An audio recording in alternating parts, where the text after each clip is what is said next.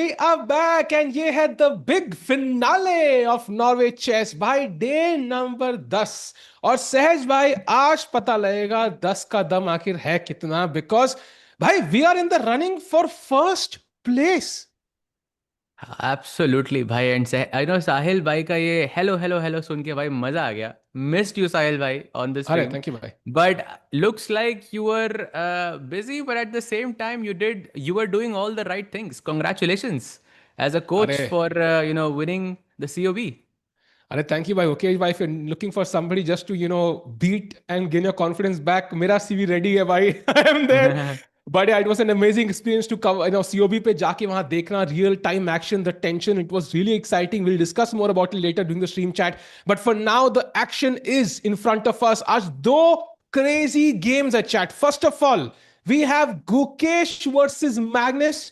Magnus with the white pieces, Sahaj bhai. And the crazy part is, हम predict करते first place के लिए fight करेंगे. They are fighting for last place. Who thought that could happen? Exactly भाई, नीचे से first place का ये तो चल रहा है. And that's literally the most surprising thing for me out of all the things. In I was talking about it yesterday as well भाई. Imagine Gukesh is in a scenario where he has to beat Magnus with black to not finish last in Norway chess. Bhai. That is such a difficult situation to be in, I think, for any chess player. Wow. Wow. I mean, these standings. Chat, I don't know if you had, like, if I gave you predictions कि भाई rank करो players को at the end of the tournament, एक बंदा नहीं होता जो Magnus को फिफ्थ और गुकेश को सिक्स डालता. So this tells you so unpredictable the game of chess is. So Aj, these two guys will be fighting for last place. Ukesh needs a win in the classical to dethrone Magnus and put him in last place. Chaz, of course, will be cheering for Ukesh. But also, if you go back to the open section standings for a second, bhai, Prague is fighting for first place. So we have one depressing news, but one amazing news. Exactly, and Prag is coming off of 3 classical wins back to back. Youngest 2800, the GOAT, and the youngest world champion back to back. भाई I think ये तो एकदम trifecta तो हो गया, but भाई इसको खत्म करना है. मतलब आज अगर विंसेंट काइमर को हरा दिया तो आई थिंक टूर्नामेंट सफल है. Basically Oh, you are it's the best way to I think dominate. And Prag is, I think, the one guy जिसको मतलब इतना dominate करते हुए I think बहुत rarely we see Prag in specific, because we know Prag as this consistent guy जो एक level के नीचे नहीं जाता, but as a breakthrough performance from Prag is very very refreshing to see for me. agreed. And yo chat, ek bar Prague OP in the chat for being in second place, just a whisker away from winning Norway chess, which has never been done before. And of course, Magnus की आगे tournament जीतना कितना tough आपको पता ही है. जल्दी से एक बार Prague OP कर दो. And Sehaj bhai, to take us through this amazing game, the amazing final round, there could be not one name I can think better than the person we have, and that is five-time world champion Vishy Anand sir. So welcome to the stream. Thank you. How are you, Sahil? How are you, Saj? I'm doing very well, sir. Sahaj is also here. Chat, Vishy open the Yes chat. sir. Let's go. Yeah, Sahaj, bhai, please Doing continue. amazing, sir. Actually, just one, Sahil also doing absolutely amazing. The matches are going to be super exciting today. But, Sahil recently, coached Prakhar for this Comedians on Board, and the guy actually won it. And by the way, we have handshakes, but just wanted to tell you so that as a coach, he has just won COB. So huge congratulations to Sahil there. Oh, thanks a lot, Sahaj, bhai. You remember last time we were talking about this when Vishu sir, you were saying that the way it's looking, the way he was telling us the chess technicalities about this game, that game. I feel like some of that is showing over the board now as well. Yeah, we should have seen it coming. Yeah, sir, you saw it coming. And that's true. You know, instead of knight d4, knight d5 tactics, they were blundering pieces knight d4 and knight d5, but the queens were simply hanging. But regardless, Vishy sir, I think COB and Norway chess compete with crazy events. But right now, have you been following Norway chess, sir? How has been your experience? Has it matched the expectations? And of course, the standings that they do tell a picture. And what is that picture in your mind? I think it's been almost even more exciting than last year. I mean, I thought last year was a great event, and this year is not disappointed at all. And it's still a very competitive round. Hmm. So just, I think so many interesting moments and the results going back and forth. I mean, Pragg going to the bottom and then coming back almost, well, he's half point off. And in this format, half point is what? It's one Armageddon. Yeah. Yeah. So in a sense, if they both go to Armageddon and Wesley loses the Armageddon, then he knows that it's safe, that he will have a tie break, something like that. It's such Yeah. a narrow margins. But great games. I mean, no one's been completely out of it except to some degree Gukesh. All the others have won several games and so on. So very exciting event. And so you It is. mentioned that Pragg and came back from the bottom of the leaderboard to basically now he's in tied first, almost like he's only half a point behind Wesley now. He has won last 3 games back to back, and of course he has defeated Magnus twice in Classical as well. What has changed in his approach uh, overall as a chess player? I don't see something new in this tournament. I think what's happened is that his approach is paying off. So in Cyprus as well, he played this kind of interesting ideas, fighting chess and so on. But he was the points didn't come, and here the points have come. I mean, Magnus and him had an interesting battle. In fact, both the battles were very interesting. The first one, the night off, was very complicated to follow. But the French defense, I think, again, very atypical late blunder by Magnus. But what? Yeah, that's And we have a exactly. before, or is somebody testing? Is somebody testing the What? pieces? So, No, so no, I'm not he kidding. didn't play before. We were looking at this move for Prakhar for the COB finals. I'm like, wait, am I still there? Wait, has Magnus played beef? Yes, he did. I think he played No, no, B4. no. No, I think he's not pulled the move back, I think. I see Gukesh's time running down. Oh no, Wait, maybe it's what? not. Ah, he put it. Thank God. I put it back. Thank God. Oh, that would be Thank God, hilarious. Sahil. Yeah, now if B4 actually happens, I have seen everything. Well, Prague has also played before against Vincent, I think. So there's an epidemic of testing if the board works. I think that's all. And I Magnus also plays. remember once Arvind played this knight f3 and rook g1, and I was laughing at it for such a long time. And he actually ended up winning the game as well, which was very, very funny to me. By the way, we have Karo Yeah. Khan on the board between Carlsen and Gukesh. Ah, nice. Something quite different on the menu. What do you think you'll go for? Advance? Probably, right?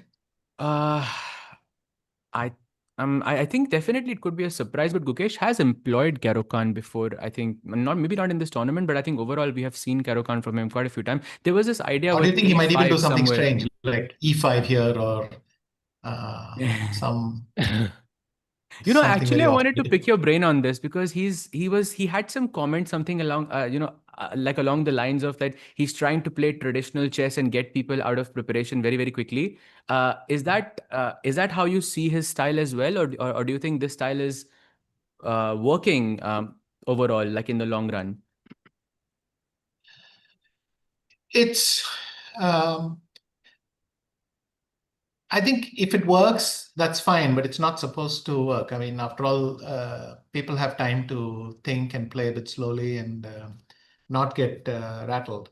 So it's only if there's some subtle positional point and your opponent falls into it and you can torture them for a long time that it works. But some of his openings have been rather playful.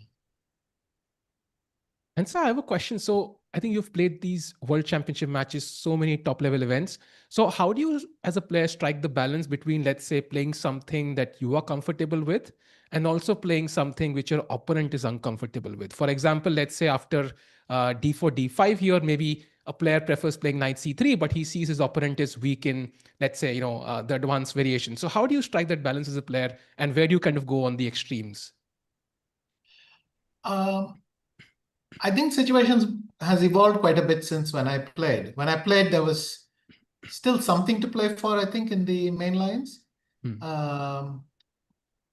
And nowadays, it's probably just a bit harder. Computers have gotten much stronger, even than they were then. And theory is much more, I would say, almost flippant these days. Uh, People are looking for anything which can surprise your opponent and are willing to bluff quite a bit. We weren't in that state, or at least I wasn't in that state back then. And so it's hard to compare it just like that. Mhm.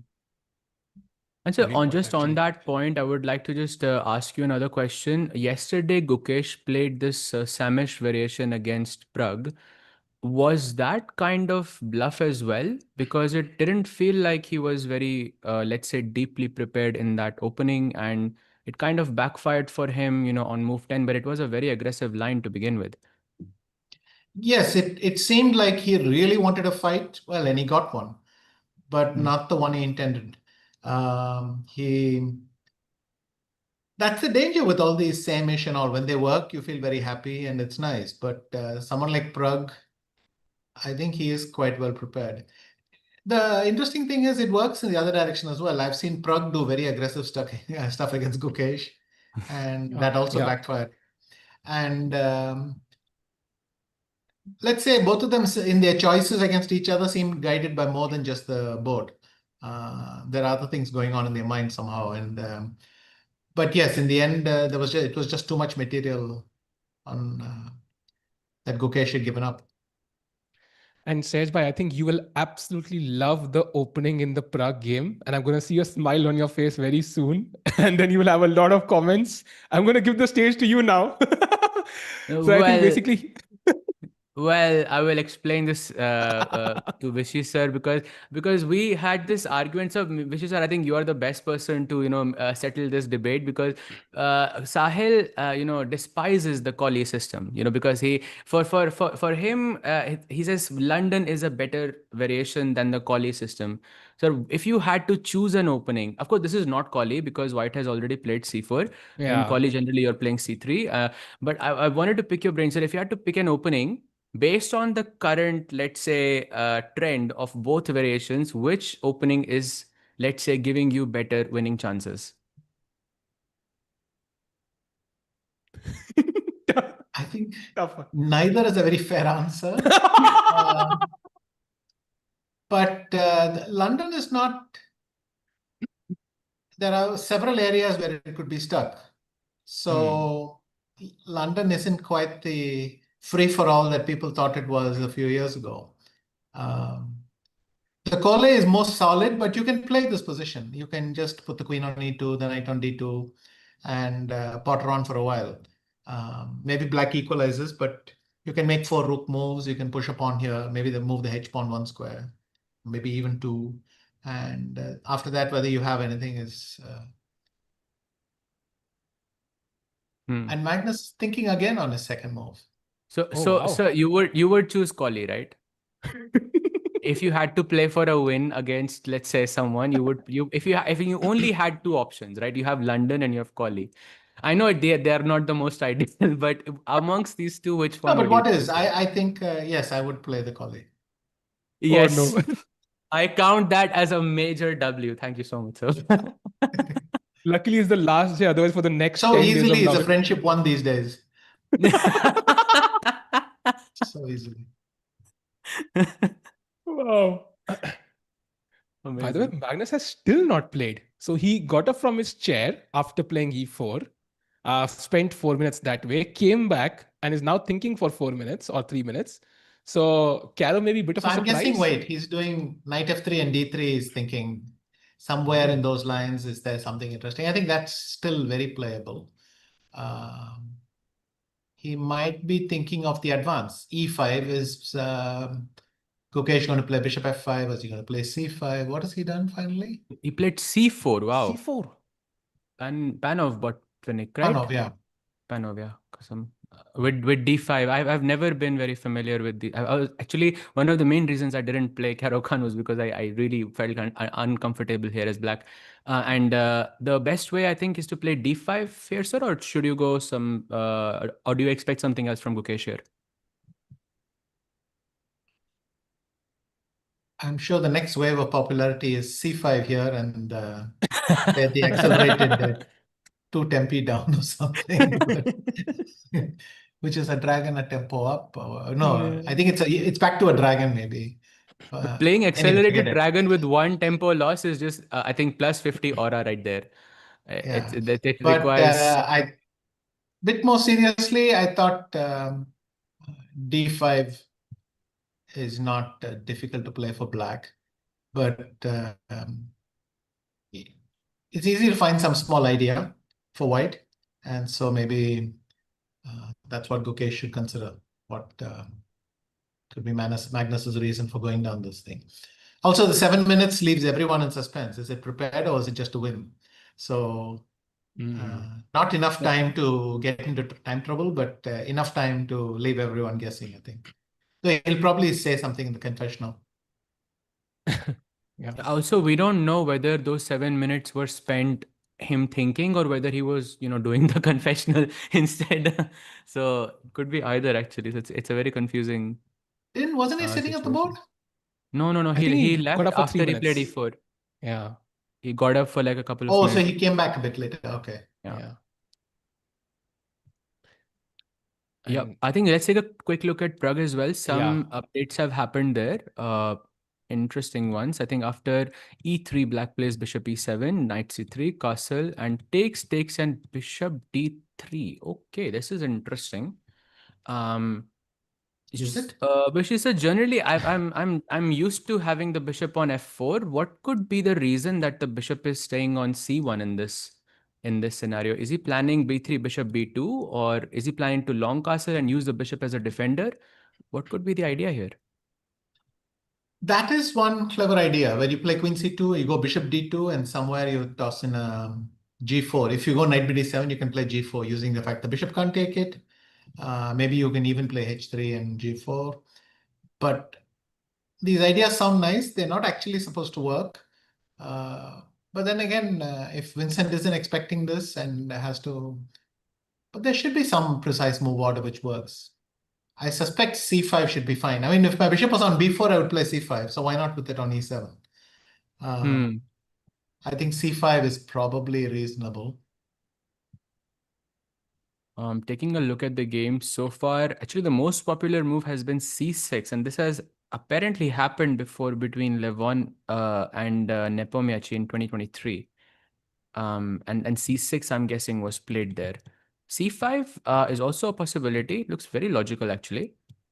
And I'm guessing here C6, just to take. I mean, one idea is just to play bishop d2 and then see what the black does. After c6? And yeah, c6, bishop d2. And just to play queen c2, I think I've seen some ideas along these lines. And then you castle along, as you say. But also c6, I don't know, what's wrong with knight e5, knight bd7, f4 or something? Is that possible? Probably black will play bishop b4 and take on c3 and put something on e4.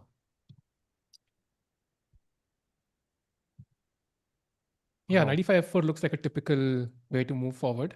Yeah. And I think Prague is up on the clock. So that's a good sign that he seems to be prepared. And Vincent now is thinking. Must be a surprise for sure for Vincent, I think. Not something he might have expected. We know for sure today Prague is listening to Webhub, because for the last two confessionals, he was saying that Webhub was telling him to check one variation and he wasn't checking those variations. It happened against Magnus and it happened yesterday as well against Gukesh. And they're looking at the time today, looks like it has worked. Yep. Today, Vaibhav didn't tell him to look at something and he looked at it anyway. Yeah. Be a nice change. Maybe we can also look at the Amazing. women's section, Sej, by once the Divya and Humpy games, and then we jump back to, I think, Magnus, who's, yeah. This is Zujiner versus Humpy. We have Karlsbad after knight c3, black plays d5, takes, bishop g5, bishop e7, and e3. So very solid positions so far. And which is, I just wanted to also pick your brain on what it hasn't been the best event for Humpy G in specific, especially when it comes to Armageddon. Uh, it felt like it just wasn't going her way, especially in the opening phase. And there was this moment when she was playing against Divya, and Divya tried out the Benko Gambit against her in classical. But then in the Armageddon, Divya played Benko Gambit again, and then she went into the exact same line as the classical. Just want to understand what would be the reasoning behind that, and what do you make of uh, Humpy G's like overall performance here? I'm sure she is disappointed. But as for the Benko itself, I mean, maybe in the gap, she was not able to come up with something very interesting for her and decided to stick to a line. I don't know. In general, it's a problem that she may have been expecting something else, and quite smart on Divya's part to surprise her.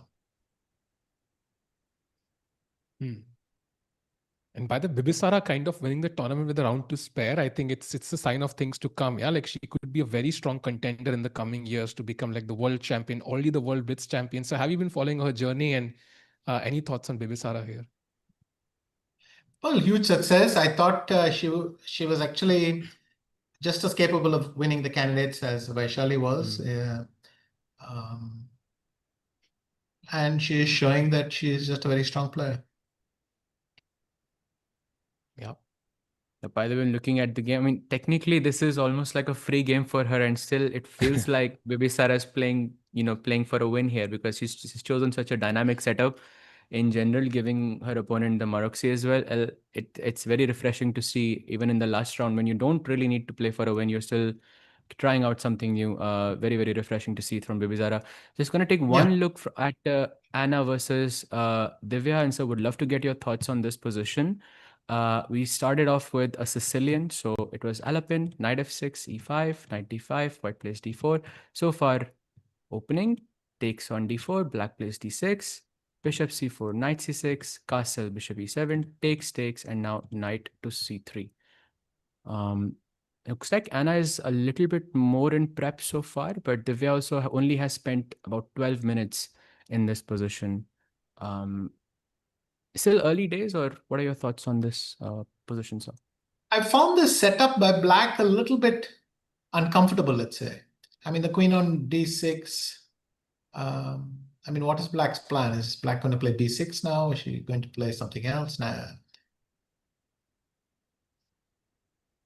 In general, I favor white, but I cannot say why. And I mean, I'm not claiming a huge advantage or anything, but it seems just pleasant to play for white.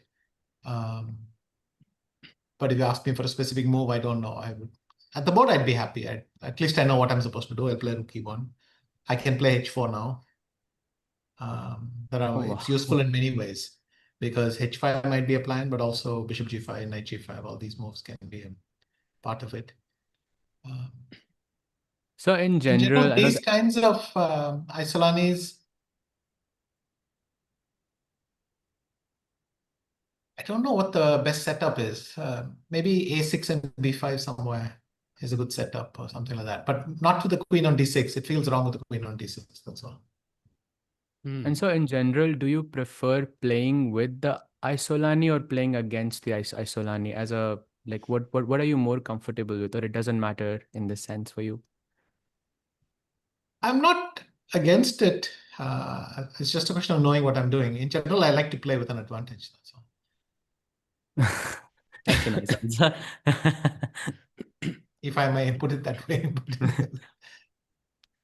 That makes so sense. By the way, it's very interesting that, I think you mentioned that white plays so much more comfortable and does make so much sense. But let's say, so you are kind of preparing for a line, and then somehow the statistics kind of look like one side is performed better. For example, in this position, among master games, like Black has done pretty well. So you know that intuitively this position is tough to play. Would you still play it? Or would you say, okay, I don't like the structure, I'm not going to go for it, even if the odds kind of justify it? I think there are positions where if you don't feel comfortable, you shouldn't really play it. It's not the objective evaluation. It's about do you like your next few moves and so on. But I realize I don't have a specific reason why Queen D6 bothers me and why I prefer it on D8 or something. Queen Yeah. D6 is also here. Black can play Bishop D7, I think. There's not a knockout blow. If you take on D5, take Knight B5 or something, it doesn't really work. I go Queen B8. I think it's maybe White should play Bishop D3 and think about doing something on the king side. Maybe some Knight E4. But if I go Knight F6, here, then if you do the usual setup, A3, B6 and so on, then the queen is slightly better on D6 than it would be on D8. So maybe Knight F6 is a reasonable plan for black here. And so why do you could you please explain the reasoning for why the queen on D6 would be better suited in this scenario as opposed to D8? After A3, I wanted to play either maybe B6. Typically, white goes Bishop A2. And if I play Bishop B7 with the queen on D8, well, here I might be able to slide something to D8 faster. Okay. So Knight F6 seems like a good direction. And I sound like I'm at the board. And first I didn't like my position, but now I see Knight F6 and I'm getting thinking about playing. But my hunch is still white is better because white can also play a bit more slowly. Can play Bishop E3, Queen C2, Rook A1, or Queen E2, Rook A1, and just keep that tension. But don't ask me. I mean, I'm ad-libbing here on whether why Queen D8 is better or worse than Queen D6. It's just my feeling, that's all. Agreed, sir. And Sarah, if you can jump back to the Gukesh game, I think Magnus has played a couple of moves. And the chat has this question. In fact, a lot of people asking this question somewhere around Gukesh's form. And it's very hard to know the reasons, but your thoughts on Gukesh maybe not performing to his potential in this event? Well, there's no question, but he's been having a tough ride for a while. I think it was nice for him to get that win with Prague. He was quite fortunate to get it. But in general, he's playing very aggressively, and that requires very high level of precision, which he's not bringing to the table. So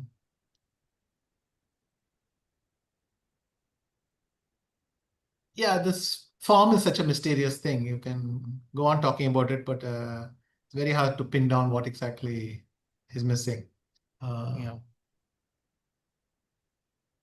But he's playing very, very aggressively. I mean, unless he was really sure what he was aiming for, I'm not sure why the same-ish and particularly that line was called for. So. So, considering the what has happened, for example, yesterday also you mentioned that he is choosing very aggressive lines, trying to play very aggressively. Is it a good decision to continue doing that, or is it a good decision to rather try to be a bit more solid, maybe gain some momentum, try to make a couple of draws, and then try to take risk? What is the right way to approach something like this? Probably it's just your personality. If you like taking risks and you want to do it, then go for it. It's not that what he's doing is a mistake, but the way it turned out is a mistake. I don't think the sacrifice really was justified so early and in that way. And Prague seemed quite content, and he tackled it fairly easily. So, incidentally, Prague has an interesting game today. I'm not sure what Vincent hopes to accomplish with knight on c6. Wow. I mean, if I play a3, what does Vincent want? There are some plans. He could go b6 and try to play knight a5 and c5 or something. He could play bishop d6 and knight e7. Maybe that's one of his plans. Assuming I'm going to play a3 here. I don't know, maybe even bishop d2 works or h3 works. I was But thinking maybe something around knight e4 idea, like rook e8, bishop f8, knight e4, something like this, bishop f5 maybe but afterwards. what does knight c6 contribute to this? It's a very good question. Yeah, that's really my thing that if I go a3 here, then what is Vincent going to play? Is he going to play bishop d6? And And so, if I go queen yeah. c2, I mean, the knight on c6 just seems off. That's a nice statement, sir, because I think 7 moves were played on chess.com from this position, and knight c6 was not one of them. It's never been played before. So, quite an interesting choice, actually, by Vincent. Actually, Yes, it sir, could would also be like Vincent to. saying, let's go out Mhm. of theory. I'm happy to have an open battle somewhere else. Actually, that's what I wanted to ask you as well. That when people get surprised at this level, is it normal to play a move that looks completely, let's say, it doesn't have to be a good move. It just has to look weird enough for the guy to not have seen it at home. Is that a strategy for such players in critical moments? Definitely. I mean, if you have a move that you think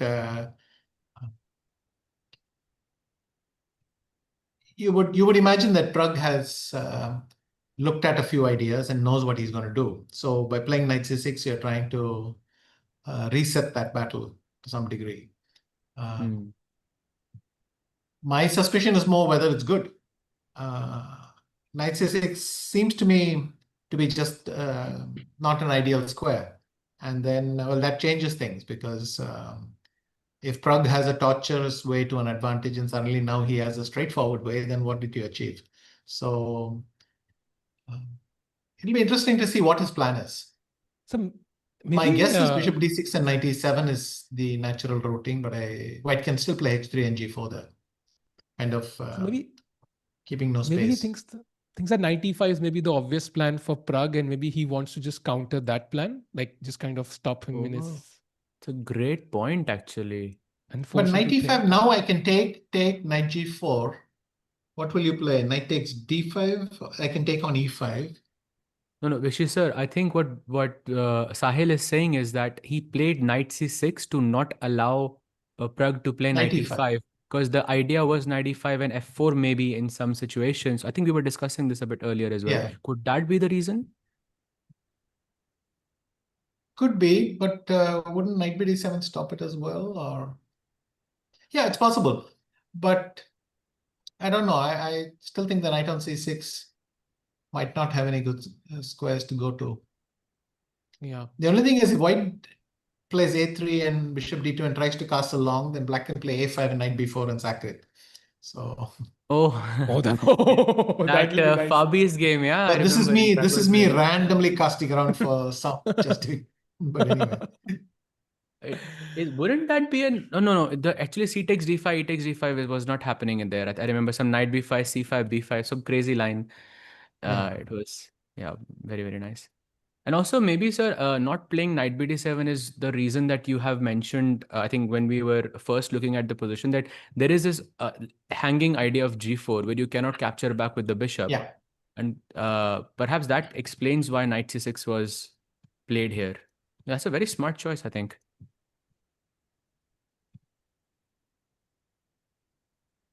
Chess is By the way, mystical sometimes. yeah, we do have some updates on the Magnus versus Gukesh board. Still, I feel this is still preparation. I'm actually very, very out of prep here. Takes knight c3, takes on d5, knight f3, knight c6, and bishop to b5. Funnily enough, after e6 castles, bishop e7, d4 castles, bishop c4, queen d6, we could end up with the same panel. More to the point, here I think it's an interesting question whether Black wants to get his bishop out of the pawn chain or keep it inside. But instead of knight c6, I used to think that you played knight takes c3 here. And if B takes C3, G6, I don't know the theory there nowadays. Maybe H4 and all are good lines, but it seemed to me that instead of knight C6, precisely because of this kind of bishop B5 move, um, I thought that the idea was to avoid knight C6 too early, but take on C3. And there, assuming D takes C3, it doesn't work.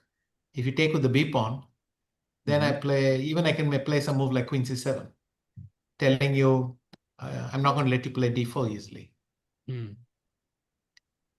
Though then white can make the point and play D4 and ask you to accept the pawn and do you believe in that line and so on. So yes, looks very, very poisonous, this pawn. yeah, so the old line used to be knight takes C3, B takes C3, G6. Basically, I'm remembering a game of Karpov. And I think There is a game of Karpov. There is a game from 1994. Okay, that's actually crazy. I was actually gonna say that. Maybe that's the game. yeah. Was there also his game with Sokolov in what was it, 86?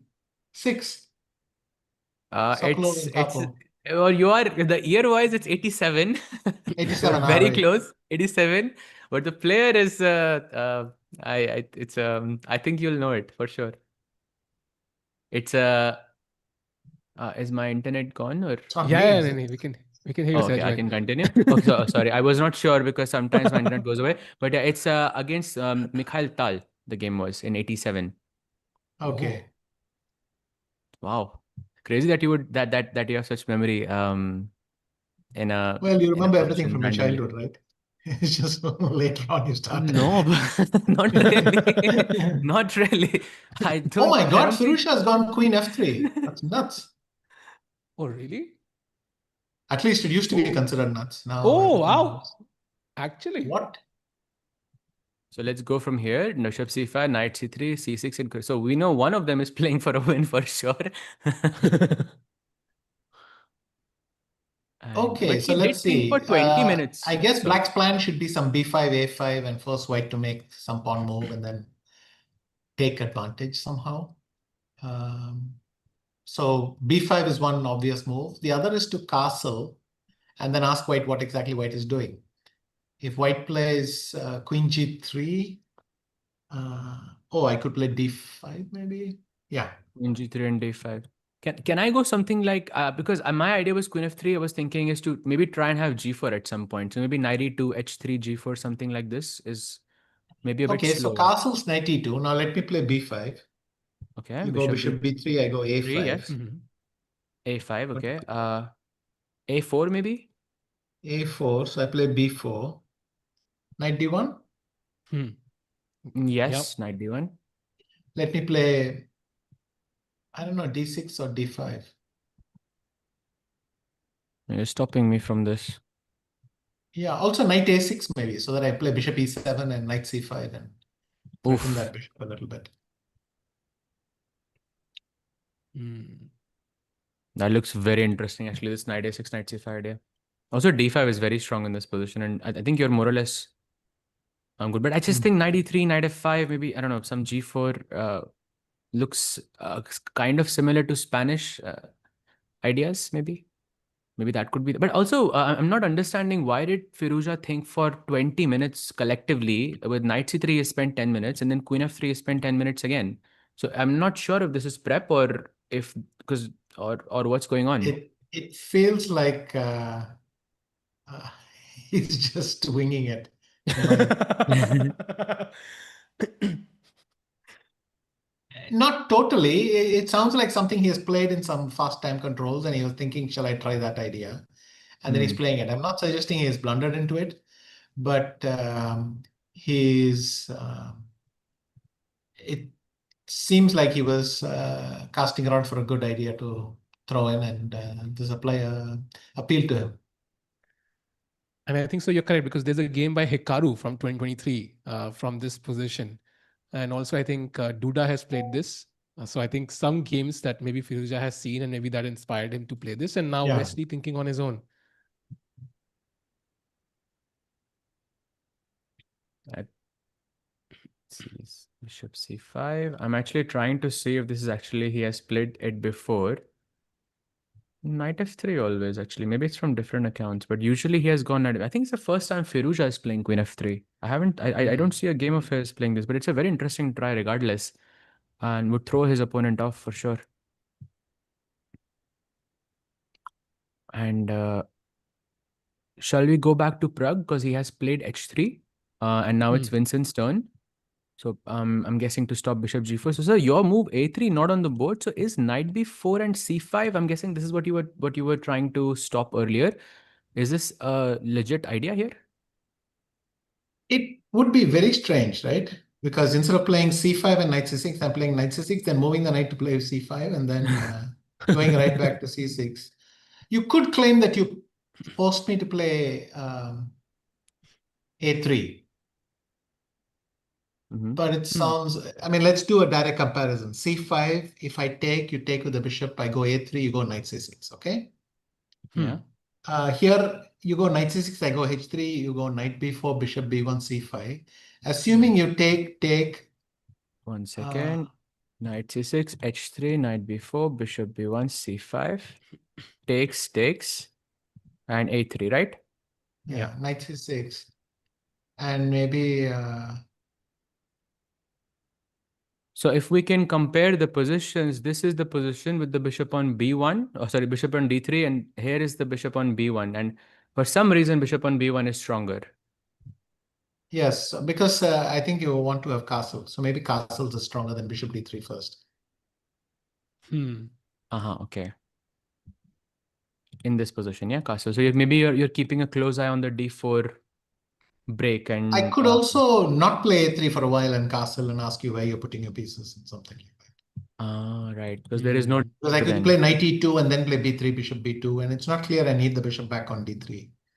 So maybe there white gets his the favorite Isolani setup there, which is to play knight e2. Normally they do it with the bishop on d3 and then go b3, bishop b2, and something like that. Maybe the bishop on b1, also some queen c2, and maybe some tactical ideas in the cards as well. So smart move, h3 overall.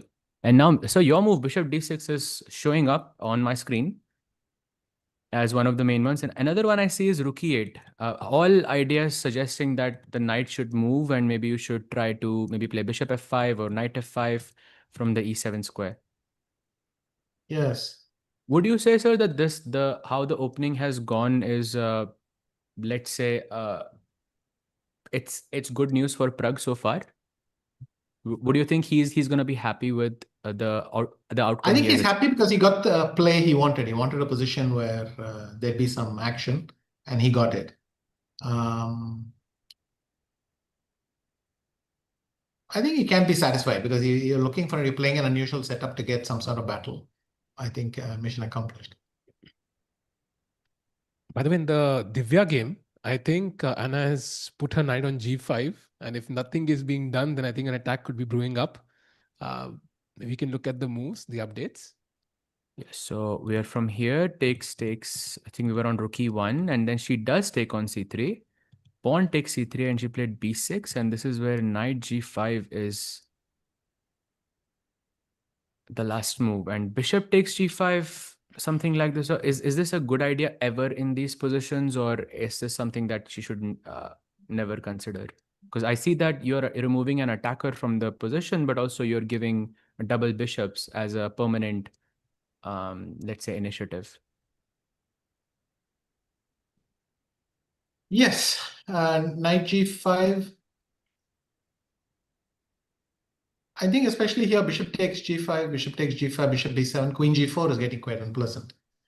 Because first of all, I can poke you on the dark squares with things like bishop f4 and queen. But also there's a potential for a rook lift, rook e3 and things. So if you can't take on g5 and you can't play bishop b7 here because does knight e6 win? Oh, wow. Yes. No. Oh, wow, Knight you're e6 right. doesn't win because I go knight a5. Oh, but it's actually still winning. There is a tactic in the end which I actually saw on, which is knight f5 takes. Oh, you knight take c4, knight a7 or queen d3, yeah? queen d3, and that's a checkmate. Oh, wow. Nice. Wow. Okay. So beautiful. Wow. Well, this is nice for white.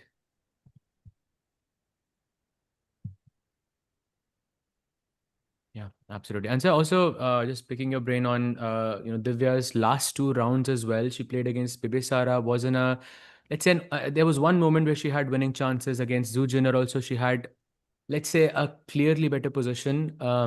Both losses with the white pieces. What do you think went wrong in those games? And what was the and how would she be feeling about this? I think with Bibisara, it's just the sudden turnaround when you have a slightly drafty king, and you often feel you don't know that your position's bad, but you often feel slightly uncomfortable in those positions, and then you make some mistakes because you have the feeling that you might be attacked. Something like that is what I think happened with Bibisara. Sir, that game of Bibisara really reminded me of Kasparov Shirov. In fact, we actually did that as a membership question because that very famous where goes Rook B4 and Rook takes B7, and I felt the Yeah, position was kind of similar, and there was a and the moment lock when up with Divya B4. Yeah. exactly the pawn on B4, and we did a membership question on that as well, and some of the people in the chat also got it correctly. Um, do you think that it came down to the middle game, or do you think what exactly went wrong in those, or was it just a time scramble that wasn't handled in the best way possible? She had quite a serious advantage before, so or at least a very pleasant position to play. But like I said, somewhere when you need to be a little bit careful with your king and you blunder into some tactic. That's all. Yeah. And chat, we have three potential leaders right now: Wesley on 15.5, then it is Pragg on 15, and Firuza right behind. And we have two of them playing. And so you were spot on. I think Wesley has just played B5 and A5, so he's gunning after Firuza's bishop now. And yeah, Firuza is thinking what to do. Maybe he's taken on a tough challenge here, and we could see a result in the classical itself. Well, if Wesley wins, it's over, right? So Yeah, yeah. I think A4 has to be played rather than A3. Nope, of course, immediately he goes A3.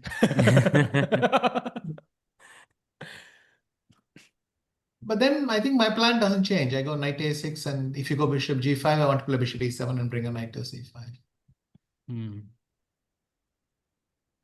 I could also And play D6 here. Chat, this is another example of the drawback principle, I think, that Vishy sir is saying, because the moment you play A3, the B3 bishop becomes a target, whether it's A4 or B3, knight A6, knight C5 becomes a very, very nice idea there. Yeah. Okay, Vincent actually went bishop D6. So Oh, wow. just to randomly jump here and there. I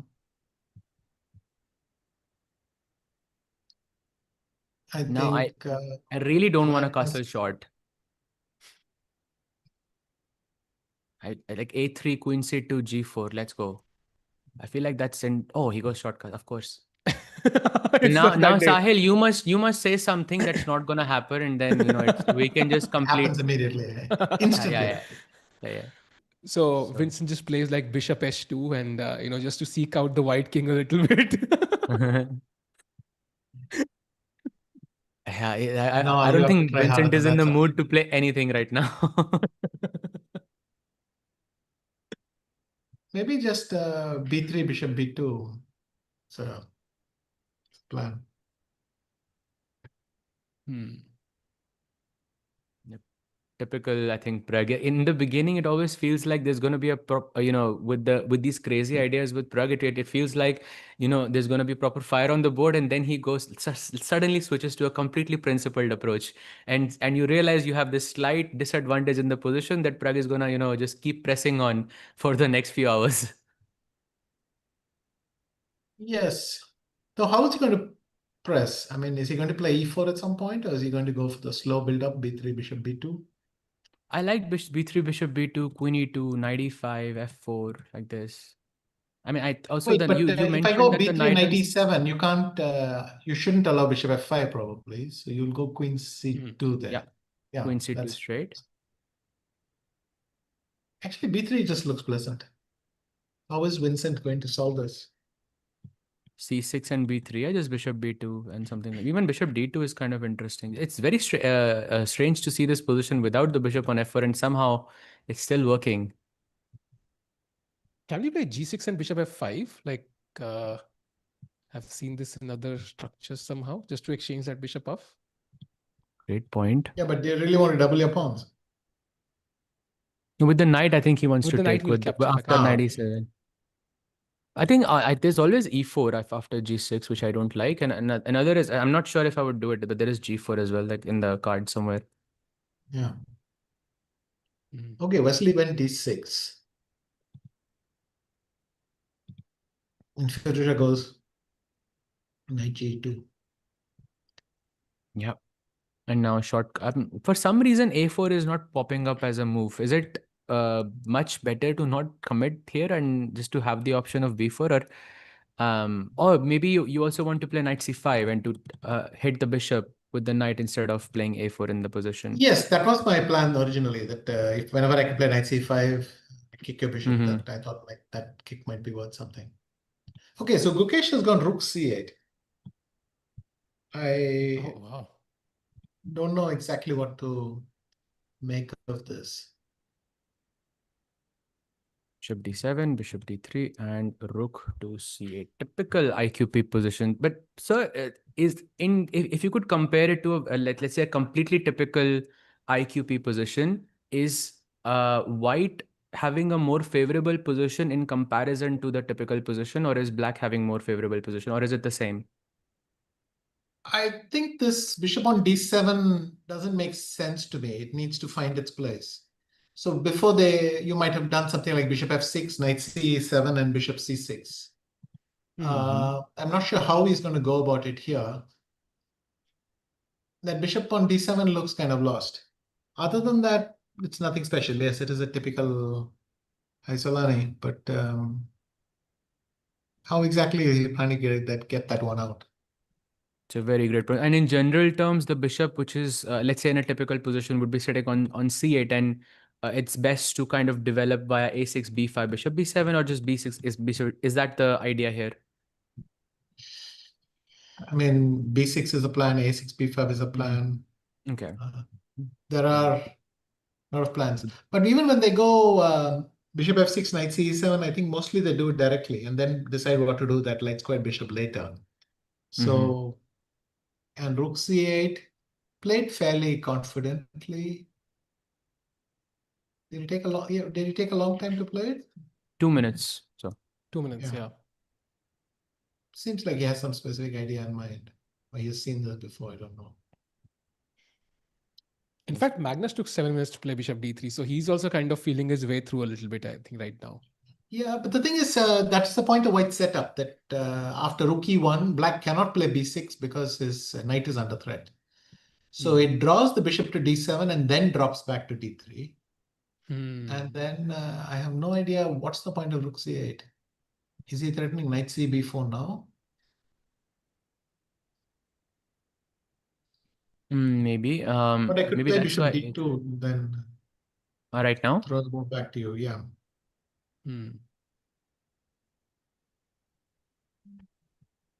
And so you mentioned that a move like rook c8 doesn't make sense in a position like this. If we are I playing didn't say from the that. I black said side. I didn't understand what it was. Yeah. What's the Sorry. plan? But So it's not. in a It's yeah. not against the trend to do it, but I'm not sure exactly why and why now on something like that. Was more my point. Right. And Rather, instead of that I that, didn't bishop understand what his f6. point was. Sorry? And this bishop f6, knight e7, bishop c6 is how generally the position is sort of it continues from the black side. Is that But that's also how? a different setup. That's the one where you go bishop d3 right away. And then Mhm. black doesn't play everything. He goes bishop f6, bishop e4, knight c7, and so on. Here, rook e1 has been added, and the bishop's on d7. My head is spinning trying to compare transpositions or whatever. But And so chat is asking, can we see you play this year in any event? So if you have any secrets you can reveal, any event that you're playing, because chat is really excited to see you play in some event. well, thank you. Well, I'm playing in Hong Kong. Oh, that is so cool, sir. That is so nice. Last time I I'm remember playing in you. Hong Kong, so that's something. Yeah. What's that? Chat there, you know. Yeah. Yeah. Yes. Amazing. It's also nice to be able to give a straightforward answer, like yes, in what, 10, 12 days, 10 days. Yeah. So, And so after that, I'm just kidding. I'm just kidding. In yeah. By the way, I think we do have an update on the Vincent board as well against Hmm. Prague. He has played the move Rook E8. I think we were discussing the move 97. I think he's still keeping 97 in the cards. Looks very complicated so far. Let me play A3. What's going on after A3? Maybe I'm Vincent's wondering idea is if- now to play B6, bishop B7, and then try to play and put on knight on E4 or something. It looks funny, but better than most of the other stuff I can come up with. But somehow every variation this knight on C6 is a bit weird, yeah? It just feels like Yeah. very Well, once uncomfortable. upon a time, they thought you shouldn't play knight C6 in these positions with the pawn on C7. Hmm. That used to be the point of queen A4 check in the Ragosin, that even at the loss of some time with that queen, they've actually put the knight on C6. I never thought about it like that, but yes, that is true. So after A3, is black ever wanting to play the move C5, or is it always going to be C6 and to keep it more solid in the, let's say, in the spirit of Carlsbad?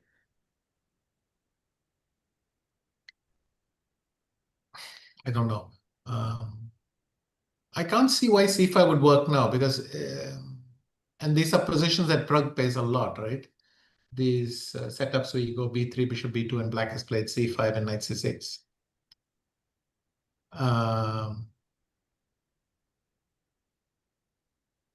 Here it seems to me that black will be at least one tempo down when getting there. So I think B6 and bishop B7 might make some sense. 6 and then bishop B7, and then maybe some knight E4 afterwards. Yeah. At least a very clear plan of where every piece goes. And Prague is right now thinking A3, I think, would be one of the best moves. Also, I think Wesley has chosen bishop to E6. So Yes, he's that still is not committed to castling. a bit of a surprise for me because bishop takes C6, F E6, queen H3. What do you play? Queen E7. And if F4. So in this position, after A3, you mentioned. But in the Firouzja game, Sahaj Bhai. In the Firouzja game. Okay, sorry, my bad. So I was a bit. Yeah, Here we no, we're go. also bouncing around in the games. So takes, and queen H3 you were mentioning, right? Seemed like a reasonable idea from the knight off, right? And if you go queen E7, F4 might work. Okay, never in a million years would I think that E takes F4 is a worse move than allowing F takes E5 here. Like I would play something like E takes F4 and okay, but apparently short castle is the best and pawn takes and D takes E5 and this setup is completely fine for black. Yeah. No, the trick I think is EF4, knight F4, and threatening knight G6. Otherwise, so you might have to play king F7. Oh, so it's just a cheap Knight G6. Not this as well, but this is the bigger threat here because it hangs the rook on it. Wow, nice find. Yeah. And it's crazy because after king F7, the best move is G4. So if this happens over the board, I mean, this is going to be insane. So let's see. And so we have a super chat from Mr. Chandrakant who said, which is a big fan. I hope to meet you someday. My question is, who do you think is keeping your legacy alive purely in resemblance of your playing style? If you could name one person who kind of resembles your playing style, from earlier days.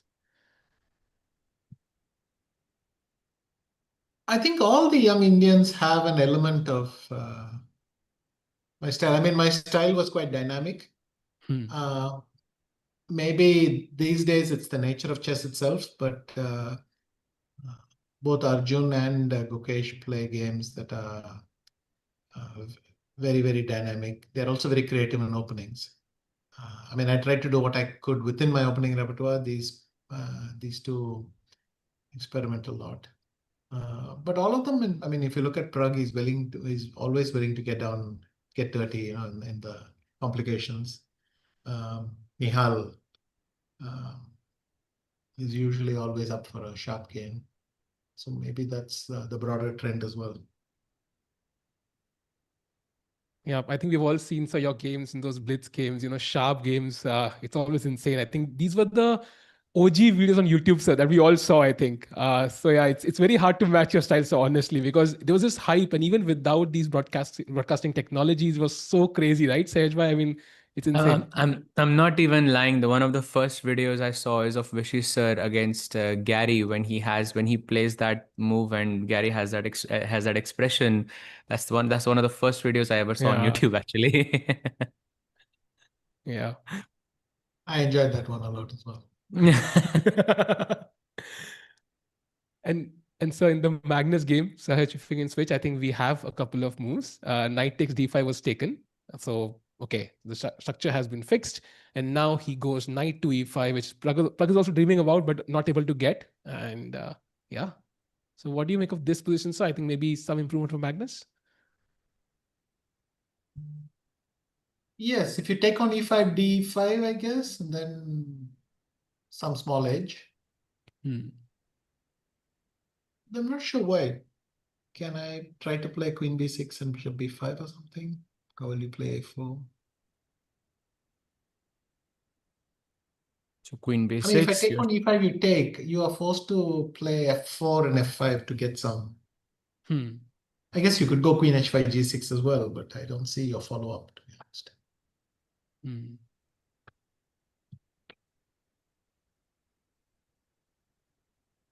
Interesting. Also, the queen on b6 kind of defends all the way to the queen king side. So right now, Gukesh is thinking Magnus not at the board. Somehow I just was thinking that maybe it's a very high possibility that we could see like a very quick draw here, because I remember in one of the GCT events, Gukesh and Magnus had that Berlin draw, which was, I think, Sahil, you will remember this because we had that. Yeah, yeah, yeah. It was shocking for both of us. So I think I was kind of preparing for that because I thought, okay, the tournament hasn't gone well for either of them in this sense, and of course, generally you just want to get over with it as quickly as possible. But doesn't feel like that anymore. So it feels like the game is pretty much on. Or do you think still there is any likelihood of that? If he wanted a draw, there are probably other ways of getting one. So I don't see why he necessarily would want to finish the tournament like that. Certainly, neither of them is happy at this stage, and probably would be happy to have the tournament over with. But it's so much easier on a win, to close it on a win. So much more pleasant, right? 100%. But anyway, Gukesh went bishop f6. Putting pressure on the knight. And now I think bishop takes c5 is maybe the idea, because you can use the knight. Maybe if you want to go d4 at some point. Looks kind of interesting. But what I really want to do is to play queen d7, bishop f5 somewhere. So it takes on bishop f5, yeah? Nice. So maybe bishop f. Can we play bishop f4? Like, how do we? Not sure about how do you progress. Bishop f4 here. But if I go bishop takes e5, even I thought, because your plan was f4, right? So now you're forced to take with the bishop. Yes. Then I think the only problem is knight takes e5. You have rook e5 might be a half option. Yeah. Hmm. Still more He's or too less, I dull, think. Yeah. Safe, yeah. Yep. And so in terms of Magnus, 4 classical losses, of course, 2 against PRAGG as well. And I think one very surprising for me at least, the loss against Wesley in classical. What do you think has changed in terms of Magnus? Because it felt like and against Wesley specifically, it felt he was positionally outplayed, and which doesn't happen often. So yeah, your thoughts on that, sir? It was a complex position, right? This knight on h4 and black trying to think, but black was slowly unscrambling. And then he ran into this f5 suddenly. So it looked like not so much a question of being outplayed as simply overlooking a key resource or something to that effect. Because after that, I think Wesley was even neglecting a pawn on the other side while he got f5 because it was so fast.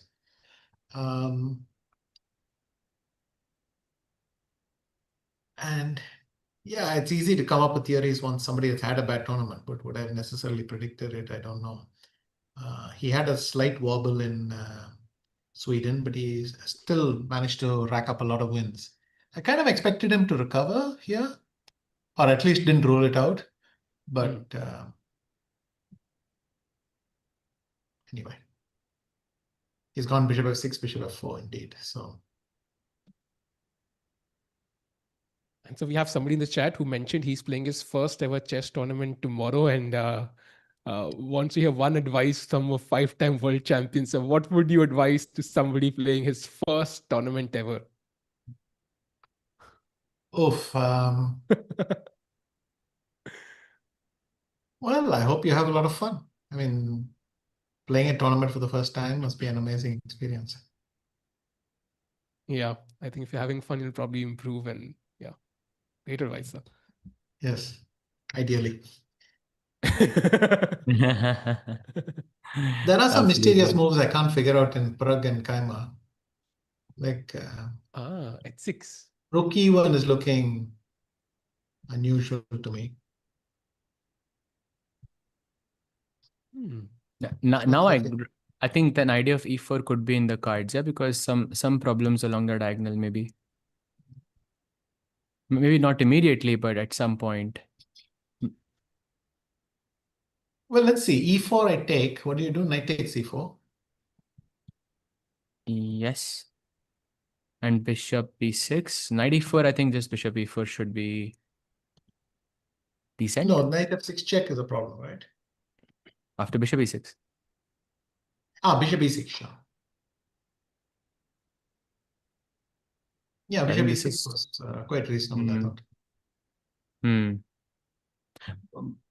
But still, h6 is very confusing to me because generally you play h6 to stop bishop g5, which is not possible, and or maybe black wants to play g5, g4, which also doesn't seem realistic in this position. And is it just a waiting move of sorts? Because otherwise, 97 could have been a much better move. And on top of that, I think generally when you play h6, you also remove the possibility of maybe developing the knight at some point on g6 in this position. It looks a bit strange to me. I think Vincent is not going for knight e7, knight g6 anymore. H6 is just a useful move, right? You play it, you get some air for your king, no back rank. You stop some knight g5 stuff. It's true that normally h6 you play when white has the possibility of bishop g5, yeah, whereas here white is closed. So I don't, but it's just a natural move. I could play it. I have no idea why I would play it. It just feels like a useful move which doesn't spoil anything. Right. And I think with the same, I think now a3, bishop d2, same ideas could work. And you said he's not going to play 97 anymore. Does it mean he's planning to go bishop e6, queen d7? And could we possibly see bishop takes h3? Because I feel like it is brewing in the air here. Bishop e6, queen d7, maybe. But this bishop have fun, no? Like to hold off. Yeah, but maybe like in the right moment. Yeah, maybe if when you play queen c2, then the knight on f3 would be. I mean, okay, of course you have to help me a bit.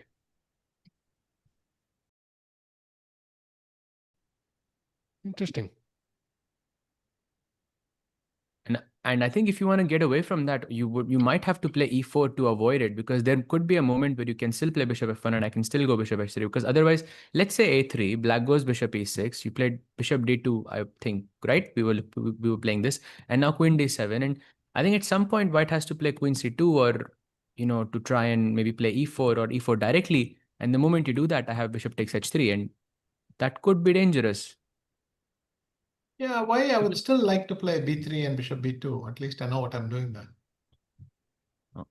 In this position, yeah, after h6, Oh, maybe b3. he went a3 because maybe he wanted to shut down bishop b4. Because if he played b3, maybe bishop b4 would interfere with what he wanted. Just play a3.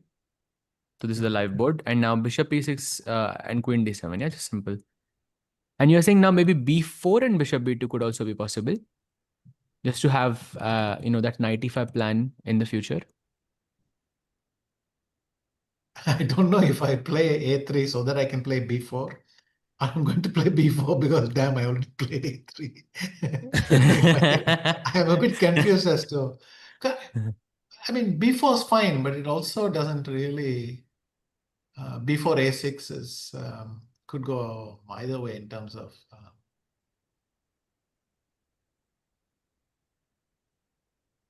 And so we have a. I don't know, what are the plans for black? I mean, this is a very unusual setup with rook e8. Do I want to go knight e7 still, or maybe bishop e6, queen d7, or even more cunningly, bishop d7, queen c8? Nice. Really, nice is the word that came up. I love I mean, you said that that sacrifice for Gukesh came a bit too early against PRAGG, but I was loving it. I was loving the whole, because it's not every day you see a full rook being sacked, and for 5 moves there is not even a check, not even a pawn, and it's not every day you see that, and I was just loving It's it. true. So It's a beautiful. It's beautiful. I mean, you get this pawn mass, you play g takes f5, and everything hanging in there. Just seemed to very fall short. refreshing to see that at this level. I think very rarely we see stuff like that. So I'm rooting for this bishop h3, and I hope it becomes a complete mess. Yeah. The chat is wondering, what do you think of the Olympiad team this year, especially with Nihal's rise? I think he's kind of matched Gukesh rating as of now.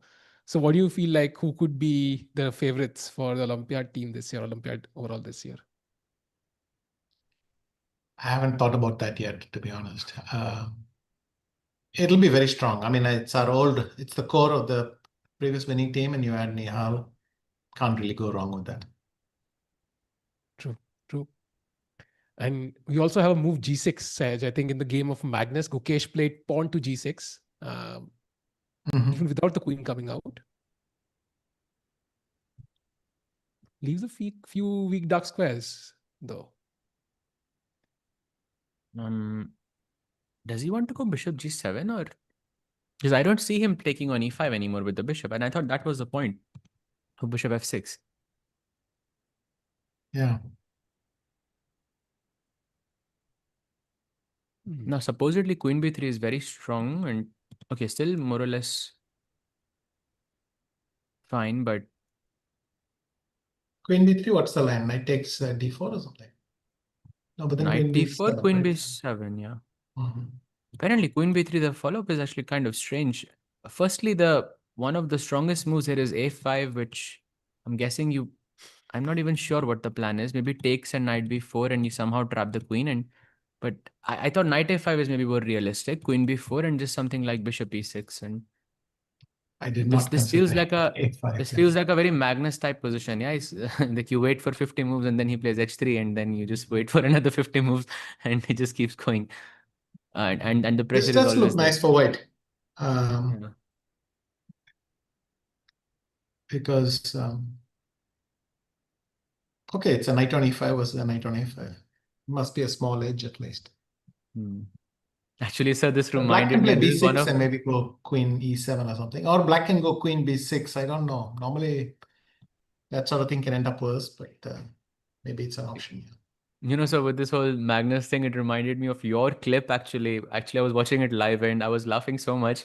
it was that game of Magnus playing against Nepo in game 6, and there was a moment when you guys were commentating for a very long time, and it was possible that Magnus could play e4 and completely reset the counter.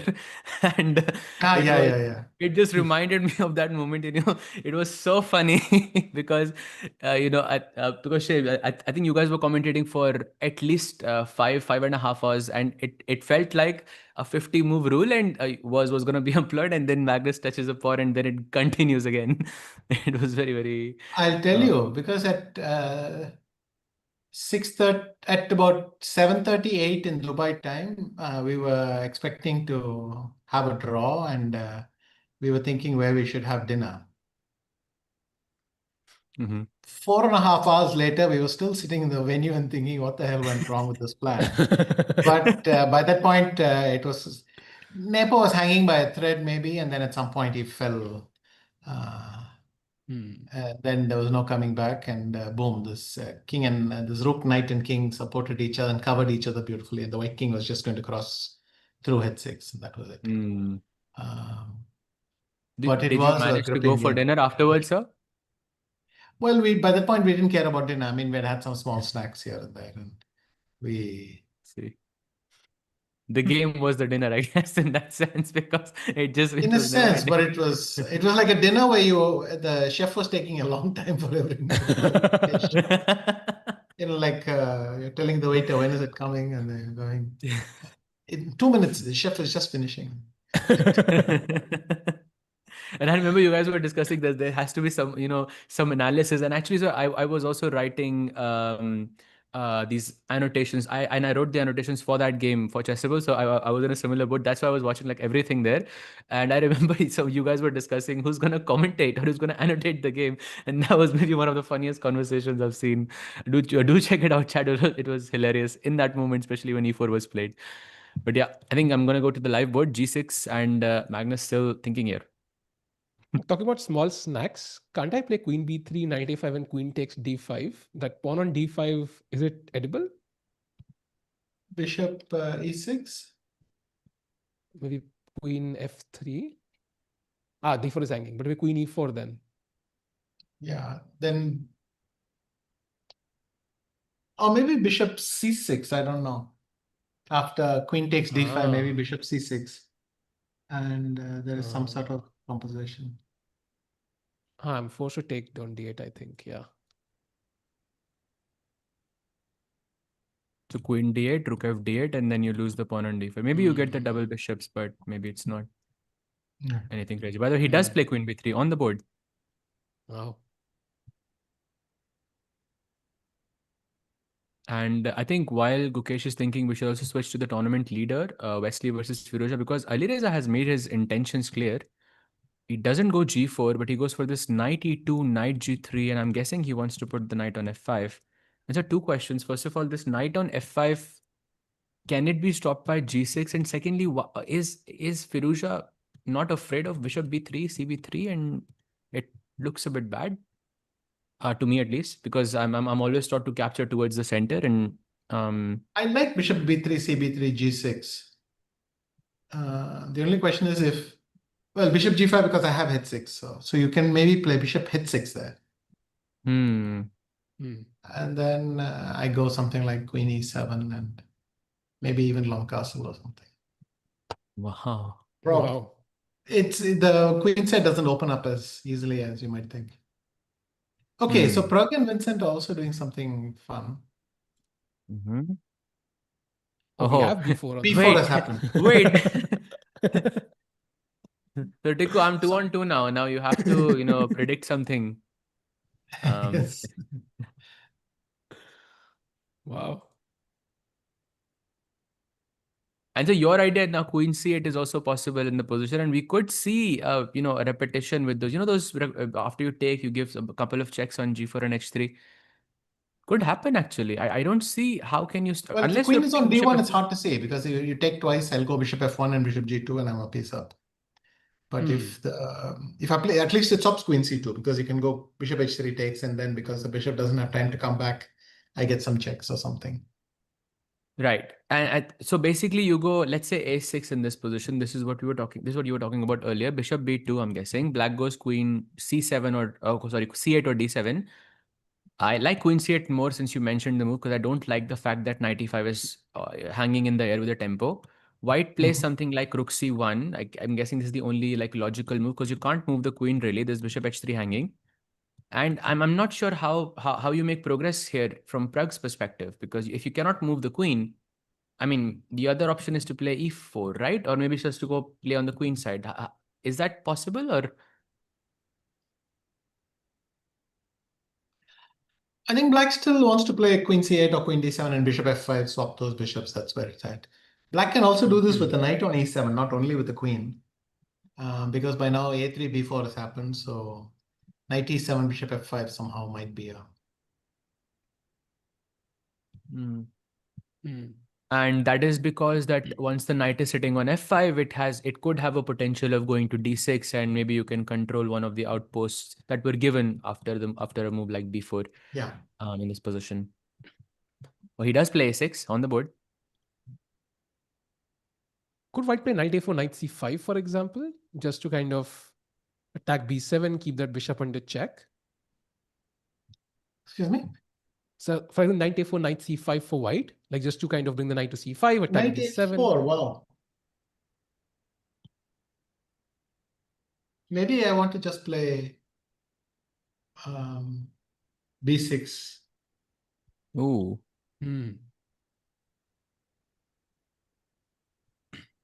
This is kind of like that Queen's Indian position, no? With the bishop on b7 and now it's on e6.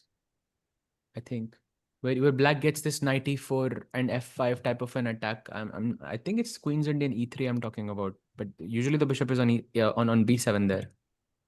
And the knight is on d7, I guess. Because still now I can get back to my plan of knight e7 and bishop f5 or something. Right. Right, that makes sense. Interesting. Because So I have maybe we this can have vivid memory. Yeah, go ahead. Go ahead. maybe we can have the bird's eye view just to understand what's happening in all the games and maybe potentially number of Armageddons we can take a call on. Because it seems like we have some sharp positions, some calm positions, and I can already see the queen on g4 for Anna against Divya. So Vishy sir, maybe you can take us through and on your prediction of the number of Armageddons today. I think Divya is having serious problems. I mentioned rook e3 and so on. It's just very easy to play white's position. Conero is going to have a long day because it's solid, but white has got the knight on d4 and can annoy black for quite a bit. That looks like a free roll. I think Juve Engine is better as well against Bibisara, but though this is a dead rubber, right? Doesn't really matter. And both the men. Wesley played knight f8, which is interesting because you have to ask what happens after bishop g5. Maybe he just plays knight e6, swaps everything and claims that he's fine. It's possible. He did take on b3, I think, so that's nice. So it's damaged the structure. Yeah. And I think both players playing very quickly, relatively, I think, knowing that's the kind of a novel position. So, Sahej, your guess on the number of Armageddons today? I'll say two. Two. Sorry, I thought you were asking me. So, of No, course, I think he was, and I misunderstood, sir. I'm sorry. Because usually I was also thinking like how many it could be, but I'm gonna go with your choice there as well. Two. And then on only game that looks a bit dicey to me is Divya. I think she doesn't look very promising. And also, I think Magnus versus Gukesh is not ideal either right now for Gukesh. It's not catastrophic, right? Yeah.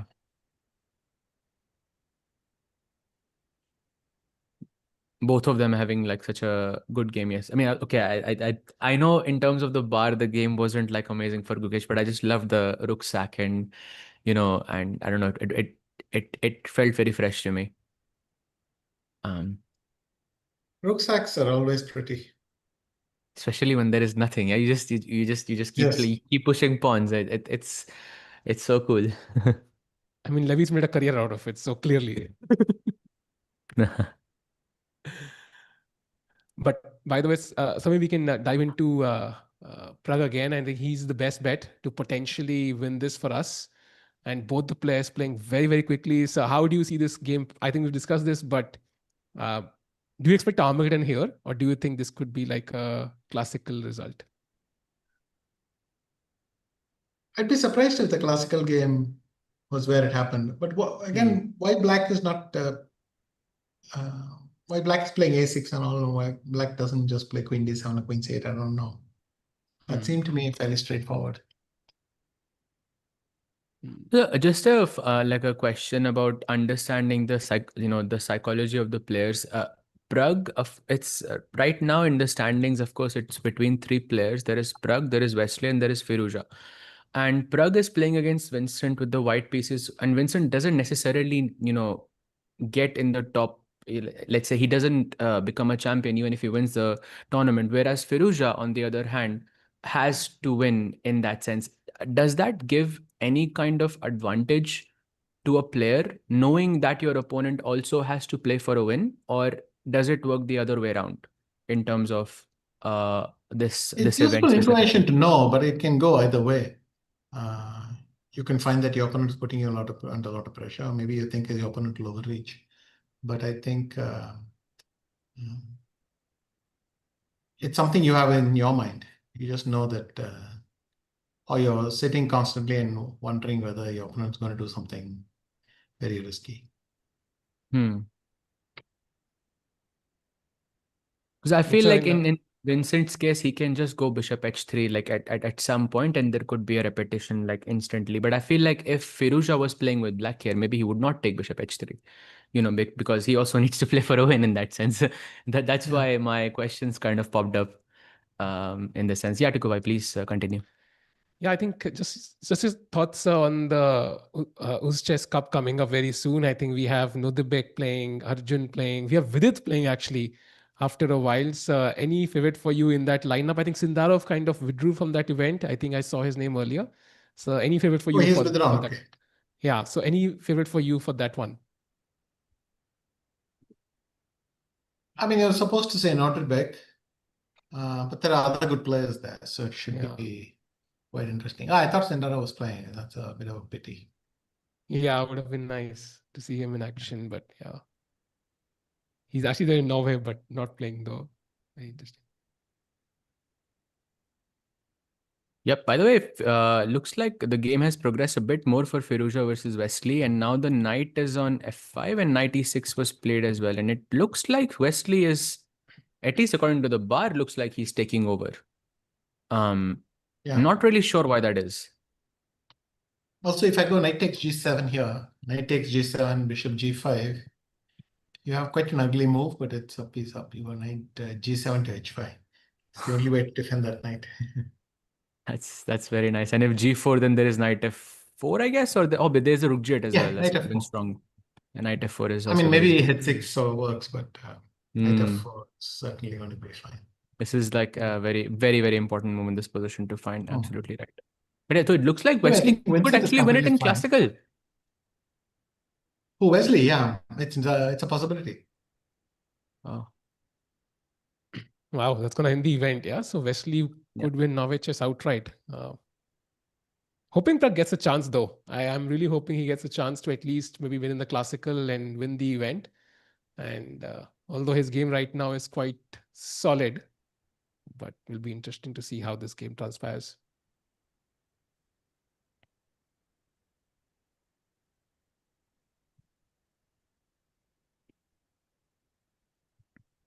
Yep, absolutely.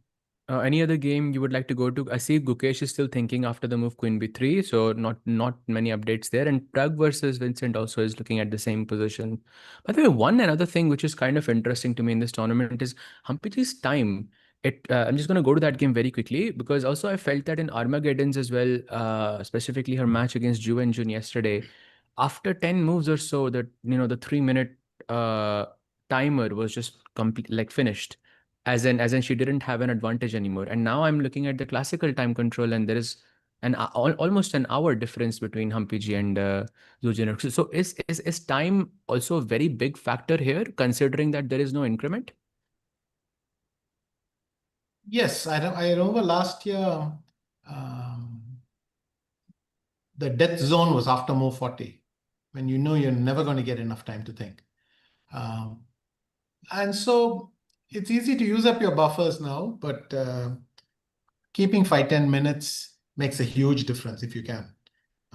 So I don't know if players can do that consciously, because nobody's thinking because they're planning some clock thing, right? They're thinking because there's a problem on the board that needs to be solved. But still, now this Magnus game is quite intriguing. I'm curious what Gukesh will play. Hmm. It looks the pawn on b7 under attack. So there's knight a5 as a possibility, and I really wanted to go bishop e5, bishop e6, and I really like that. But this pawn on g6 has ruined my plans. So now knight a5 looks like the played actually only move. Yeah, he has played it, right? Yeah. Wow. Sahil bhai, that's 3-on-3 now. Otherwise, thing is plummeting. Wow. Oh, wow. Wait, what? Did you just wait? That can't be right, no? What's that? No, I mean, it's a mistake, but I don't know why it's a mistake. It's showing up as the best move for me, and then I'm not really sure if it's correct. But But it looks it a bit seems bad though. that Black will be able to play G6, potentially H5, F5 later, and prepare it. So, but I don't know if immediately. If you go knight D7, I have bishop E3 maybe.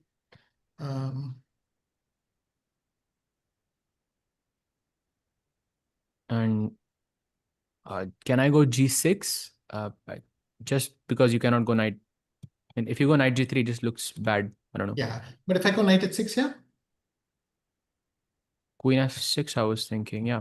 Sorry, you're talking in that position, knight E2, knight Yeah, knight E2, knight D7. D7, bishop E3, G6, yeah. You meant when the knight is on F6. Okay, yeah, that makes sense. That makes sense. So not technically a mistake, but still very, very. And by the way, I'm not sure why the blue arrow is showing knight d7 in this position, but because the best move is not that. If for me, and the best move is really, really crazy. It's knight g8 actually, back, which Yeah.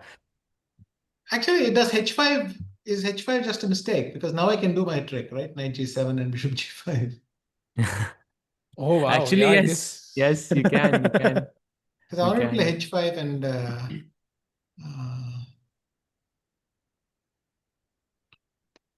G6 afterwards, but I think you have to move the knight and play G6. But sir, isn't knight g7 anyways working? Because after knight h5, I would have g4. No, that's why I played knight e2 maybe to not give him knight f4. No, there's a problem because if I after knight H5 G4, I can play. Yeah, I'm just gonna make a random H6. move so people I can can. play H6. So this is working. Wow, it's equal. Knight h5, g4, and using h6, right? Yeah. Bishop h4, yeah. Are you Knight using bishop F4. d4? Yeah. Yeah, if take Queen F4, I saw bishop D4, but maybe E5 works or something. Actually, I'm not gonna lie. This is something I completely missed as well, but it's beautiful to actually not mention is d4 here. It's completely winning for white. Yeah. What a move. Wow. Maybe that's his plan behind knight e2 then, to try and take on g7. And this is maybe why the I think computer knight is. E2 is to plug the gap on D4, but Hmm. what happens next is interesting. I think Amazing. this game is so interesting. I think we've not seen anything like this before, sir. And sir, I know you have to leave in a few minutes. So before you go, just one, take on the Divya game, because right now I think she's the one in trouble, has lost 2 games in a row, and seems like it's actually close to winning for Anna after Bishop to F6. Do you think this is even holdable? Because the king side kind of seems the black king is completely on the king side, basically. Hmm. Okay, the problem with bishop F6 now is she has actually prepared Queen F8, right? Um, Maybe like a rook should lift I now. play bishop D3? Then I go knight E7. Rook F8, bishop F6, Queen F8. It's not the end of the world. but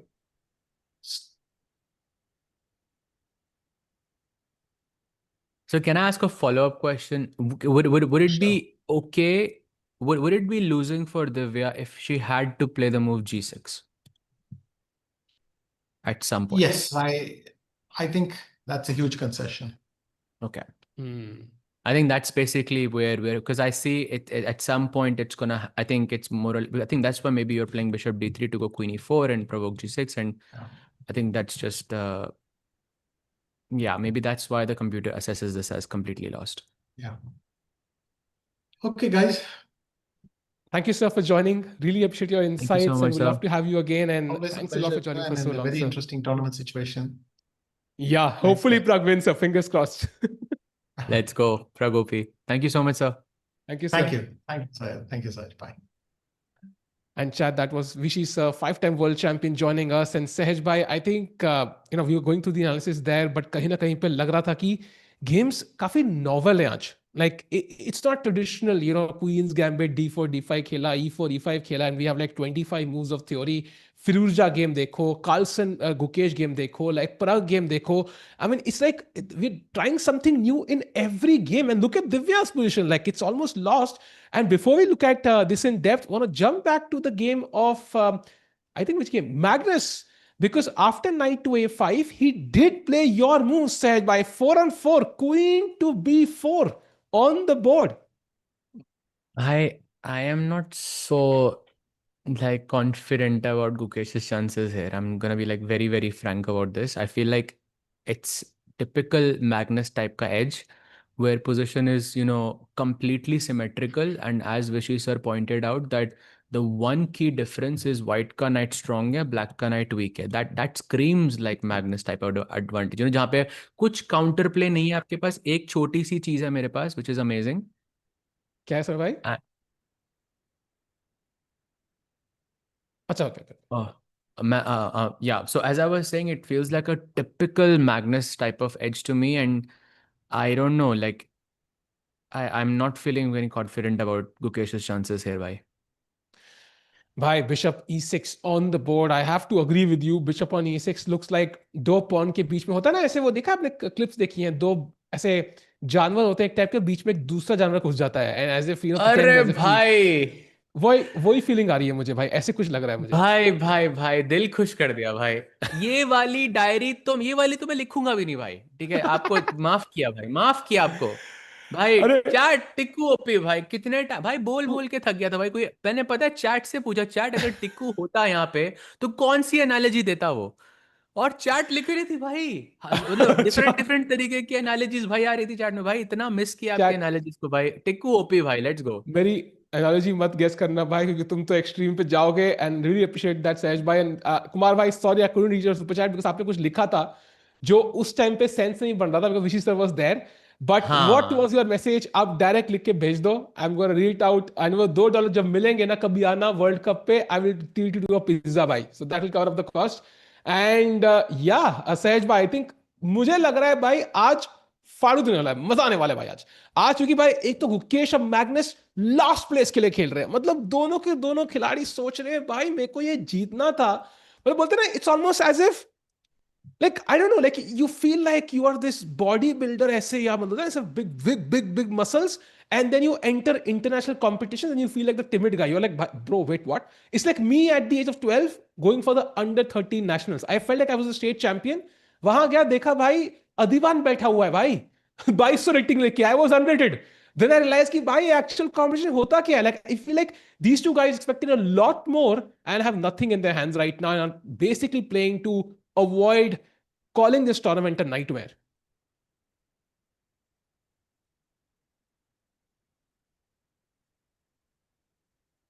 सहज भाई उठ के ही चले गए हैं या तो उनको नोटबुक ला रहे हैं या फिर गाली की किताब. आई don't no chat which one it is, but hopefully it's the notebook. And Wesley might win, yes. And if Wesley wins, the tournament is over. Chat by stream, like karo, let's get more people in. आखिरी दिन भाई अंतिम दिन है Norway chess का। Bye the वे कल rest day है, परसों से उस चेस चालू हो रहा है, तो उस करके हम भी आएंगे वहां पे every single day. But meanwhile Norway chess final day, कौन जीतेगा? 3 खिलाड़ी in the running. It is of course Wesley So, Alireza Firouzja and प्रग।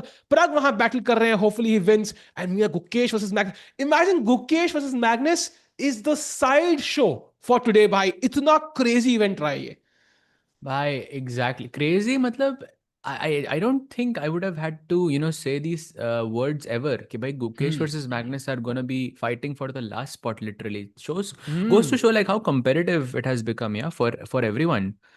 And hmm yeah, looks also Magnus get 4 losses. Why that's crazy. And Gukesh dropping but like we also know this stat side where Gukesh dropped below Nihal, for example, I think for the first time since he hit the वाह 2700 mark. So that's also like a very very big, I think, point for Indian fans there. Agreed. And you know what? The crazy part is Prag is finally entering the world top 10. Very close. So he's world number 12 now. If he finishes off in style today, he could be world number 11. So धीरे धीरे करके शायद we had a moment of depressing moment, to be honest, Sehaj bhai, for every Indian chess fan. जहाँ पे we went from having 4 players in the top 10, 5 players in the top 11, to literally having zero Indian players in the top 10. Then Arjun, with his fantastic play, crawled up, slightly during that taper segment tournament. And now Prague is slowly crawling back. So धीरे धीरे करके Indian players form में आ रहे हैं. सहज भाई, important question chat आपसे भी. Arjun coming back in form, Prague coming back in form, Gukesh कब आएंगे फॉर्म में सहज भाई? That is the big question, because the world championship is less than 6 months away. Yeah, bhai, and also I mean, I really cannot even blame because I think Gukesh has been doing, I think in terms of openings and in terms of energy, like I think in terms of his style, I think he's doing things way better than he was, I think, three, Hmm. 4 months ago. Like, I think there is not even a question, like, not even 3, 4 months ago, but compare it to Hmm. Menorca Masters. There's a huge difference in how he's playing. It's way more aggressive, refreshing chess, but as Vishy sir pointed out कि भाई वो काम मतलब it's like you have to back it up with some kind of concrete calculation. You have to be super aware. And Gukesh का style ही ऐसा है कि either it works like all the way या फिर बिल्कुल भी काम नहीं करता so Hmm. he has to find that balance somehow, I believe. And Yeah. hopefully Olympiad is going to be that event, टिकू भाई, जहाँ पर he can find that momentum again. And maybe some event before that. Who knows? हमें क्या पता? And meanwhile, I'm going to read Kumar भाई super chat. Super chat थी कि प्रखर भाई ने गुरु दक्षिणा दी क्या? भाई, I don't know. Maybe at least कुछ, I don't know भाई. As of now, that's not the reason why I did COB. But to be honest, I think it's always like an epic event. I think third time I've been involved in training Prakhar. First time I think Gary Kasparov ji aa gaye the. And then अच्छा अच्छा अच्छा. Prakhar lost.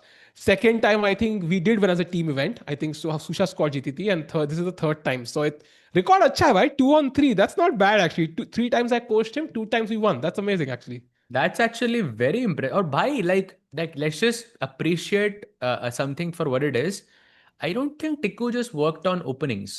Like I could tell in that sense, and I really appreciate that because I think you're teaching in the way that he's becoming a better player. Because in that final moment, bhai, chat, go back and look at that moment where he found that kuch to rook h3 or bishop h3 it was, where there was a repetition and it was on completely on the other side of the board. And finding that, I think in this level is very very impressive. वो भी एकदम crunch moments Armageddon में आप ऐसी चाल निकाल रहे हो जो एकदम other side of the board है. So I think you are doing a lot of nice things there. Agreed. And I think thanks for Sajbai for the kind words. I feel like Prakhar in general has had that childhood training that really helps him a lot.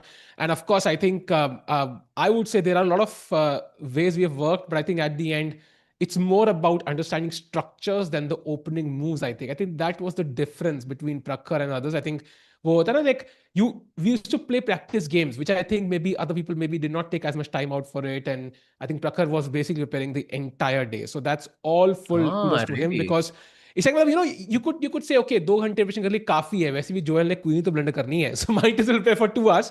But you will spend the entire day with me there, and prepare with structure. So I think that's all on him. And by the way, Ankush bhai Kerala Superchat के साथ hands down the best commentary analysis I've seen among major channels. You guys are अरे thanks a lot for the kind words भाई.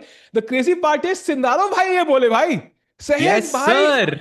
I'm sorry, I couldn't talk about this earlier, but Sindharov हमें देखता है भाई. What is this chat? Do you know Sindharov watches? वही chat में Sindharov अभी भाई. It's crazy.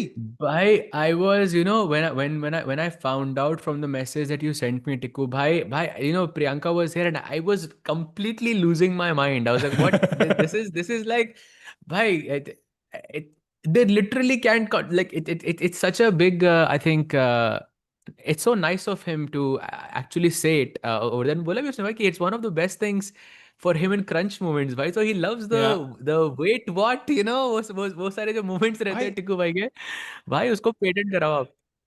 it's हाँ एग्जैक्टली टाइगर 1 टाइगर 2 की स्टोरी सुनी है उसने मतलब सहज भाई सो ही हाँ knows maybe he appreciates the storytelling we did about tiger 1. तो I'll just tell you something भाई. I actually did research कि भाई कहाँ पे उसने स्टार्ट किया होगा. एंड टिकू भाई हाँ आपको मैं स्ट्रीम के बाद आराम से बताता हूँ कि कहाँ से शुरू हुआ है ये, ठीक है. I हाँ believe me, I have the pieces. I have all oh the wow pieces and I have all the timestamps because I was up until like because भाई ऐसी न्यूज़ सुनने के बाद नींद तो नहीं आने वाली थी मुझे 100%. हाँ तो मैं जागा हुआ था 4-5 बजे तक and I was just looking कि भाई कहाँ से शुरू हुआ और कहाँ तक जाएगा ये. It was and it's very interesting. I show you at some point.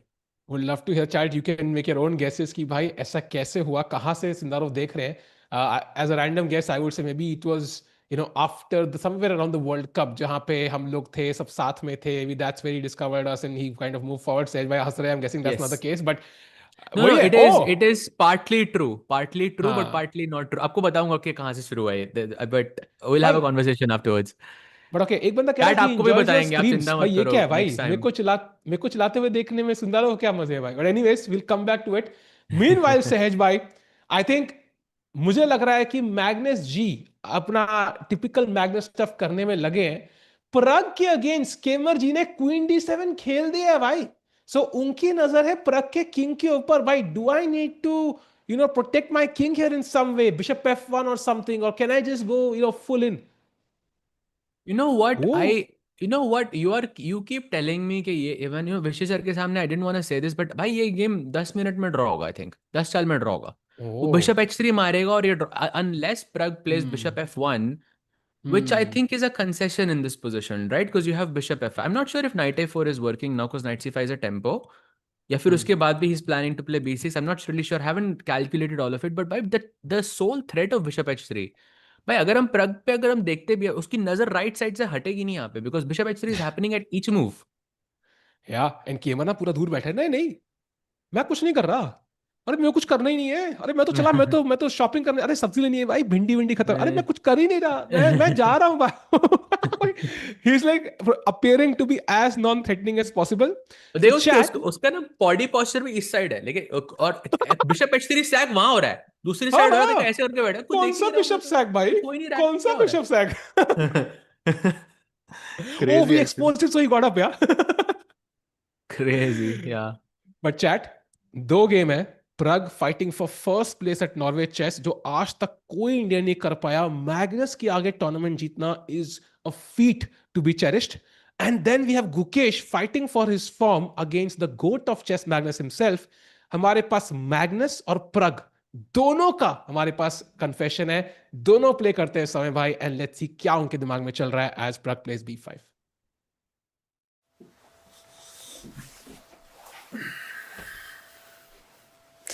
Hello and welcome to another episode of Old Man's Chess. I played this, unless I'm completely mistaken, which, yeah, I might always be. I played this against Jan Smeets in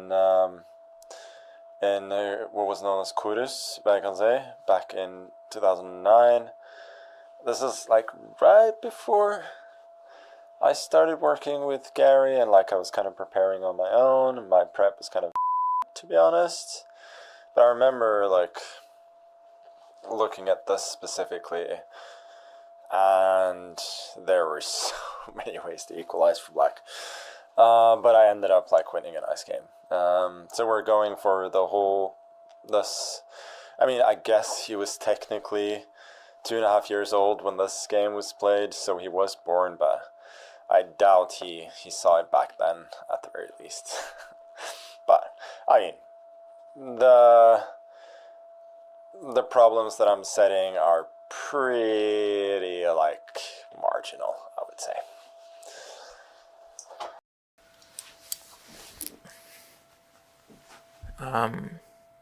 Yeah, I think the opening, I just wanted to play something normal and try to get a long game. I think what we got is sort of a weird Carlsbad structure with usually the bishop will be on like g5 or f4, but now it's on c1 and also black's knight is on c6, so it's sort of a weird version. But we have all pieces on the board, so it should lead to a lot of fight in the middle game, and I think it's an interesting position. So yeah, there's a lot to play.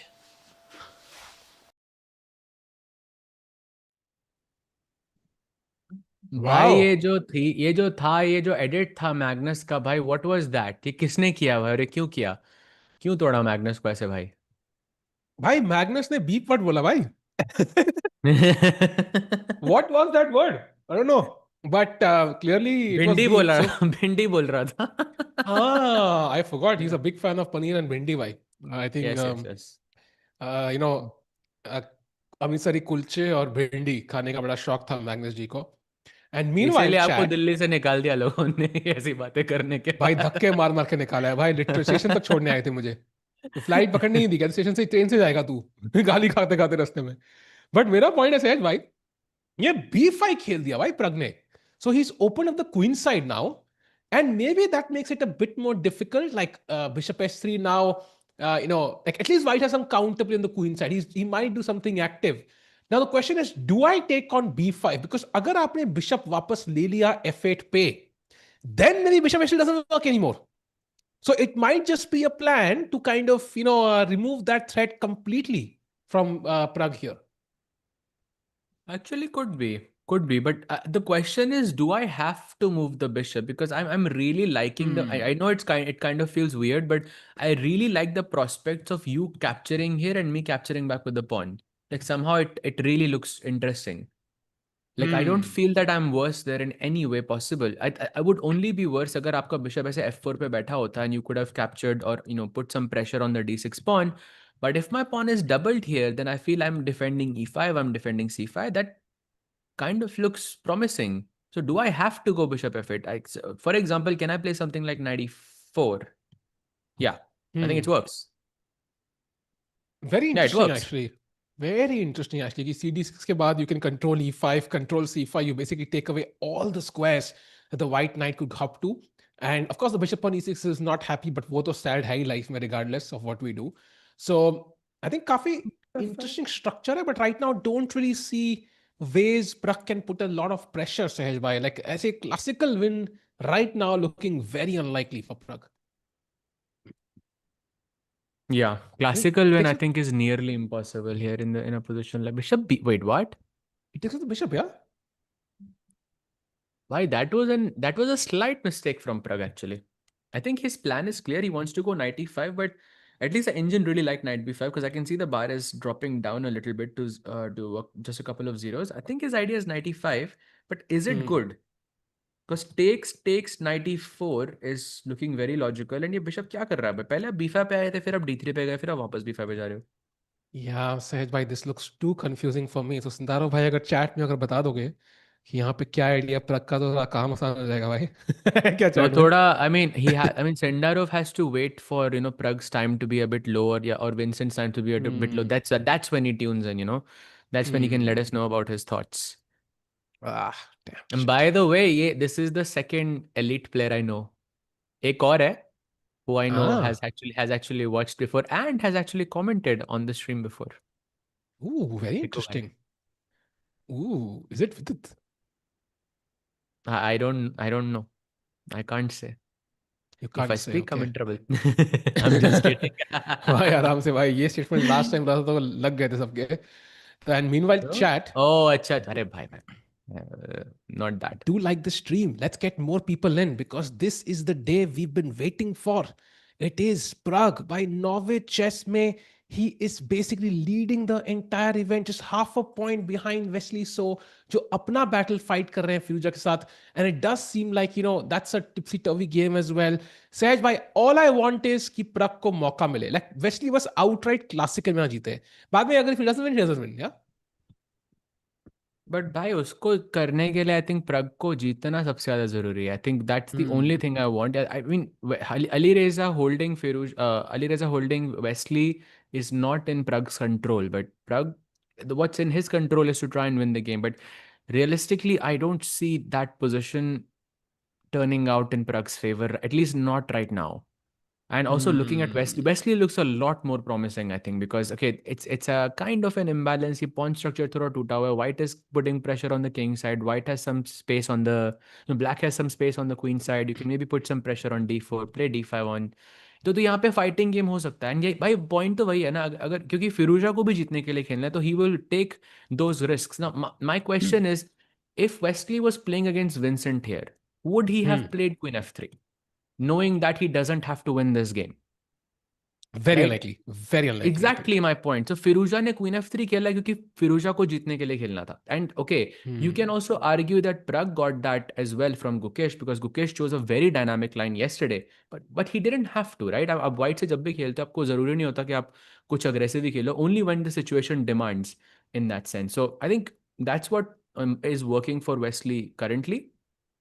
And yeah, Vincent is just keeping it very, very solid. By the way, chat, apparently Gukesh has made an inaccuracy. Bishop to e7. वो bishop गया ही f6 पे था 3-4 चाल पहले. He brings it back and now Magnus has this weird, बोलते ना ऐसे हटके move, queen to a4 with the idea of, I think, b4 at the right moment. And Sahaj bhai, take us through on why Gukesh might be under pressure soon if Magnus finds the best move. Like, okay, so firstly, like in terms of positional chess, this makes no sense to me. Because after knight e5, you played bishop f6, right? उसके बाद you played the move g6. g6 क्यों खेला था आपने? क्योंकि bishop आपको g7 पे रखना था, right? Otherwise, this is just a bad structure for you.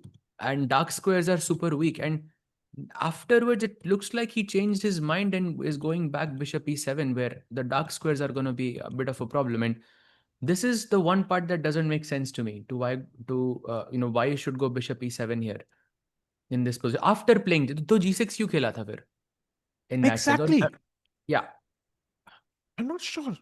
And Magnus said it in his confession He must chat be that rattled there. I feel like Gukesh must be he must be rattled from the last two games that he has lost back to back against Pragg and then Firuza as well. उससे पहले Vincent से as well. I mean, it's just been a very, very depressing second half for the world champion, and I don't think he's playing like himself here. I just want to point out, chat, if Gukesh were to lose today, even to Magnus, he's right now world number 23.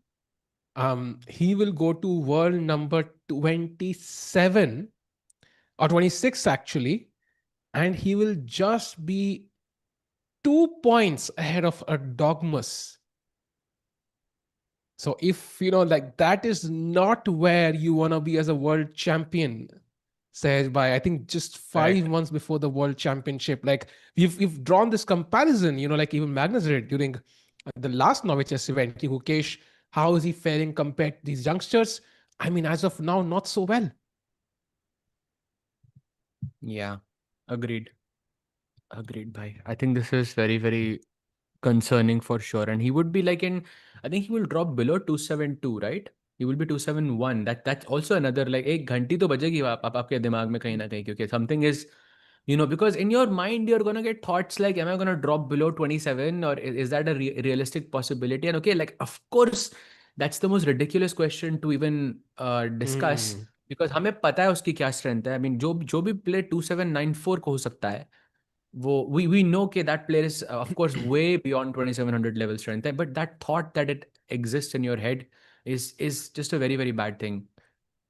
And we asked him this question, right? I think somebody asked this during the starting of Norway Chess, the media day.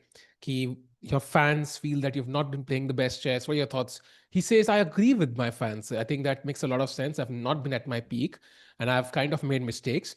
And Sehaj Bhai, that thought of falling below 2700 will literally haunt Gukesh in his dreams, because imagine this scenario. He plays, loses this game, goes to 2715.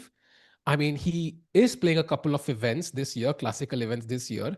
And just in case he falls below 2700, even temporarily, Sahaj, I mean, I don't know how you recover psychologically from that. It's so hard when your opponent could be almost 100 points above that stage. By Sindarov, by the way, is already world number 4 and Yeah. has gained 25 ranks in the last 12 months. His 2777 and is equal in rating to Notherbek right now.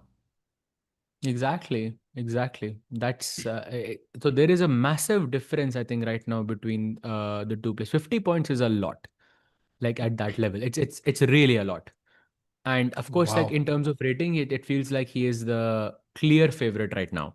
या अगर अभी match होता तो, but of course उससे पहले olympiad होने वाला है जहाँ पे I think Gukesh is gonna find his form again. Last time he I think got plus 30 or something in the Olympiad. That would kind of put him, within striking distance of Sendarov. So we're hoping for like a miracle in an event like that. But let's see, bhai. Agreed, man. This is not looking great for Gukesh. And right now, will Magnus find queen to a4, which is a very risky move. The queen does not have many squares. So that kind of helps Magnus Sahaj, I feel. He only has two options, chat. First of all is queen d2, next is queen a4. If queen b5, there is a6. So that's not really, helping Magnus at all. And the queen is likely going to be trapped. So queen d2, the safe choice, where I think maybe Gukesh is okay. But queen a4, what makes this move so strong, Sahaj Bhai? Like, why is Gukesh really under pressure now? A great question. Bhai, I think b4 is the plan, and you can just take the pawn on a7, and there is not enough time for you to settle the position down. So, for example, you play the move a6 to try and defend this. Taki b4 I to, the pawn is defended. But you have b4, knight c6, knight takes e6, rook c6, and now just unfortunately there is b5 in this position, and you Oh, can't take because bishop b5, drops one of the rooks, and if you move the rook away, then I can take on a6, and at least I'm a pawn up in this position. Maybe that's the reason, Tikubai, that it's a tactical yeah. thing, It's looking very which bad. Koi is keh raha hai? Sahaj Bhai, somebody said Magnus is in worst form and still is the world number 1. Bro, Magnus, Gukesh, by the way, in this event has lost 11 points. A nightmare, of course. But Magnus has lost 21 points. So I can absolutely assure you, like, he's not thinking, okay, Gukesh se to aagi hu. He is not thinking that way. He is absolutely dejected at his performance. Of course, Magnus now has moved on, doesn't play as much Sahaj Bhai, but it will not be easy for him, because for Gukesh, he's had the odd off event, right? Before as well. For Magnus, it's a guarantee always that he'll play good chess. So this might even deliver more shock value for somebody like CARLSEN, that he's not playing well. Yeah, but I don't know. Somehow today he feels a lot more motivated to me. Kal ka game, bhai, it was very, very strange. Yeah, because it didn't feel like Magnus at all. Even and I noticed both times why it happened against Wesley. Jahan pe first time I feel okay. I genuinely feel like when he was playing against Wesley, I know Vishy sir said that he missed f5, but f5 was happening in that position anyway, and he was already much worse before f5 was played in that game against Wesley. And secondly, in the actual classical game of Magnus versus Wesley जो कल हुआ था, भाई, it felt like Magnus, it was rook knight and just a bunch of pawns, and the typical type of a position where Magnus usually presses, yeah. And suddenly it felt like who was I wasn't sure who's pressing, क्योंकि ऐसा लग रहा था कि जो 10 साल पहले Magnus की अच्छी position है, but अब it felt like Magnus is playing for a draw, which is very, very rare. And it Yeah. happened both times with Wesley. And uske baad he lost in the Armageddon as well against Wesley, despite having, let's say, a favorable color. So he wasn't looking like himself, bhai. Agreed. We saw signs of it in Tape segment, jahan pe against Zuzhina, Magnus was worse. But then, of course, he fought back and won that game. Barely survived, to be honest. I think at one point it was very tricky. But to be honest, I think Magnus would still be happy if he can somehow convert this game And but right now, Sahaj bhai, maybe we can switch to the Prague game and see what's happening there, because Magnus ji सोच रहे हैं. And after in talking about weird moves, Sahaj bhai, कि नहीं नहीं वो नहीं error गलत है, है वो, एरर एरर एरर है एरर. भाई वो। सो हाँ गलत। क्वीन D7 खेला विंसेंट काइमर ने. क्वीन ने कहा कि मैं D7 पे लाता हूं. एंड नाउ बीफा के बाद उसने कहा नाम बनाना पसंद नहीं आ रहा, क्वीन E7 नाउ. सो ही हाँ pushes the queen to E7. And Bajat Vincent has just gone to the confession booth. So उनके थॉट्स अभी देखने को मिलेंगे सहज भाई. And the first time, I believe, right? He has not. I don't think he Wow. has done a confessional before this, so it would be refreshing to see what Vincent has to say against Pirag. Of course, एक बारी तो भाई सबका करना बनता है, just to understand how what the एक players bar are क्या? thinking. Okay, सही से पूछेंगे बाद में. Meanwhile, Chad, we're gonna have a Vincent confession, but we also have a नहीं Chad, वो हम्पी का ब्लंडर नहीं, एक बार दिखा दो भाई. Chad will go हाँ. crazy. It's just a transmission error, Chat. वो basically rook takes d4 के बाद on move 21. Rook takes d4 was played, and the game is right now still even. It's just a transmission error. So Humpy is roughly even, maybe slightly worse, but not in big trouble at all. So it's time for another confession by the GOAT Magnus Carlsen. Let's see what he has to say.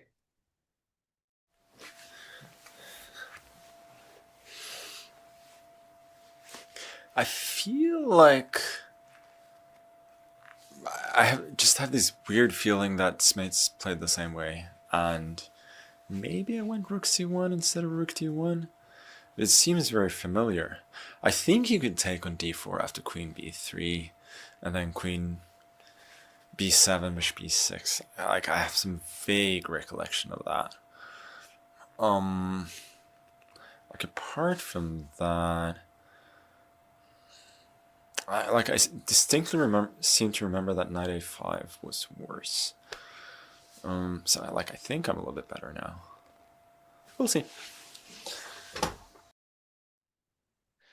Saj bhai, if we can go back to the Magnus game for a second, I feel like we are living in this era where we get to hear the thoughts of the greatest human to ever play chess in real time. Sahaj bhai, I mean, you are a grandmaster. You've played this game for your entire life. Even I've kind of played this game for so long. This is invaluable advice कि भाई Magnus के thought process real time में सुनने को मिल रहे हैं हमें. Absolutely, bhai. That is, I think, one of the best things. But bhai, I'm a bit surprised because firstly, Magnus looked a bit sleepy. Like it felt like he didn't, he was, he was not fully. Then also he mentioned something like Queen Knight D4 and Queen B7, and I just want to go to that moment because Magnus was trying to remember something here, but Knight D4 is a big blunder here. I feel Queen B7, Bishop E6, Queen S7, and no. Maybe Knight C2, Bishop C2, Rook C2, and Queen D4, and White is just maybe slightly better, yeah? So basically, one GM plus one NM plus one engine is less than Magnus की memory from 20 years back. But I don't know if this is preparation or not, because I mean, he's been thinking for quite some time, right? Yep. So 12 minutes now. Also, he was mentioning something about the rook being on C1 instead of D1, but at least overall, he does think that he is a bit better. I mean, not a bit. I think he's a lot better now. And Sejbhai, I love this thought process chat. Look at this. Magnus looked at this when Gukesh was what, 2.5 years old? That's what he said now. Gukesh is Yeah. now 20. So that means he looked at this position around 18 years back. कई बार लोग सोचते हैं not about chess, life in general, they think, okay, I wasted that time in my life. उसमें मैं क्या time pass कर रहा था. I was trying, whatever I was doing, like wasting my time in some shape or the other. Sometimes it helps you years later, and उस time realize होता है कि हाँ भाई, that time that I put into this thing is now finally giving me results. So by keep working hard, chat, जो भी आपका goal है life में, and maybe 18 years later, it will show results. Yeah, absolutely. भाई हमारे mod जी कहाँ हैं भाई? Mod ji That's a please good chess को question. Good question. चेस को इंडिया की चैट थोड़ी अगर आप हैंडल कर लें तो भाई अच्छा रहेगा, Yes, वरना मैग्नस जी उठ के 24. कन्फेशन Yeah, देंगे. yeah, yeah.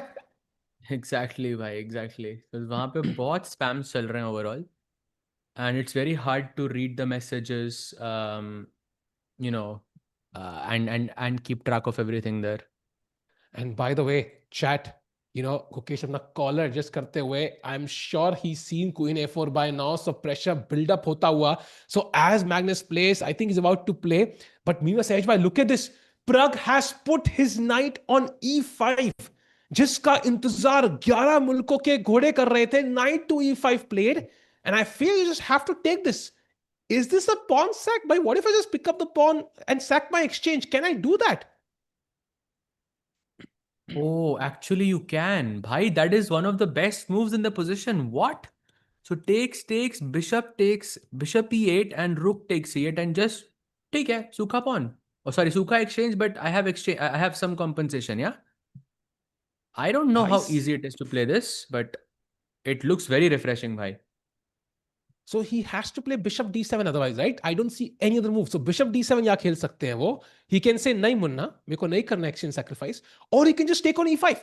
So two options. A critical decision, Sahaj bhai, for Vincent Keimer here. Is he gonna give up material? Oh, उसके खेलने से पहले we have his confession. Let's hear his thoughts. जल्दी से.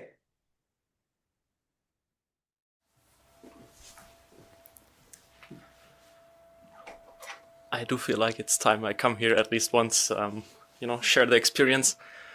Yeah, the game today is, I guess, kind of what we expected. PRAGG was interested in a big fight. He got that.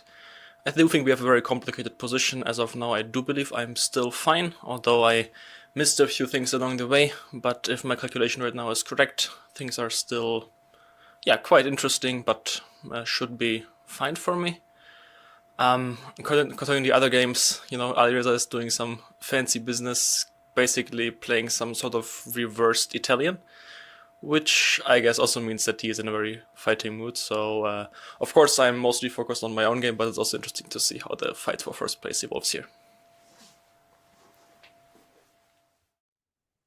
Wow. So have you ever done some fancy business, Sahaj bhai? Fancy, bye. थोड़ा dangerous हो रहा है भाई. नहीं मतलब But बोला भाई ना fancy business. fancy तो भाई I think Vincent हो रहा है. समय भाई, are you speaking to me or या फिर समय भाई? No, that's me. Camera. So if it's a camera issue, Sahaj bhai, it's me. If it's an internet issue, it's you. हमारा default setting है भाई. Default. नहीं भाई, कल से मेरा इंटरनेट will be perfect. क्योंकि कल आ रहा change है हो रहा है मेरा क्या? नया रूटर भाई. उन्होंने बोला ही था मुझे, जैसे ही नॉर्वेजेस खत्म होता है तब आपका इंटरनेट पक्का ठीक होगा भाई. Oh, crazy. ऐसा क्या टाइमिंग है भाई आपकी, crazy. Wow. And by the way, Vincent ji camera की तरफ देख के सोच रहे हैं कि भाई करना क्या है मैंने आखिर. Am I gonna sac my rook? देख लेवी को तो थंबनेल मिलेगा बट भाई मुझे कमीशन तो देने नहीं वाला. So let me just play bishop d7 stage by. I feel like that's what he is gonna play. Bishop, knight takes e5, d takes e5, bishop takes e5 is where we are. And of course, there is no other option, I think, besides this. Maybe you can go bishop takes e5, but इसमें like disadvantage ये रहेगा कि knight d5 अभी मर रहा है next move में. So I think by just pure process of elimination, you have to sacrifice on e5. Like और कुछ, Wow. if you do anything else, then you lose a pawn, right, on c6. Oh man, I don't know. I mean, bishop d7, I still want to stick to because I feel like Pragg को advantage मिलेगा. The problem is after bishop d7, I feel like we're playing for two results. After knight takes e5, however, Sahaj bhai, how many results are we playing for? I feel like 5. Like white can win, black can win, draw, you cry or I cry. Because यहाँ पे attack बन सकता है भाई after knight takes, bishop takes and queen e5 आके उस diagonal पे. I think knight takes e5 is a right move, but we'll see. Knight a5 कैसा लग रहा है? Knight a5. Actually नहीं, थोड़ा ज्यादा हो गया है. नहीं सेंटर वाला पॉइंट चाहिए भाई. मुझे किंग तक पहुंचना है और किंग तक पहुंचने के लिए मैं कुछ भी कर सकता हूं. इन कोर्ट्स विंसेंट काइमर. लेट्स सी क्या होता है सहज भाई. सो मीनवाइल 95. कौन सी मूवी का डायलॉग था ये? ये अभी आई नहीं है सहज भाई. New movie upcoming very soon. धुरंधर 3 टिकू एडिशन. धुरंधर भाई. I think that's franchise is ending. I think वो सिर्फ मिस इन्फॉर्मेशन रूमर है वो. But okay. आने वाली है, रिसेंट मूवी, जिसमें it is I think Tom cruise and Alia Bhatt actors हाँ है उसमें। हाँ, okay, okay. And Sahil Tikku supporting character. नहीं नहीं, मैं रोल वोल नहीं है, बस स्क्रिप्ट लिखी है मैंने, ज्यादा कुछ क्रेजी नहीं Oh, okay. Great. Amazing. So knight takes e5 is where we are, and I feel the I think that move is, I think, about to happen very soon. He looks like he's about to just make a move. And bhai, like, you cannot convince me that takes this position. If this happens on the board, I feel like this is way more comfortable for black. In contrast, maybe I'm wrong, but I feel you've got everything going for you. Double bishop, some attack on the king side, central control, space, सब कुछ आपके साथ में ही है. आई feel like अगर मैं वो bishop d6 exchange कर लूं, like for example knight to a4, और अगर आप वो बिशप ट्रेड कर लो, then I am a happy Pragg, because bishop after Knight to exchange a4 knight where? e5, हाँ नाइट कहाँ पे? e5 d5 bishop e5 bishop e8 रूक e8 करके सारा drama, now night a4, and अगर आप बिशप b2 मार दोगे, तो मतलब मैं थोड़ी पार्टी थ्रो कर सकता हूँ already, because I feel like आपका बिशप पैर गया। भाई, वो जो रूल था ना कि जब आपके पास दो बिशप होते हैं तो एक बिशप ट्रेड करना चाहिए, वो उनके लिए होता है जिनके पास दो बिशप नहीं है. सो लाइक आपके अपोनेंट के पास दो बिशप हैं, तो हम्म आपको उनसे दो बिशप छीनने हैं. हम्म अगर आपके पास दो बिशप है तो वो रखने हैं भाई, तो बिशप d6. एंड नाउ प्रग के best option is night c3. Tikku भाई, नाइट c3 उसने खेला भाई, तो भाई ओह भाई हिट, भाई. What, what? No way, what, ये कहां गलती. से आया भाई ये व्हाट को कितने लोगों ने मिस किया था भाई, जेन्युइनली बताना. आई नो, भाई? पर मैं ट्राई कर रहा था चैट, बट ये टिक्कू का जो व्हाट है ना, I like it's irreplaceable, I feel. this is not even like I didn't see that pawn was hanging. That was just complete shock. मैं उस pawn को देखा भी नहीं कि वो pawn hanging भाई है, मर रहा था क्या? देखा भी नहीं भाई, genuinely. And genuine reaction, I the most genuine reaction, I think. भाई take us through कि विंसन ने ये बिशप, जिसकी हम इतनी तारीफें कर रहे थे, इस पे गजलें लिखे जा रही थी कि इरशाद उस बिशप का जो d6 पे बैठ जाए, वो कैसे दे दिया विंसेंट काइमर ने। भाई bishop a3, rook a3, and takes, I'm guessing. Although मारना rook a3 forced नहीं है आपको for some reason. You have to go bishop c6 first. हाँ, क्योंकि pawn से मारने के बाद knight takes c6 is there, and that would attack the queen. So you want to go rook takes a1, queen takes a1, pawn takes c6, knight takes c6, queen d6. अब सब force है, no मैं बहुत थोड़ा फटाफट खेल रहा हूँ. Night goes to e5, and भाई ये पोजीशन अब c5 के बाद कैसे जीत भाई? What are you joking me? No ways. क्या कहते हैं, दो वीकनेसेस चाहिए, दो वीकनेस के लिए दो पीस भी होने चाहिए. यहाँ पे तो पीस ही नहीं बचे हैं. वीकनेस होगी भी तो कहाँ से खड़ी होगी भाई? दे दिया आपको d5 का पॉन, फिर क्या? वो भी फिर भी रुक एंडिंग ही होगी 4 versus 3, and that's a dead draw. I feel this match is ending in a draw, bhai. And then Vincent, with his last move, made it very clear that he doesn't want, to have that three result wala game. He's happy to play solid because he knows Prag is the one who has to play, more aggressively. सहज भाई, I have some थोड़ा drama. What if हम हम थोड़ा twist कर दें, मतलब कहानी, आफ्टर बिशप e3 हम रुक से मारते हैं उसको अगर, and then take on c6। I don't know how, क्या कुछ हो रहा है, कुछ मसाला पक रहा है वहां पे, क्या मैगी बन रही है भाई क्या? मसाला तो है. मसाला देखो देखो, एक साइड लिया तो मैंने कहा भाई वो okay, hmm something is there. But hmm takes queen d6 के बाद आपको बिशप a3 मारना पड़ेगा ना भाई. आपको सैक नहीं कर रहे हो कि बिशप है बहुत घटिया यहाँ पे, f4 पे होना चाहिए था. पर तू वो है तो तू घटिया। प्रिपरेशन थी खैर.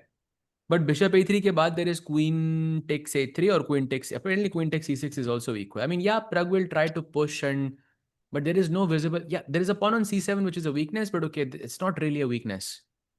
हम्म I don't think there is any kind of venom left here in this so position. अगर प्रग ड्रॉ करता है और आर्गुमेंट जीतता है, मान लेते हैं भाई, मतलब थोड़ा हम थोड़े से बायस्ड है, so Pragg goes to 15 plus 1.5, 16.5। So Wesley को या तो क्लासिकल में हारना है, but then Firouzja gets 3 points and crosses Pragg. So the ideal is they draw the classical and Wesley loses the Armageddon Sahaj bhai, and then Prague catches up, right? That's the only scenario now if Prague is not winning.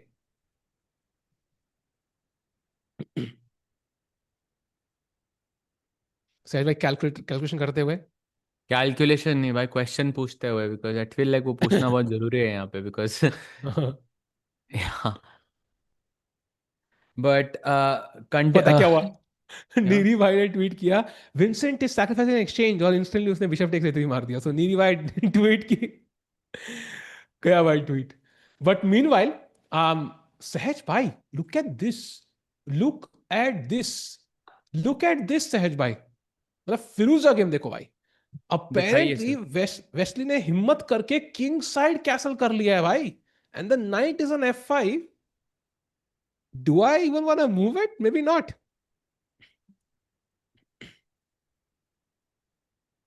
What do you do then? Do you allow GF5 or what?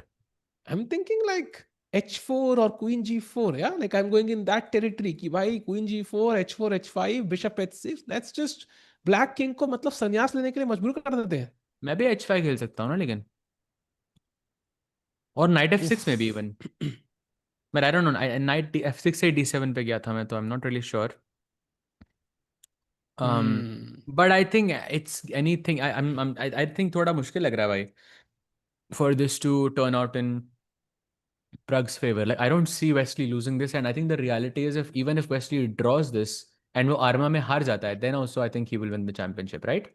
Because Yes. Firouzja is only gonna be getting 1.5 points, and Wesley is gonna get 1 point, and then it would still mean that he is half a point ahead of Firouzja.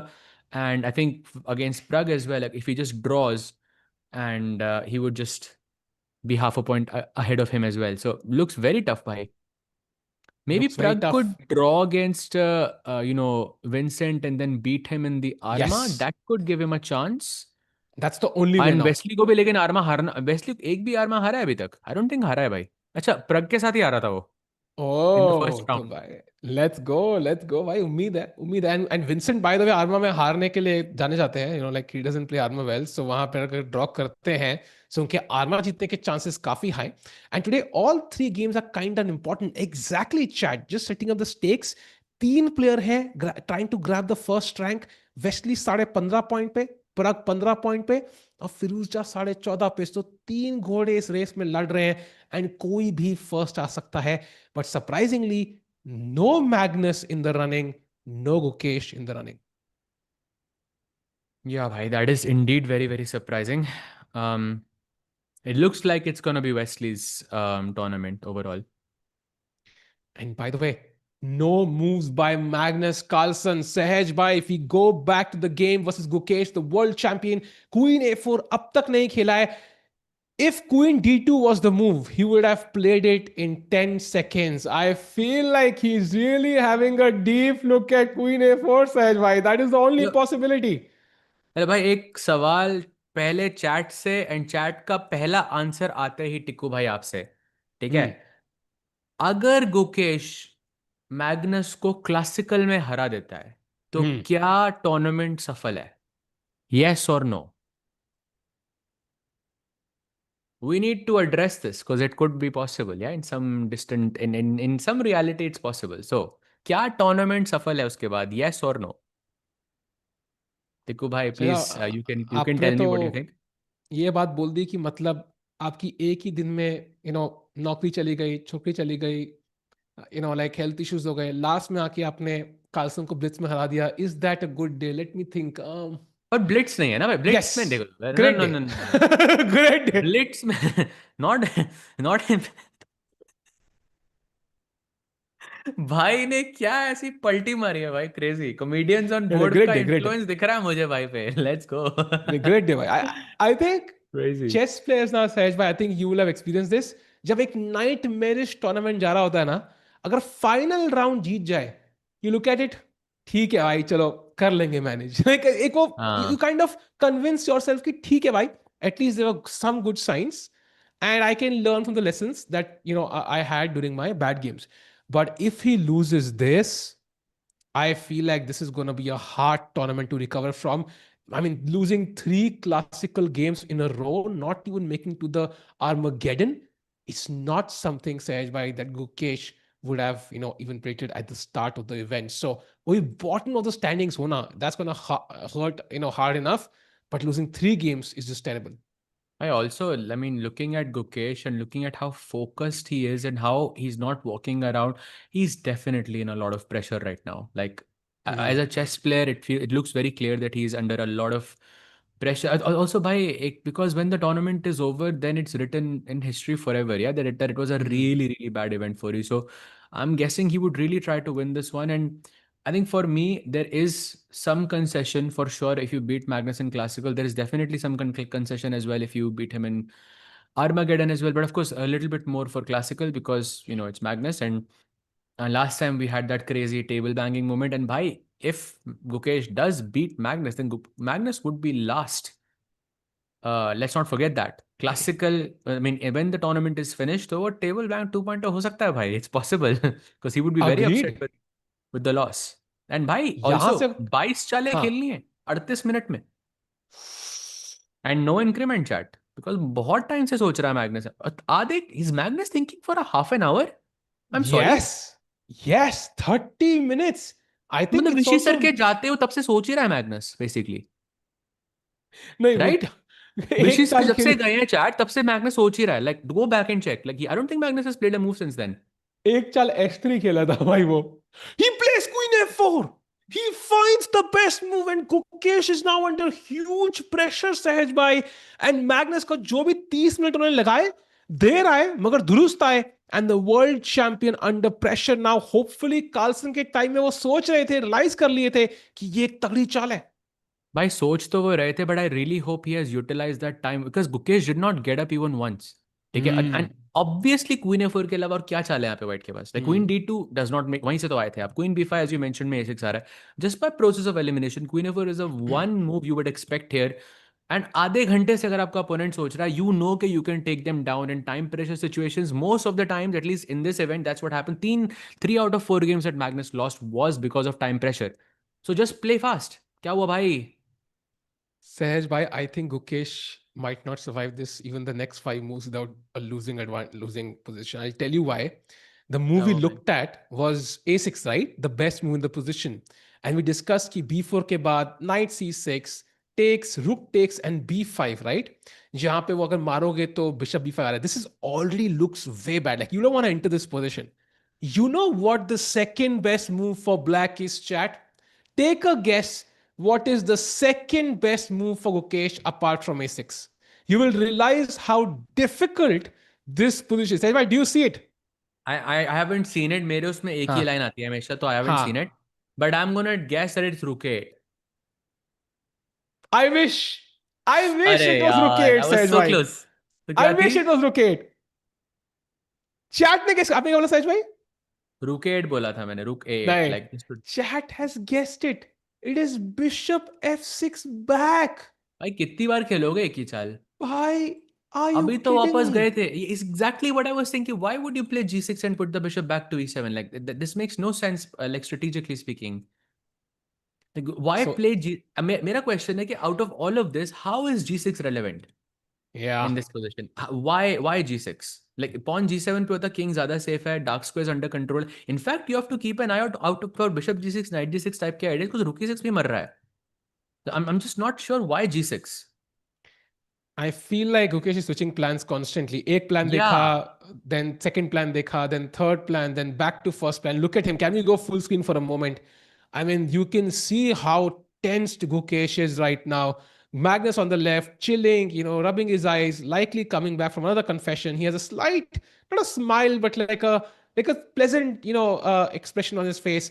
Gukesh on the right, completely tense, Sahaj bhai. I mean, he must be thinking, bhai, chal kya raha hai? इतनी simple position थी, इतनी complicate हो गई है, and suddenly I am about to lose a pawn unless I find an incredible resource. This is very, very tough for anybody. Forget like a Gukesh who's not in form. Yeah, I think agreed. Very much agreed. This could be Sahaj bhai. this could turn out really badly, I think, for Gukesh. But also, by A6 is not a difficult move. Again, if he's thinking for almost half an hour, right? एक move फटाफट, like just play because you know Magnus का जो only weakness अभी दिख रहा है. ये मतलब that is time pressure.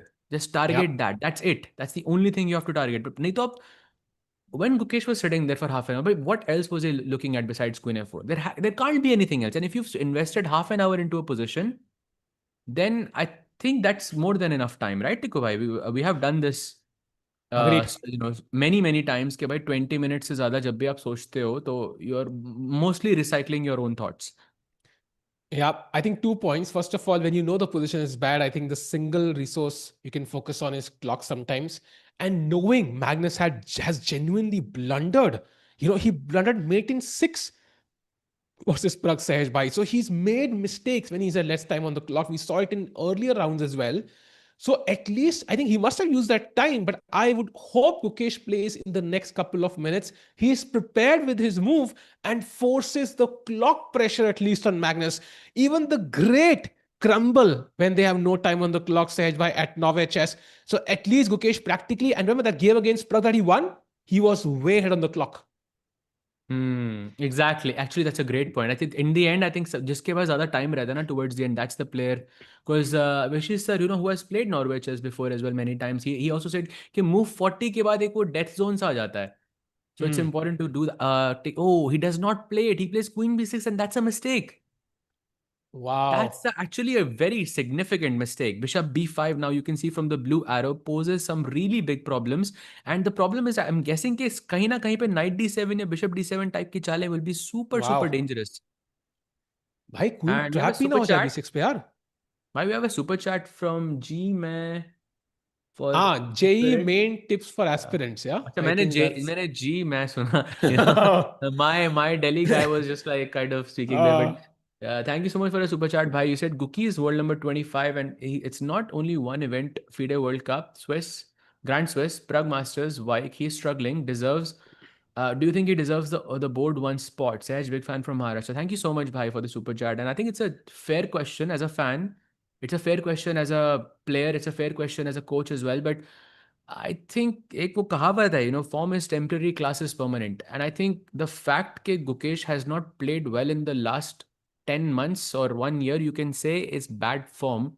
But we still have to believe in the fact that he is a much better player simply because of his achievements from 2023, 2024, 2022. Because what he did was completely unthinkable. And we have to trust that last 2 years, last two Olympiads, that he has sort of represented, not just represented, he led the Indian team on board one and got that a very important match against Wei, जहाँ पे हमने China को हराया था 2.5, 1.5. He was the catalyst for that. So I think he's a very important, piece when it comes to the entire Olympiad team. And I also think that अगर आप if you change the board order now, Oh him my being God. a world champion, it's just gonna make the situation way worse for Gukesh and Oh the team. my God, Sahaj bhai, I am really sorry to cut you off. Chat, अपनी seat belt बांध रहे हो क्या? Seat belt बांध लो, because the advantage for Magnus is hidden behind such a crazy variation. Chat, trust me, we'll go to Prague's game, but look at this variation. It's gonna blow your freaking mind. Sahaj bhai, Bishop B5 board पे आ जाए एक बार. Now, rook e8, rook bachana hai, rook f8, this bishop h6 also, so rook e8 only move. And now Magnus can play this very sneaky move, bishop to d2, attacking the knight on a5. And only move for Gukesh to continue the game is knight to c6. You take with the bishop, pawn takes, and bishop a5. Bhai, rook. So the only move for Gukesh to play on the game is queen to a6. You pin that bishop, and chat, question to you. अपनी chat के धुरंधर, अपनी chat के Carlsen. White to play, find the best move for Max Edgeby. And the variation just goes on. It's not over. Chat, white to play, find the best move. I saw. Chat Gotham chess को याद करो ×2, basically. That's And what now it is. Sahaj, maybe that's what Magnus was thinking for 30 minutes. Maybe he has seen all of this. भाई देखा होता तो अब तक खेल देता ना. अभी फिर 4 मिनट से क्यों सोच रहा है फिर से? Verify कर रहा है भाई. Yes, chat, you are correct. It is knight f7. If bishop Magnus takes won't the... find this. No, I think it's very hard to play this. Oh, उसके he बाद भी doesn't... rookie 1. King f7, rook e7, king. You can't take because there's bishop b4 check, so you have to go king g8 and then queen b4. And okay, it's a very Wow. nice line, but ridiculously difficult, bhai. And actually, he doesn't play it. He goes knight d7 straight away. And now Wow. it's why was stables are double bishop versus knight wala edge. Wow. And yeah, looking equalish. But that prediction was crazy. Wow. So chat, thank God Magnus didn't find it very tough, as Sajbhai pointed out, but would have been a crazy variation. We can now switch to the Prague game, Sahajbhai. And before we look at the updates on the moves, we have his confession, his thoughts. Let's check them out. Yeah, so when I played b5, I forgot that he can. I just assumed for some reason that bishop a3 is not really possible, and yeah, I realized once I played bishop into b5 that you can just take bishop a3. I was really hoping for this knight e5, and these positions, they are like double-edged, but yeah, bishop a3 is quite solid, but still I think I can push, so we'll see. Wow. So Prague, I think, sticking to the chess, let's put it that way. And we have Magnus in front of us. We switch to Prague in just about 30 seconds. Just want to, oh, we have switched. Amazing. So now, chat, just updating you. I think board Magnus guy will have, let's have Magnus then. I think we'll go to Prague in just about a minute once we have Sahaj Bhai back. And Sahaj, chat, knight d7 played. Gukesh, of course, has to pick up that knight. That's the only move in the position. He has captured it already. And queen d7 has been played. And now, of course, you want to kick the queen back with one of the rooks to d8. And the game just can't. Rook c d8 is, by the way, the only move, rook c d8. But they're still difficult, chat. I think बहुत difficult है. Bishop pair है. And वो g6 move, that move that Gukesh played on the king side, is not helping actually. I feel like it's created a weakness. Bishop h6 is always an idea. Bishop e5, queen d2, queen h6 is an idea. And it feels like Magnus Carlsen practically has great chances. Yes, Chad, we'll have the moves on the board very soon. But bishop d7, queen d7. Yeah, queen d7 played. And now you were saying? Slightly bit of a Magnus, yeah, typical. हाँ, सिर्फ अब slightly better इसलिए क्योंकि centre में pawn है. अगर ये pawn हटा दो तो bishops will become way more powerful because bishops को open centre and open position and of course they want the pawns to be as separated as possible. So that would be the thing and I think okay 33 minutes for Magnus तो थोड़ा dangerous territory. But अगर queen straight हो जाते हैं तो I think maybe you know I still I think Gukesh can hold probably. Yeah, he can. And he's closed his eyes, by the way. I think constantly meditating, constantly trying to calm himself down. Agar aapko yaad hoga, chat, when he actually won the candidates, we asked him, how does he maintain his nerves so well? I think that was the straight secret for him to win the candidates and the world championship. He mentioned he has a fire inside him, but he somehow does not show it on his face. So let's hope so he can hold his nerves. Such a perfect moment to switch to Prague now and check what's happened there. Does Prague have any winning chances, or is it going to be a draw? Yep. Let's take a look there. Prague actually. Oh, by the wow, bhai. Hindsight OP. Let's go. This is exactly the position that we were discussing. Actually, I have it in my notes. जो analysis हम करते हैं ना, by the way, this position is exactly there. And now C5 is the move that we were talking about, which is actually quite strong for black because this is perhaps the only weakness in the position. And कभी यहाँ पे knight बैठ गया, black का फिर भी एक खराब bishop है, then it could be a bit of a problem. So C5 I think would completely seal the deal. But इसमें एक twist है टिक्कू भाई. After C5, Prague has this interesting queen A3, जिससे at least ये pawn जो है वो pin हो रहा है.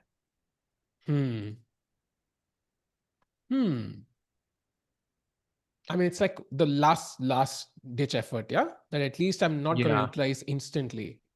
And इसकी नहीं प्रॉब्लम है knight d3 आ रहा है तो थोड़ा annoying लगता है. बट bishop f5 ढूंढना बहुत जरूरी है क्योंकि if you take on c5 then I'll take on e5 and if you bring the knight back to f3 then I'll play rook c8 and okay I'm more or less fine here. But yeah, basically आपको two results के लिए आपको defensively बचाना पड़ेगा, which is never a nice thing to do. I think ever because आपके जीतने का chance बहुत कम है. But okay, I think Vincent could have chosen to sacrifice the exchange and then it would be a 3 result position. But I think the fact that he went into this I think Prag can like at the very least ये game draw होगा. So the good news is chat draw तो आ रहा है प्रग के पास. So with that draw he will gain 1 point and he will cross Wesley. So इसका मतलब अब all depends on the other game. Of course Prag can hope for more, getting that extra half a point as well. But देखते क्या होगा. He's gonna keep pushing 95 के बाद, and if not C5 Sahej, let's say Black says C5 is a bit risky. What else could he consider in the live position? I think C5 is like a default in this position. Like it's something you have to play. अगर अभी नहीं तो next move में like at some point you have to play C5 because if the pawn is let's say C5 नहीं खेलोगे तो C6 तो कभी ना कभी आएगा ही, right? Then this structure is basically very similar to let's say a Carlsbad position जो actually हम हर elite event में कम से कम 5 बार जरूर देखते हैं. And this would be like a dream position for white क्योंकि वाइट जो ए बी पॉन्स थे वो एकदम एलिमिनेट हो चुके हैं. ब्लैक के पास कोई काउंटर प्ले नहीं है. वाइट का नाइट हमेशा C5 पे बैठ सकता है एंड ब्लैक के पास कोई काउंटर प्ले नहीं है किंग साइड पे.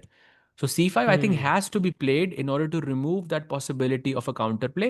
Now of course you don't have to play it right now. You can play bishop f5 पहले and then C5 as well. It's kind of the same thing. But bishop f5 is also important ताकि आप knight d3 ना allow करो. Because if that knight goes to C5, this knight is going to be and this position is going to be a big problem for Vincent to defend.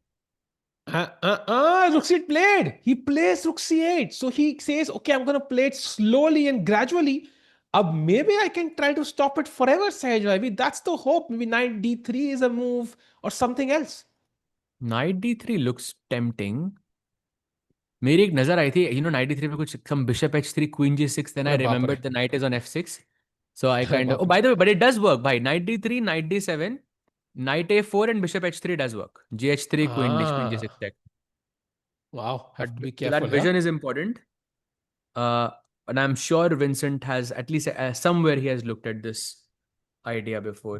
But yeah, I know it says 0.3, 0.4, but it's not a very big 0.3 for me because it's too simple. It's too simplified because we are almost, I don't know if we can call this I think it's an endgame. No, it's technically almost an endgame. Yeah, I think it would be it's an an endgame. endgame, more or less, yeah. Agreed. And I think Vincent KEYMER knows he's like one breakthrough away. अगर वो C pawn D pawn का exchange हो जाए, of course there's a slight weakness on D5 for Vincent, but it's very well defended.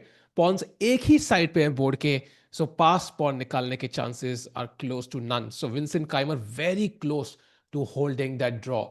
And Sahej bhai, I think could we have both the games like Pragg and Gukesh on the left and right side? That would be very nice. Meanwhile, आपको क्या लग रहा है सहज भाई? Will Gukesh crumble? Because I think if you go back for a second, after Queen D7, Knight C6, he found the best move.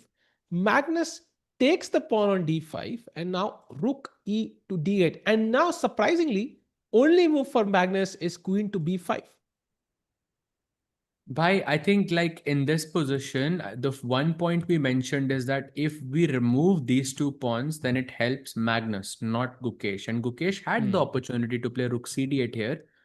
But maybe it wasn't as comfortable because after Queen C7, you would take on B6 and Black would capture back and आपके pawns double हो रहे हैं. Maybe that's a bit inconvenient. But now after Knight C6 takes on D5, it feels like, by the way, Queen B5 also played. This is exactly that position. Without the central pawns, and now Magnus's advantage maybe slightly increases. And you know what one of the best moves is here? Bishop 6. So that bishop somehow in every variation belongs on f6, right? It's insane. Like the bishop on e7 is just kind of loose there somehow. Hanging could be a tactical nightmare because the rook on e1 attacks it. So Gukesh really regretting that one move. But I think technically it's three moves basically because you played bishop f6, then you played g6, then you went bishop e7 back. This is what, and also like this is a very, very Magnus type of a position. Yeah, double bishop versus bishop and knight, dono side pe pawns. And if we can remember the game of Magnus versus Yaz Khan chat, जो 7 घंटे चला था and Magnus ended up winning towards the end. I mean, at least the nature of the game, how it progressed and how it looked, the fact that Yaz was holding from, for a very, very long time. It was also bishop versus knight, and it was also an end game where pawns were on both sides of the board, and Magnus kept pressing, until the moment, because I think this is Magnus's best skill. Yeah, ये करने के लिए उसको calculation, maybe calculation या time management. These are the things where you have to play a lot of matches to keep yourself match fit. But ये जो strategic understanding वाली बातें होती हैं, I feel those are something that a player always carries with them. And I feel this is the type of position where Magnus is just going to be super comfortable. Because यहाँ पे कुछ आपको calculate थोड़ी करना. I think Magnus can just play off of intuition here more or less, no? Or do you think this is like Agreed. complete draw? What is your take here, Sahil bhai? Agreed. Do you think I it's think this or no? maybe this is the last moment where he possibly has to be a bit more calculative, like just to make sure he has the best way to put pressure, because there are multiple ways, right? I see bishop h6, I see other ideas as well. So with the last one, but I do agree with you. I think ऐसी position Magnus by default चाले खेलता है. He could play bullet chess from here and still win this. So जो time disadvantage है, that might not get Gukesh the same relief. It would get him, in some much more complicated position. So meanwhile, Sehaj bhai, as he thinks, you will not believe, chat. You will absolutely not believe what's happening in the two of the leaders' games. That is Firouzja Wesley, which is very important if Prague has to win the tournament. Queen G3 के बाद Wesley has only one move. Rakesh bhai just told us on WhatsApp, King to H8. Otherwise, Firouzja could be completely taking over this game. And chat, want to take a guess why King H8 is the only move in this position? Think of Garry Kasparov. Garry Kasparov ने बहुत एक famous quote कहा था इस move के बारे में कि अगर आप मुझे वहां पर ये मूव दे देते हो तो position is completely I am gonna win each time. What that is the move, chat? Oh, crazy. Yeah. And yes, exactly. Knight f5 check is the point. That's why you played queen g3 and that's why king h8 is the only move, ताकि pawn जो है g6 का ये pinned ना रहे. And Wesley still survives. But by the way, bhai, like you might say that Wesley is worse, but look at Firouzja's time, bhai. 32 minutes to play 21 chale. I am not so sure if that is simple. And Wesley in epic form, by the way, finds king to h8. So वो कह रहे हैं भाई मैं तो form में हूँ, मुझे हराना बड़ा मुश्किल है इस टूर्नामेंट में. Defeated Magnus, by the way, man, with the black pieces in classical. Very hard. West. I think Firouzja ready for his move. Plays king to h1. Freeze his f pawn, Sehaj bhai. I think अगली चाल हमें पता है वो pre-move करने वाले हैं, pawn to f4. Bhai, even if you go pawn takes b4, still f4 is the best move. That is how crazy it is. But okay, some attacking prospects from Firouzja. But भाई यहाँ पर result किसी का भी आ गया और प्रग का draw हुआ, that means that player wins. Prag has to win अगर यहाँ पे result आता है तो. He takes on so fast. Wesley is playing. Yeah. Now let's see if he goes pawn takes b4 or if he goes f4. Because if he goes f4, the match is on. The game is on.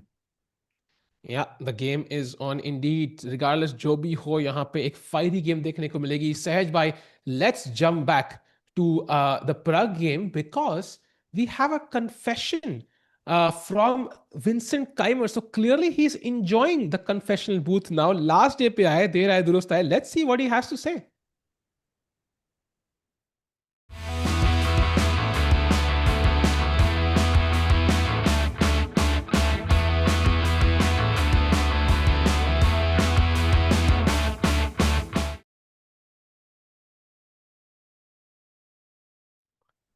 Okay, so what was that? I felt like that was a draft video or something. Not so sure what that was, but Vincent को miss किया भाई. Vincent था नहीं उधर. But still, it was refreshing to see that. Wow. So clearly, I mean, Vincent आज loves 1 cycling. अप्रैल है क्या chat? आज 1 अप्रैल था क्या? लगता है किसी ने अप्रैल फूल्स प्रैंक किया भाई. So chat, that was Vincent KEYMER revealing his true skills cycling at very fast speeds. That too vertically, उल्टा मतलब ceiling पे लोग chess खेलते थे Queen's Gambit में वो cycle करते हैं. I think very very logical indeed. And so Gaurav, we'll try to monitor chat better. I think we can improve there on multiple regards. We'll try to take that feedback into account. Thanks a lot for that, bhai. Appreciate it. And meanwhile, Sahaj bhai, we can jump to the Magnus Carlsen game, जहां गुकेश का bishop आ चुका है f6 पे फिर से. He is really enjoying his journey, I feel. भाई तो मेरे को एक बात बताओ, अगर उसको क्वीन टेक्स b6 ही अलाउ करना था तो d5 का पॉन क्यों दिया उसने? Like that's another positional like strategic thing that I think that is kind of lacking here, which shouldn't happen from someone like Gukesh, because let's try to go back here, right? So after queen d7, you could play the move rook cd8.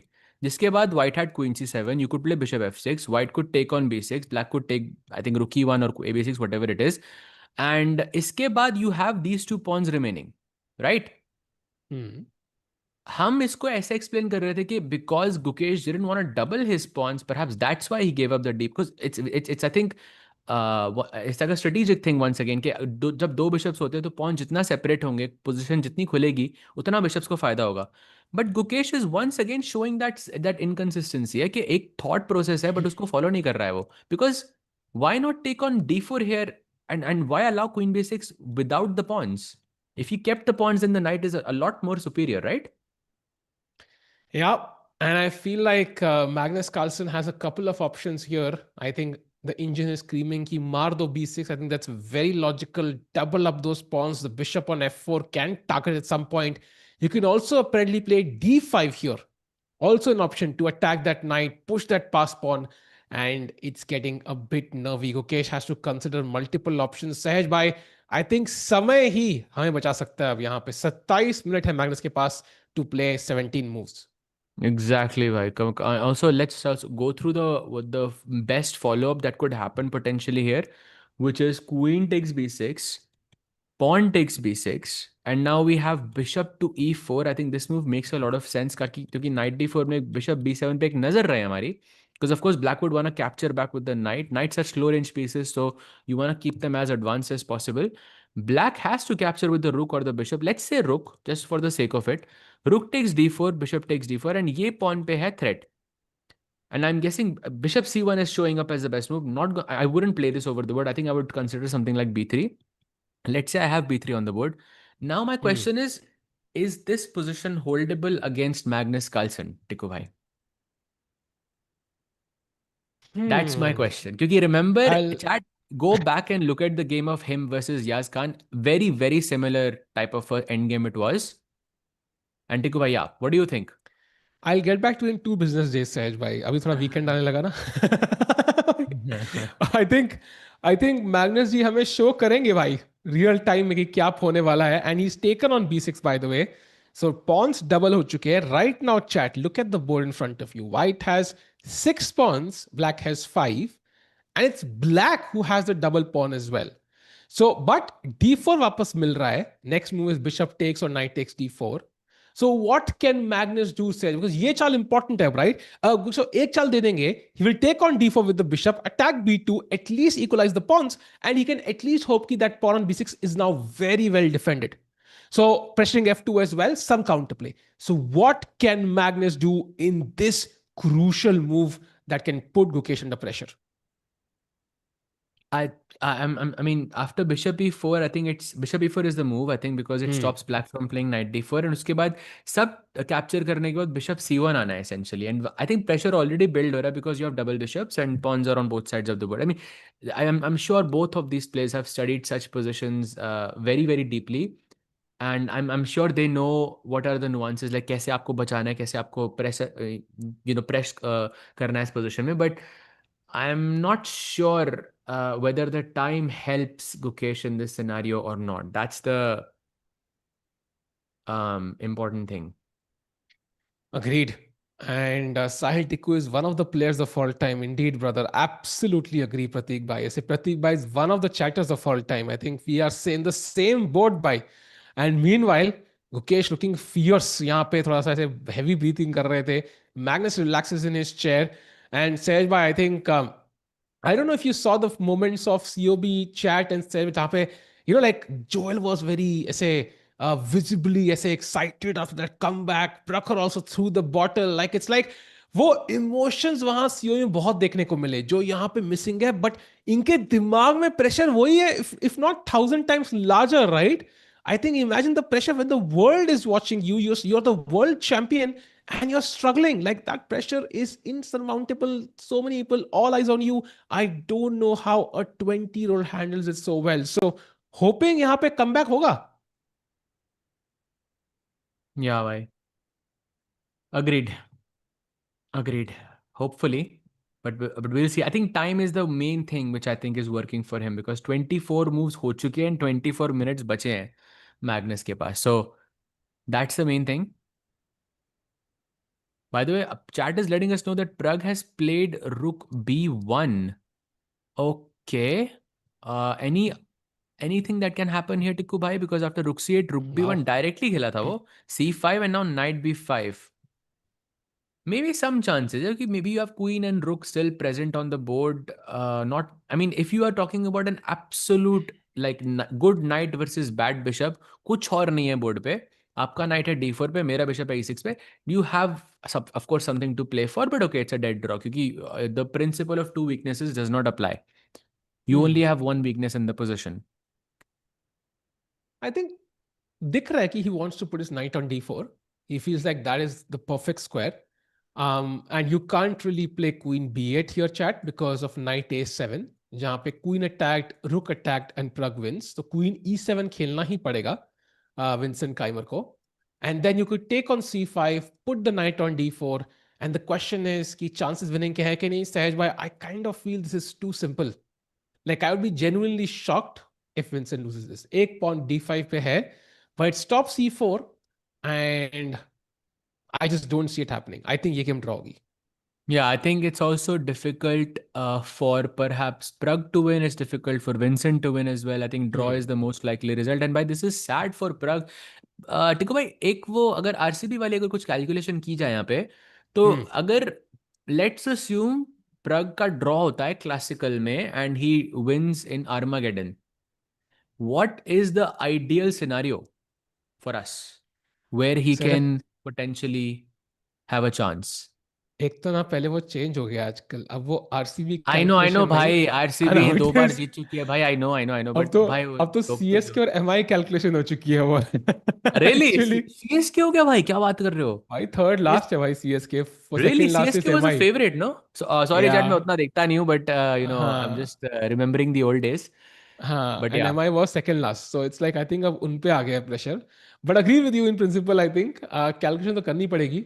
And I think the only way Prague can kind of win this कि उनका draw हो, which is totally possible, Sahej bhai. I think they could draw that game. Prague could draw that game, and then hopefully Firuza wins in Armageddon and Prague wins in Armageddon, and he will go through. There's a genuine possibility. होता है ना, there are 10 branches that both these games could take.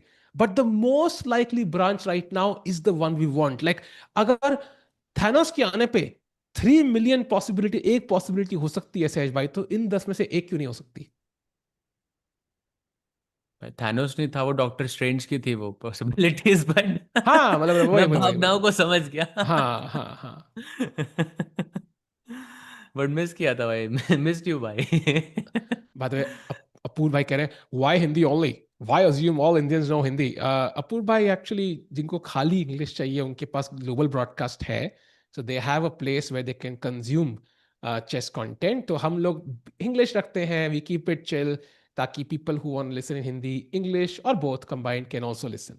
Meanwhile, Queen F8 खेल दिया, Queen अपने king से दूर नहीं रहती सहज भाई. I can totally relate. And but कब तक रहेगी वहां पे पास में? पॉन मारेगा तो क्वीन से ही मारना पड़ेगा, अदरवाइज बैक रैंक इश्यूज हो सकते हैं.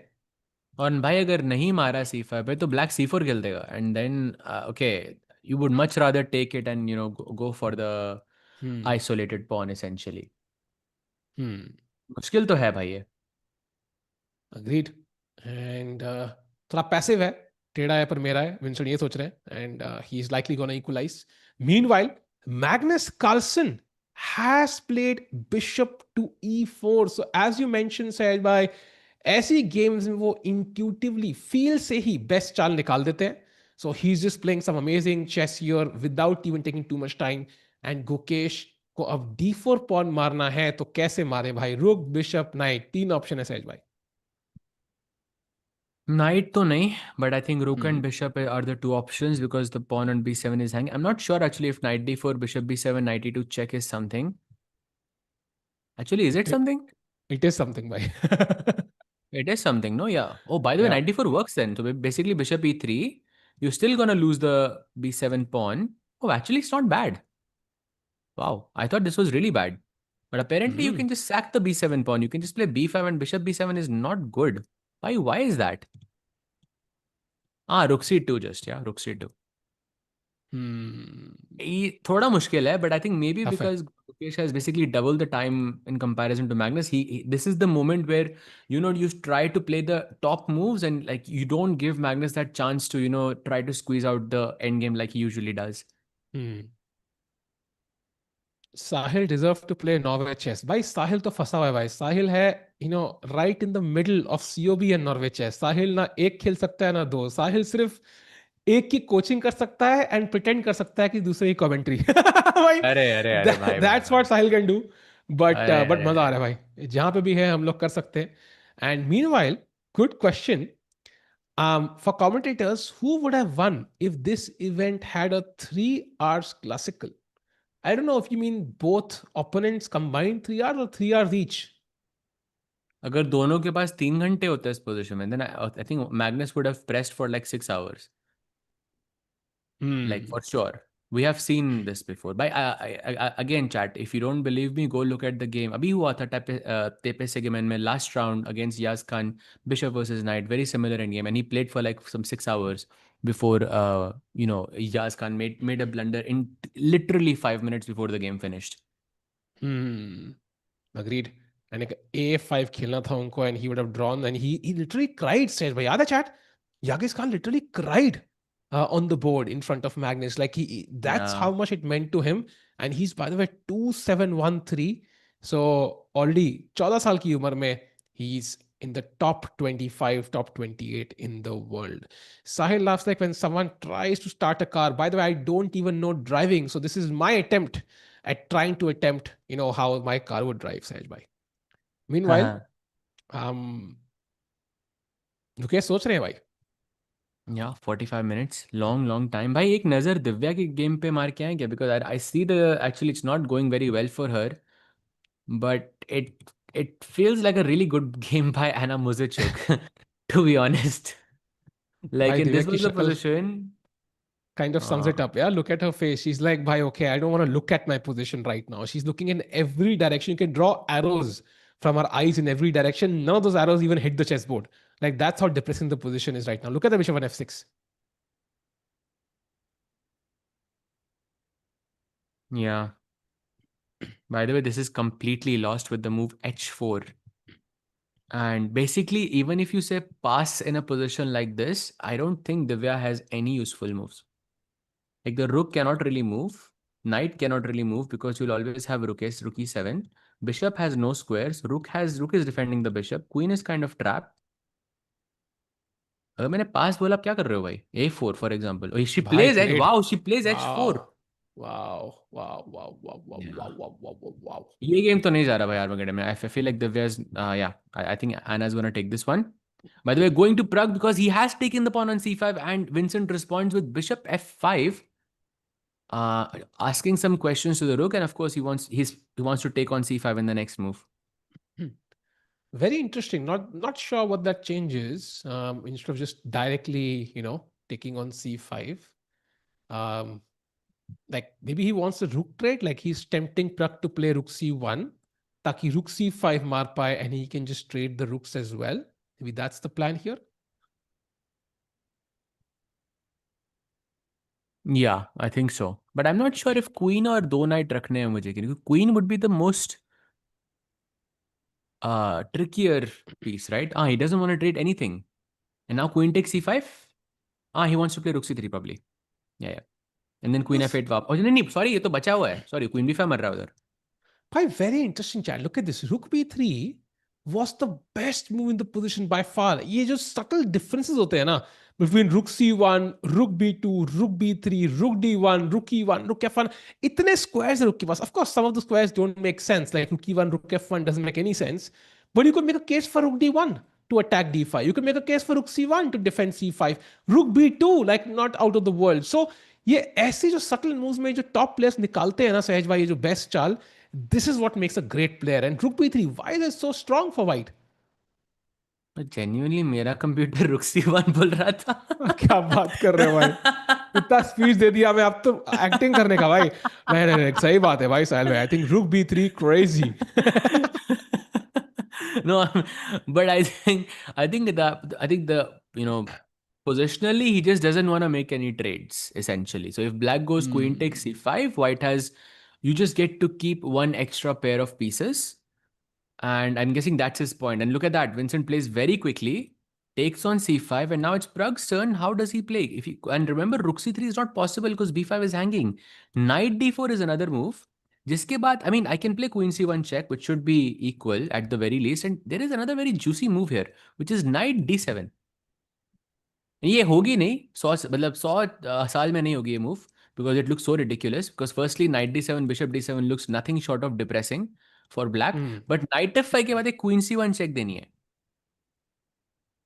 and okay you're playing like 4 versus 3 kind of a position जहाँ पे rooks रहेंगे and okay black should be able to hold this but yeah आपको थोड़ा suffer करना पड़ेगा English वाला.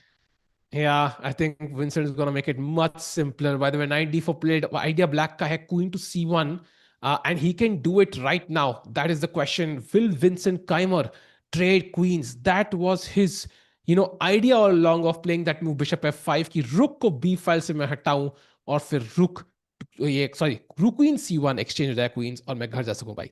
सो ड्रॉ के चांसेस बढ़ते हुए सहज भाई यहां पे. एंड मीनवाइल गुकेश ने डिसाइड कर लिया है मुझे d4 किससे मारना है.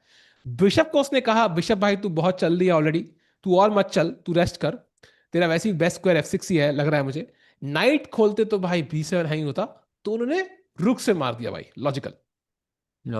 And now rook takes d4, bishop takes d4 would be the critical moment for Maggie because bishop c1 निकालना है वहां पे.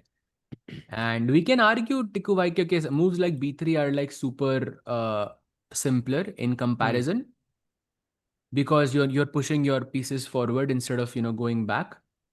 And let's not forget 15 चालें for the goat in just 18 minutes. भाई last time भी time pressure की वजह से ही हारा था वो गुकेश के against if you remember. Yeah, true. And उस टाइम पे किंग वॉक करी थी मैग्नस कार्लसन ने, but I think that end game है ना, यहाँ वाज पे भी किंग वॉक होगी. किंग वॉक तो होगी ना भाई. बट मे बी यहाँ पे लाइक कार्लसन चेकमेट तो उसका king is much safer. I think the white king could be on b5 and maybe it's still okay. But I get your point. I think 17 minute है, 15 move खेलने हैं, and it's sometimes you can miss something. It does happen even for the best. So Carlsen thinking right now. Chat, question to you. The first prediction for today. Do you think इस game का result draw होगा, Magnus जीतेगा या गुकेश जीतेगा? सहज भाई गुकेश जीतने से ऑलमोस्ट जीरो लग रहे हैं. But yeah, it is worth asking. And now bishop d4 only. What?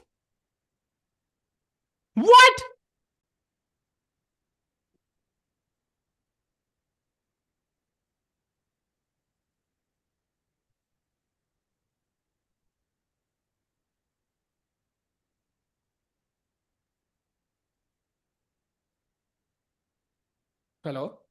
हाँ प्रखर भाई, वो यार एक और दिन सीओ भी कर देना भाई. जीत गए तो क्या हो गया भाई, एक और दिन कर देना भाई, एक और दिन कर देना. उसको जोएल को दोबारा बुलाते हैं. फाइनल 2 इधर बॉटल फेंकी, इधर बॉटल पी लेना. हाँ हाँ, नॉर्वे में थोड़ा मजा नहीं आ रहा. मतलब ब्लंडर या सीओ वाले हो रहे हैं, तो सीओ भी लाइव ही देख लेते हैं भाई, मजा आएगा. हाँ हाँ ठीक है डन करते. समय भाई बहुत गंदे जोक्स मार रहा है साहिल, कुछ हेल्प कर सकते हो क्या? Thank you.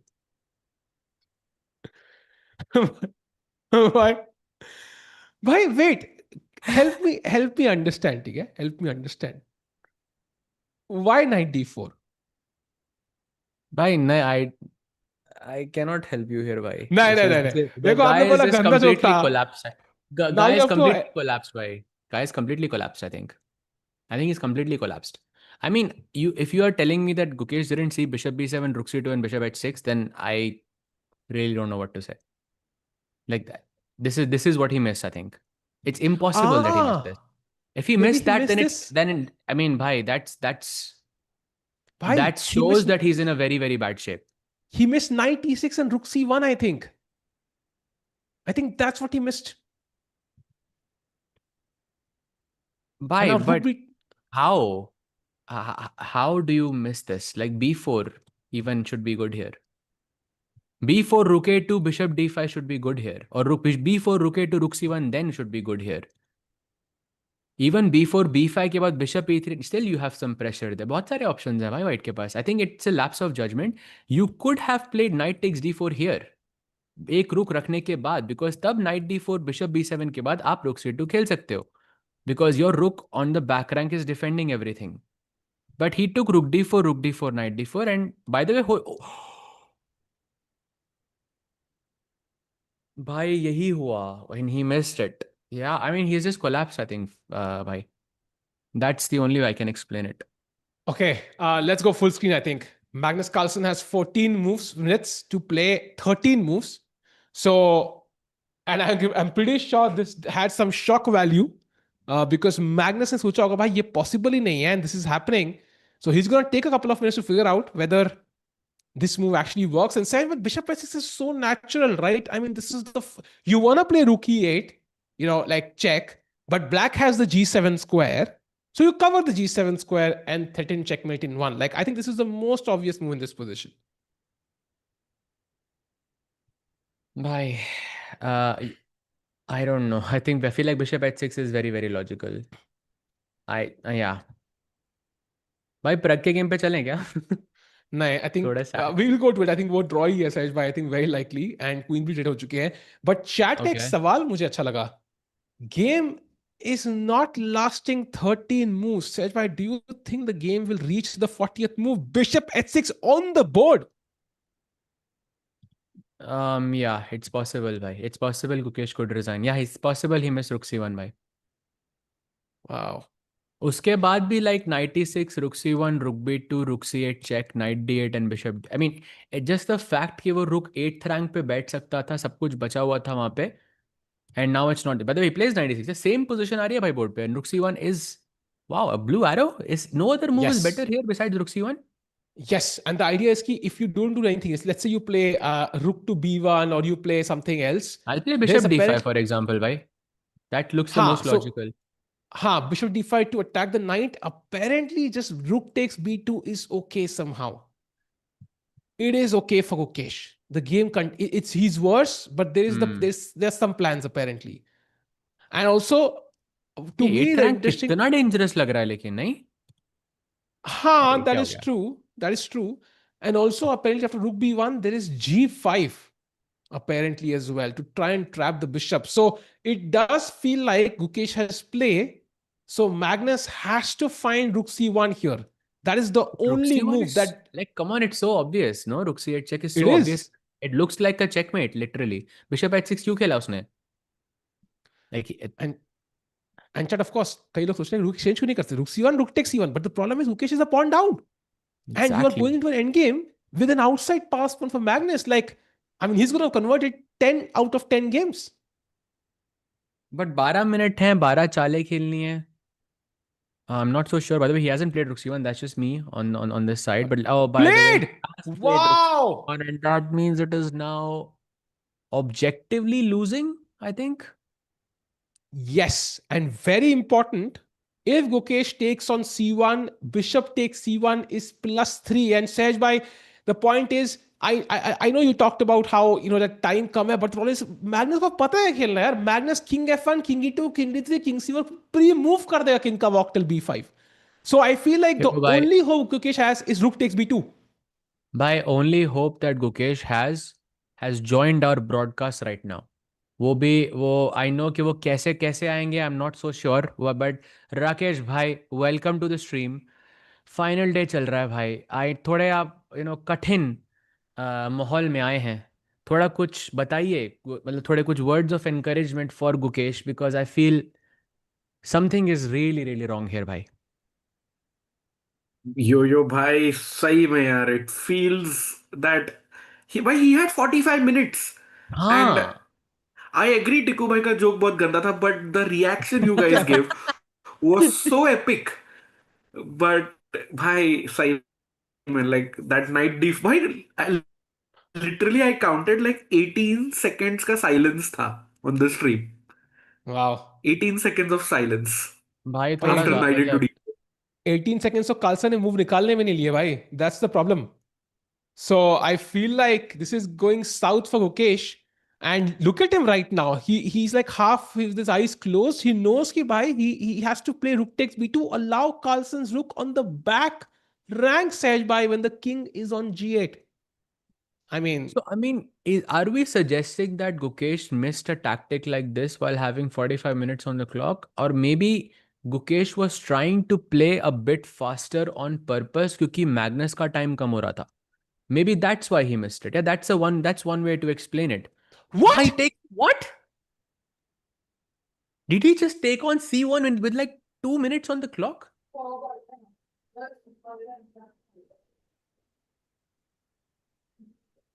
But अरे भाई घर लेके जाओगे क्या ये 45 minutes?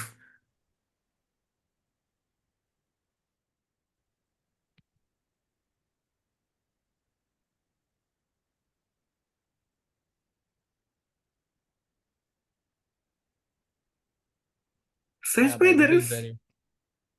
I'm sorry, bhai. This is no very chance. very surprising. I'm sorry, chat. This is also very shocking for us as well. Like especially the last couple of moves from the world champion has been really inconsistent and really strange actually in that sense. I think it suggests that he's not in the right headspace. That's the only way I can explain. But this is not Gukesh. I feel Gukesh is like 1,000 times stronger player than this. I think he's just in a very bad headspace. Wait. Bhai, knight c5, knight d3 aaya, I think. That's maybe what he thought. Is that some concession? Oh no, you have bishop e3 at the end and the pawn on b6 will fall.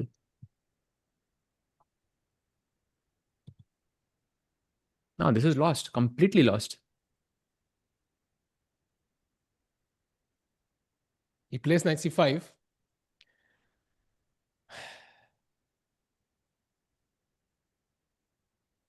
Simon Sindarov said yesterday that it's a lot of time for the championship. So not focusing too much on his team and so on. You know what? He mentioned the same thing a month before the candidates said, भाई याद है जहां पे he was playing the freestyle world championship कहता है prep कौन सी prep हमने तो नहीं करी कोई प्रेप याद है कुछ बोल रहा था मैं तो ध्यान ही नहीं दे रहा हूँ अपने चेस पे भाई कोई स्ट्रेस ही नहीं है अभी करूंगा ध्यान दूंगा अभी जाऊंगा लाइक वो मुझे वो टॉपर वाली फीलिंग आ रही होता है ना जो रट के बैठा होता है सब कुछ करके बोलता है कि नहीं प्रेप व्हाट प्रेप मैं तो चिलिंग भाई मैं तो स्क्वाश खेल रहा हूँ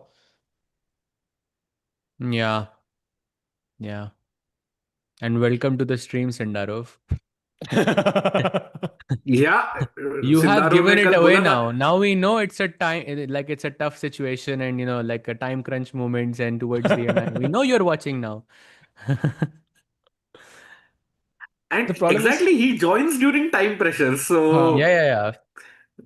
and of course he will join for the GUKESH game. Yeah. The point is, even if he's there and somebody in the chat named Sundarov types something, we can never be sure.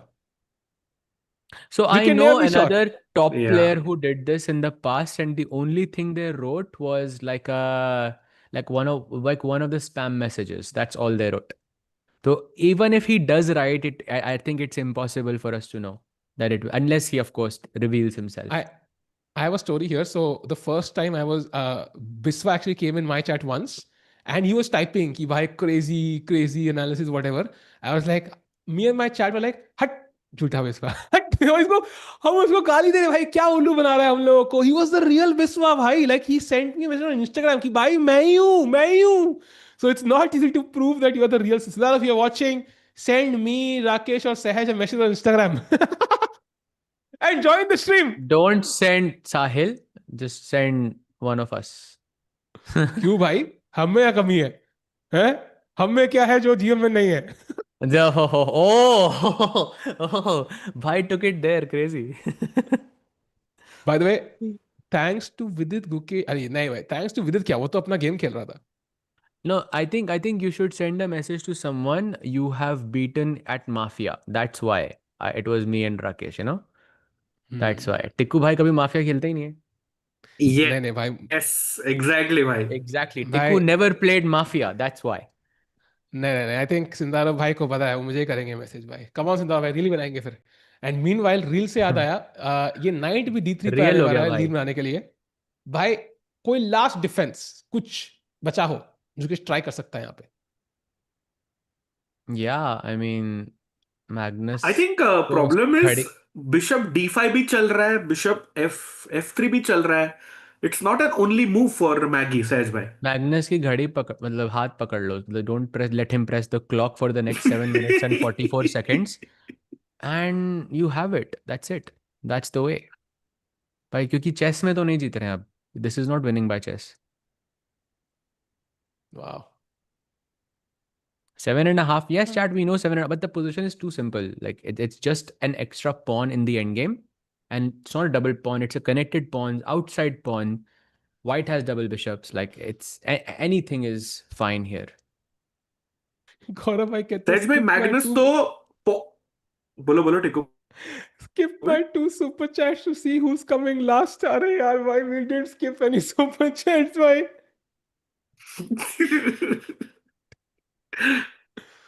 But सहज भाई, अगर एक black का pawn होता A7 पे, फिर भी Magnus push करता है ये हाँ पोजीशन में हाँ, and for शायद जीत sure. जाता. अभी तो पॉन भी Pawn. नहीं है.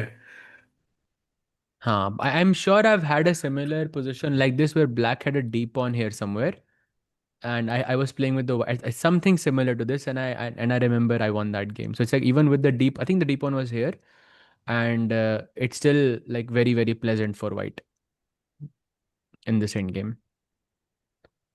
Yep. So yeah, this is just winning, bhai. But why is Magnus thinking so much? But that's chale khel. He knows he has to play 10 moves, right? I think he's just kind of planning it out. कि okay, my next moves are, do I move the king and so on, and वो जल्दी नहीं खेलेंगे. अगली 5 moves basically बहुत rapid में आएंगी, ऐसे 10 second per move. So he's just trying to make sure what is Gukesh's last try, because कुछ voluntarily इसमें गए, right? He's thinking voluntarily गया है, have I missed something here which he has seen? Gukesh right now is not giving away anything. उसको देख के लगा कि भाई कुछ है यहाँ पे last trap उसके पास. So maybe that's why he's kind of just recalculate everything कि भाई ठीक है, I'm winning, I'm not giving the pawn away, and then he'll play very quickly. Yeah, agreed. Chat में कोई लिख रहा है ये हाथ मुझे दे दे Thakur. That's funny. That's very funny actually. But chat वो तो नहीं होगा यार. Yeah, but wait I feel it's a सहज bit too भाई, late. 5.5 minutes for Maggi. अभी तो डबल डाउन करो. 5.5 minutes फॉर मैगी. पूरा ही fast Khelo if you are Gukesh.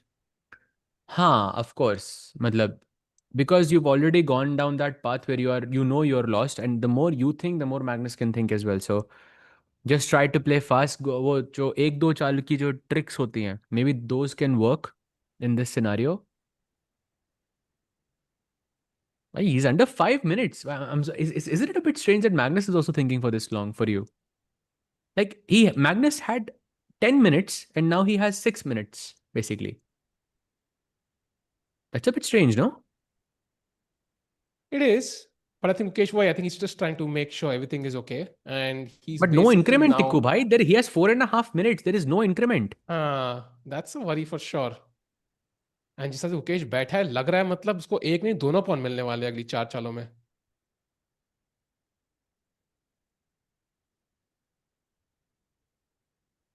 Still no moves.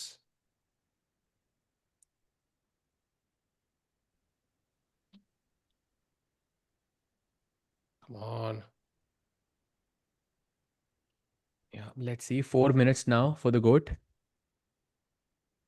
Hi, Maggie struggling. Maybe Maggie is also trying to think, मतलब like he doesn't believe it, yeah. कि जो भी हुआ है पिछले, मैग्नस भी अभी डाइजेस्ट कर रहा है कि क्या हुआ है भाई, मैं विनिंग कैसे हूँ अभी भी.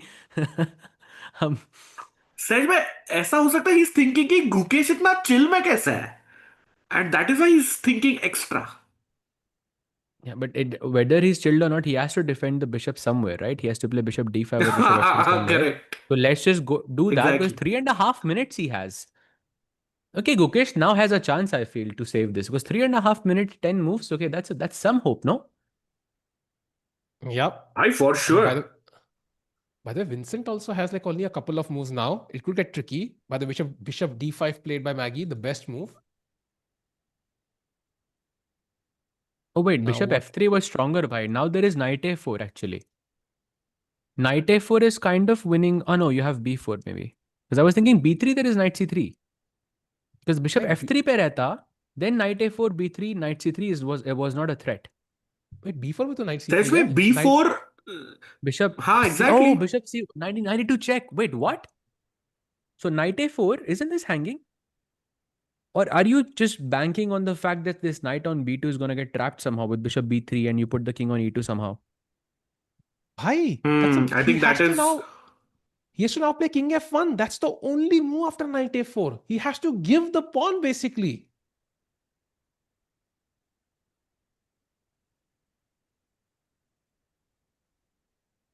Wait, is that even Sahaj bhai, possible you to were just give the right. pawn? You were right. Gukesh has a chance now. Chat, come on, chat. Guki, will he find knight a4 though? That's the question. Oof. 3 minutes for Magnus. 40 minutes for Gukesh by 40 minutes. उसमें से 30 लेके एक pawn मुझे दे दो. Finds knight f4 by the way. Great move. Let's go. Now king Let's f1 only go. move. हाँ भाई, अरे played. बाप ए रे. यार. Magnus. मैग्नस ने फॉल्स होप देता है, लाइक इतना सोच के एक छोटा सा फॉल्स होप दिया एंड देन इमीडिएटली तोड़ दिया उसको. Wow. एंड प्रॉब्लम ये है ना भाई, मैग्नस गोट तो है ही, but he is also the goat of end games. Yeah. So this is like bread and butter for Maggie. Yeah. And if you go bishop takes b2, bishop takes, knight takes, and king e2, and basically bishop b3 traps the knight. So you have to go knight a4. एंड उसके बाद मेरे king को रास्ता मिल जाता है to go to b6. एंड आपका king is like a bit far away. अगर आएगा भी पास तो f7 will continuously be hanging. Typical example of chat of why the bishop is superior to the knight. And And chat. why? If your king is active, you are almost a piece up, Sahaj bhai. Yeah, exactly.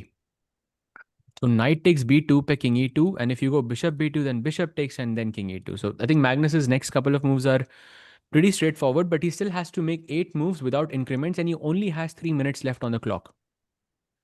And we should change the board, but Firouzja Wesley right now is dead equal. And we want a draw there ताकि Pragg के chances बने रहे. And Pragg is still trying to push just a little bit. And Vincent has to find a couple of only moves there. So still some chances for Pragg. So it's not over chat just yet. So yeah, Gukesh of course struggling. But Pragg के लिए things still looking a bit bright. भाई Yeah, प्रग तो he जीत रहा only है. he can prove. You think he's gonna win this, yeah? Yeah, you heard it first here, chat. प्रग जीत रहा है. Tough bhai, tough. But Pragg has more time on the But I clock think, though, so that's a very good thing. yeah, but perfect timing है. So we'll see this game finish and then we can jump to Prag's game, chat. Yeah, perfect. भाई अभी लेकिन गुकेश अभी he has 38 minutes though. So he can now take his time. And I think you kind of should, yeah, and play a move which maybe requires your opponent to be super precise or find like a weird only move maybe that Magnus doesn't have enough time to find. I mean, that's the approach here, right? You know you have messed up. I mean, that the end game is losing at this point. So that's the only approach, right? You think and you find a move that is like that is an absolute surprise for your opponent. I think knight b2 is forced. Like, I mean, if you don't take the pawn, then my king walks up and I'm basically a pawn up. So he takes it, which is logical. And now is where your logic comes in, Saj. Like, what does he do now? What is the highest priority for black? Is it to move the knight back? Is it to bring the king in? Because white king already moving towards the b6 pawn. Highest priority is to not let Magnus, press the clock. That's the only because वो नहीं हुआ तो भाई. Okay, like guys, if Magnus didn't if Magnus had like 10 minutes or 15 minutes in on this position, like we would call this game to be over, I think. So the only hope is that he has 3 minutes on the clock, right? 7 moves now to go. 7 moves, yes, exactly.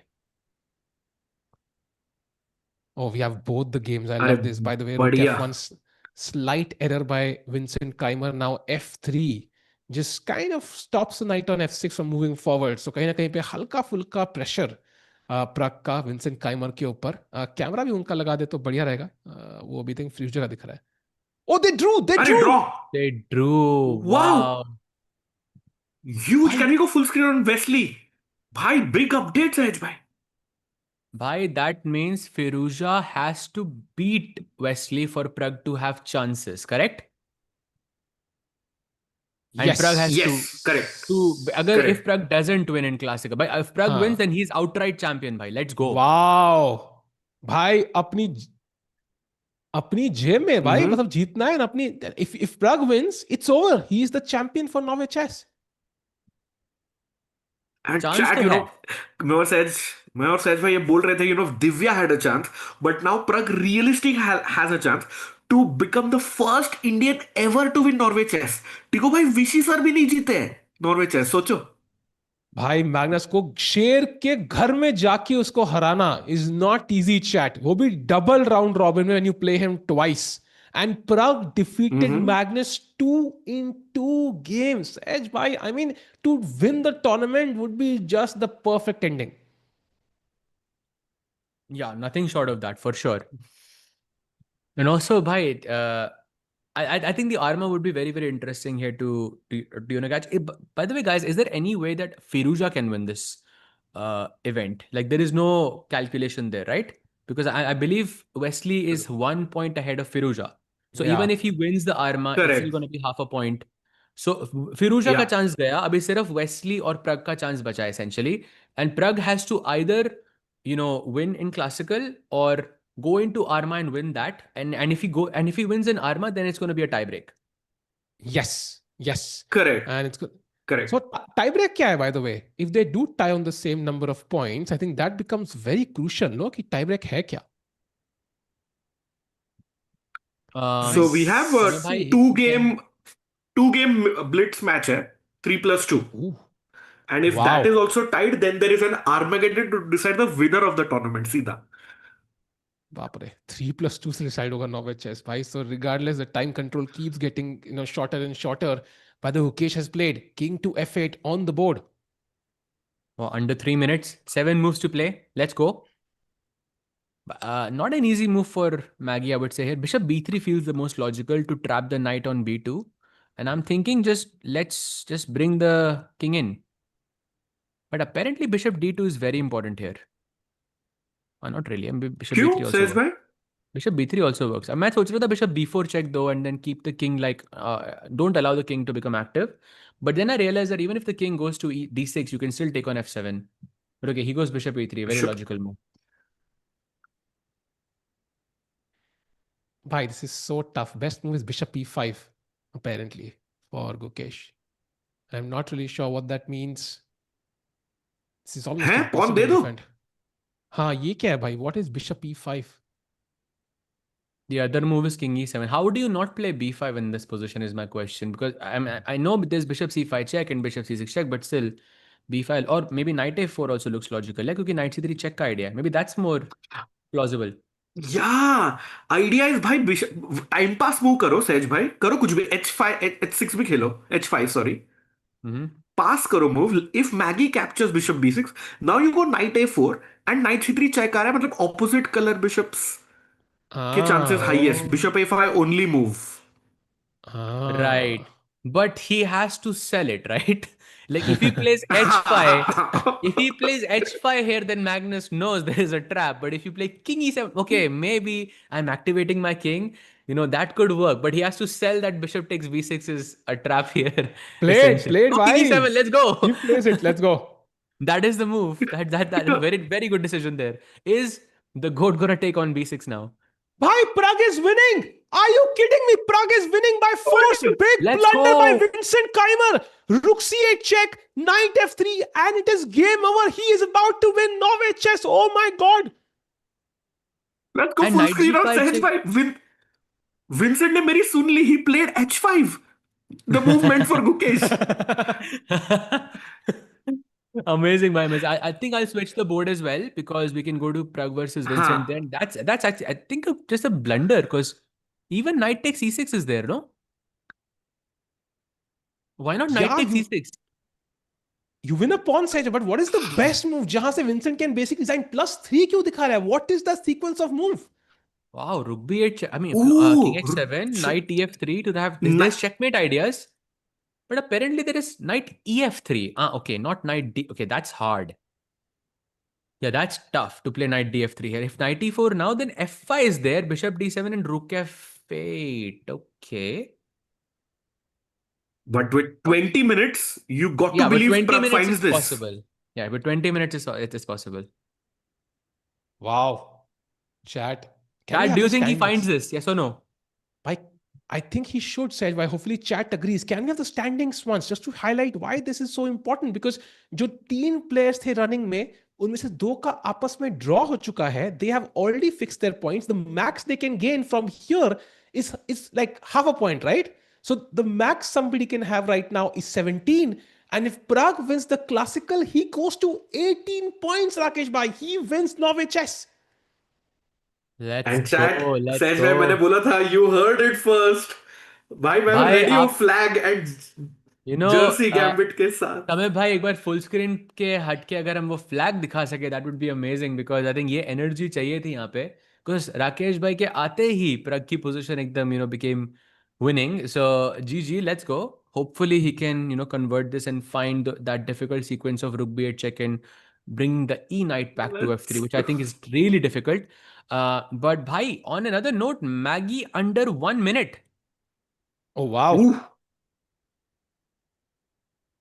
Knight Chat के a4 लिए played by 58 seconds. Let's go. He has to play 5 moves still. And king d3 only move. It plays, by the way. finds it. Wow. Bhai. played यार. 52 seconds. Bhai. I mean, if Javokir is watching, do you think Magnus can win this like that? I would love to get your thoughts here, bhai. Bhai, I think Gukesh needs a nice trap here. He needs a trap in the next 4 moves. I think that is the only way. एक trap which maybe Magnus has not seen. अगर 4 चालों में कुछ नहीं हुआ, I think 10-second increment is enough for Magnus to build up that time lead gradually. Correct. भाई ये 5 चाल में किंग भी पहुंच जाएगा b6 पॉन पे. So it's going to get decided. Maybe we can go full screen Tiku भाई on Maggi board, क्योंकि 5 Yeah. मूव्स नहीं 4 मूव्स और 40 seconds. Let's go full screen. Yeah, let's do it. Let's do it. Because now bishop b3, what, 35 seconds? He has to play 4 moves. He goes for the bishop. Bishop b3. अरे Knight c5 by यार. king c4, king b5 is very, very important. If you go knight c3, then the pawn on b6 hangs. But okay, now it is simple, I think. Because camera No, hill no, रहा है no. भाई, table banging हो तो camera अपने आप ही हिलने लगा भाई. To As kind of long as there is a stimulate. knight, it's not simple. As long as there is a knight, it's not simple. भाई साहब. Because remember, even if I put my knight on d7, for example, if you take bishop b6, knight b6, king b6 would be the same opposite colored bishop endgame. And Magnus only has 10 Yeah. seconds, even after move 40. So it's not that simple even now, I feel. Oof. 3 moves, 30 seconds, 10 seconds per move for Magnus Carlsen. सोच रहे हैं गुकेश के पास 30 minute है भाई 30 second के बदले. Look at the time difference. But that one pawn changes everything. Bhai, never would have thought that Guki will have 100x the amount, 100x the time of Magnus. Oh, Prag played, bhai. He found knight ef3. Let's go. Wow. Prag is completely winning. Yes! Hi, this is GG. And Sahaj, I told you he will win. Wow. Bhai. Insane, bhai. Insane. By the way, knight c5 check played. Magnus plays king c4. Instantly, 28 seconds. And my f5 played. By the way, time kam hote hi ja raha hai. And 2 more moves to be played. And he has 20 seconds only. Hey, Maggie is not happy. He did a gesture. Yeah, he did something. 15 seconds. Come on, play. King to have played. Best move, kya? Okay, first mistake from Maggie. f4, some chance. Knight d3, and you can technically win the pawn on f2 or at least create some problems. Played. Bhai, Guki blitzing. Okay, bishop d2 played. Now he has a 10-second increment. That was move 40 chat. But इसके बाद भी 10 second का ही cushion है आपके पास. It's not a lot. I think Gukesh can still more or less save this if he wins the f2 pawn. Best move is king d7, man. That is so hard. King d7. Oh. Magnus double checking भाई screen पे कि 40 move हो गए कि नहीं. भाई king d7 is tough टिकू भाई, leaving the pawn. And they have reached 40 moves. So Magnus is gonna get 10 seconds now. Chat 10 second increment मिलेगा हर चाल में. That doesn't really end the game because he still has to play with those 10 seconds. But at least वो थोड़ा time उनको जरूर मिल रहा है. But Gukesh के पास 30 मिनट.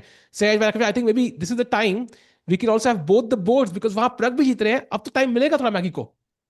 भाई टाइम तो मिलेगा बट वो 10 सेकंड का ही टाइम है. एक बार व्हाट्सएप का मैसेज देख लेना. I think that's very very important today. भाई आई भाई I am telling you, my gut feeling is saying this. भाई आई एम 100%, भाई आई एम भाई टेलिंग यू, 20 भाई सेकंड है. It's so possible. सहज भाई, क्या वो प्रिडिक्शन यस. चैट से शेयर करोगे? नहीं. I am telling Absolutely you not. I am नहीं the होने वाला vessel. भाई. Chat, I am the vessel. मैं ओके, आप जो कहेंगे हम उसकी बात करेंगे. बट प्लीज भाई, I am telling you, it's so possible. chat, what do you think happens in the Magnus Gukesh game? What will be the end result? Win for Carlsen, win for Gukesh, or a draw? Come on, chat. Final prediction for this game. Let's go.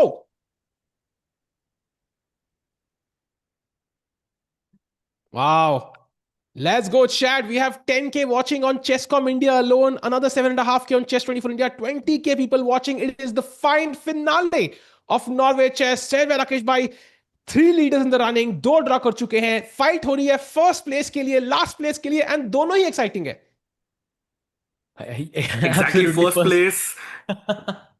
Continue, Rakesh first bhai. Place is epic, last place is epic. But Tiku भाई, I think इतने events हो गए, I think around 12 editions के बाद finally Praggnanandhaa जीतेगा और तिरंगा लहराएगा Oslo के प्लेइंग वेन्यू पे. ओह सहज भाई, कितना टाइम हो गया यार इंडियन को इवेंट जीते हुए. It's so nice to see Pragg having That is true. Chances. It's not over just yet, but उम्मीद की किरण जाग चुकी है. Yeah, classical event for sure. I think it's been a very very long time. Yeah, last I remember is Arjun. वो जो या the one where he beat Vishy sir in the हाँ finals. हाँ I can't remember like classical event in a Israel, very time. Jerusalem Masters, and Jerusalem of course Masters, Vaishali yes. winning the women's candidates हाँ. was there, but Of open section में course, काफी time हो yes. गया. I'm You're right, talking you're about right. Gukesh, Prag, and Arjun specifically in this context. Of course, there's Divya भाई winning the World Cup as well, या in that sense. Correct. भाई bye the वे कहीं ना गुकेश कहीं अर्जुन पर Continue. Gap पड़ गया थोड़ा दोनों इंडियंस के विन में. भाई, एंड यू नो व्हाट, भाई इफ दोनों प्रग विंस दिस, ही गेम्स में चांसेस. सॉरी सॉरी टिकू वही, भाई बोलो. if Prague wins this ना, I don't know, like जब तीनों इंडियंस साथ में जीत रहे थे ना, I feel like they were feeding off each other's energy. अगर यहाँ प्रग जीत जाए ना, Arjun is potentially going to win the next one जो भी उससे सारा है. There's gonna maybe like Gukesh wins something, like it might inspire all the Indians कि भाई हम कर सकते हैं फिर से. या एंड भाई पहले परफेक्ट ये टाइमिंग वाला टिकू भाई, गेम जीत जाते ओलंपियाड हैं. आ ही रहा है. ओलंपियाड दो भाई, तीन महीने दूर है. उफ, You see this is Gukesh right crazy. now taking his time and figuring out कि भाई how complicated is that position, and Magnus is ready, yeah, with the move. Magnus has to be just ultra ready with each move. Basically chess.com का game होता है ना, तो अभी आप king उठा के आप B6 पे ऐसे हवर करके रखते हैं ताकि आप टाइम ना लूज करो basically, because he only has 10 seconds. Agreed. It's getting very, very spicy for a chess game, to be honest, Rakesh bhai. And now on the right side, Vincent Keimer wondering, भाई ये game तो मैंने draw declare कर दी थी मन में आधा घंटा पहले. यहाँ पे how am I struggling. Night G5 आ रहा है. There's mating idea of rook H8, and at the very least, I can pick up the pawn on E6 now. 94 played. What? F5 only move for Prague. He Yeah, has to this play is pawn to F5. Bhai, this is what we saw. F5, Yeah. bishop d7, and rook f8 to attack the golden pawn. See, you cannot win Norway chess without making your opponent move the golden pawn. That's the advice there, chat. See, it always shows in one way or another. Come on. Let's go, Prague. F5. Attack that bishop. Oof. Come on, Prague. But Sej, at their level, this should be elementary with 15 minutes, right? Yeah, it should be for sure, yes. By the way, no moves yet. But yeah, it should be for sure. Bhai, what is today's day? Because Firuza Wesley draw kiye. Look at the other results. Magnus with white beating Gukesh. Prag with white beating Vincent. Zoo with white beating Humpi. Ju with white beating Bibisara. And Anna with white beating Divya. भाई मतलब क्या white लोग क्या मतलब कुछ खा के आए थे, क्या सीन है? सारे व्हाइट लोग जीत रहे हैं भाई. I think one thing is clear, that Wesley is a very solid player. When all the players with the black pieces lose, Wesley is the only one holding the fort. He finds There. it. F5 on the board, +4 almost evaluation for Prag now. Rook F8, your move has to happen on the board now for Prag to win this. Rook f8, final move, Then key आज move. Friday भी है ना, तो black Friday है शायद ये black pieces के लिए आज। ओह भाई वो तो अच्छी चीज होती है ना, लेकिन हाँ, सेल होता है chess.com पे like 50% of membership, so Oh, crazy. That's a crazy plug, सच में guy. Let's any go. Other move except रुक एफ8, मतलब any other move Oh that's no, winning? King D7, 18 seconds for the goat, bhai. Let's go there. I'm really curious to see what's gonna happen here because I really don't think this is easy for Magnus. And you could see, like, bhai, I told you. 7 seconds. Wait, what? मैग। 94 played. Wait bishop E1 पे क्या हो रहा है? Bishop D4 check. And then you take on हाँ, F2 with the check और knight. Pawn मर गया। but what if I just push my A pawn? It should be winning, no? It should be That's a winning, no? slight error again. Knight F2. Okay, Okay. maybe hardly makes a difference here. Ah, I think Maggie is man. going all in with his a pawn. Yeah.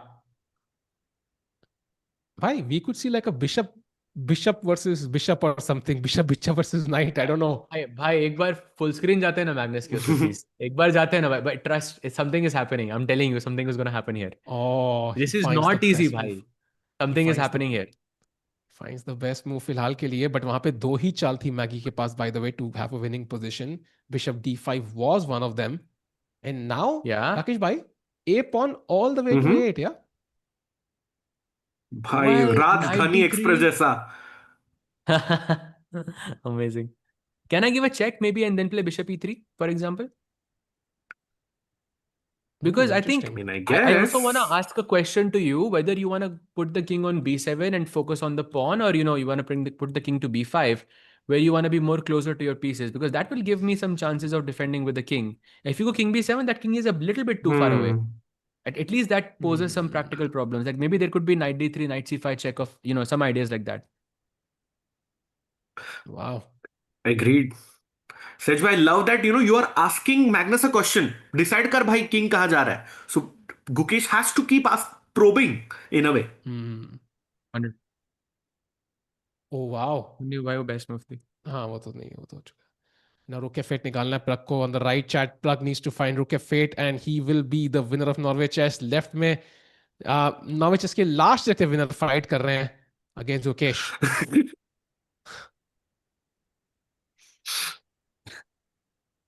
Bhai, that is just sad, bhai. Oh, he plays rook Oh, rook d8. d8 खेला. Not the best move, but he can still play it. He can still play rook f8.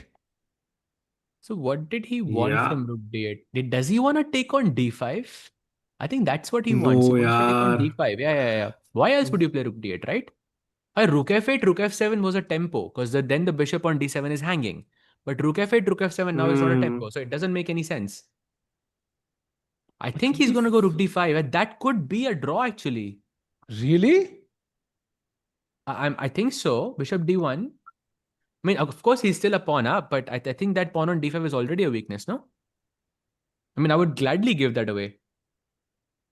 Oof, that's not. Yeah. What's the bar saying after rook d5, Tikubai? Rook d5, it's showing like +2 के आसपास. It's on the Okay, so borderline, it's yeah? still winnable territory, yeah? That's Gray good. area. Oh, I like this move knight e5 because knight f7 rook का mate का threat है अब. Yeah, very nice. Nice, Prague. Come on, boy. Yep, knight f7 and rook गुकी h8. मस्त आराम से पानी P रहा है. मैग्नस के पास 15 सेकंड है. Loving it. I'm also feeling the same pressure in this sense because I want to catch that moment when Gukesh makes the move and Magnus has 15 seconds to respond, because that's going to be very, very interesting, I think. Yeah. Chat, do not go anywhere. दोनों games में crucial moments. Carlsen का time देखो, minute नहीं seconds हैं. And Vincent Keymer now 8 minutes. भाई we thought that was a dead draw, but कैसे प्रग ने वो चांसेस क्रिएट किए. h5 still a mystery. Why did Vincent play it? Now he is under pressure. भाई Pragg could be world number 11 if he wins actually. So he's really up close. Yeah, world top 10 में आने ही वाले हैं. Yeah, but also, Tiku bhai, no Indian winner yet in Norway chess. I think that's a Yeah. bigger breaking news here. भाई एक बार तो Indian जीत जाए यार. Ooh, भाई. I don't know, Chad, if you agree, but Magnus, अगर last या second last and you are first in that event, you have defeated him twice. ये तो आपके CV पे जाना चाहिए भाई. Like Correct. this is just an insane accomplishment. Like I mean, Prag को 10 tournament invites मिलेंगे इस performance के बाद, and this is reminding us of Prag in 2025. सहज भाई ऐसा ही खेले थे, event जीतते जा रहे थे वो. Correct. Of course, I remember the Tata Steel one. By that was, I think, the highlight. So I think one of my favorite moments as a commentator was that final day between जो match हुआ था गुकेश और प्रग के बीच में.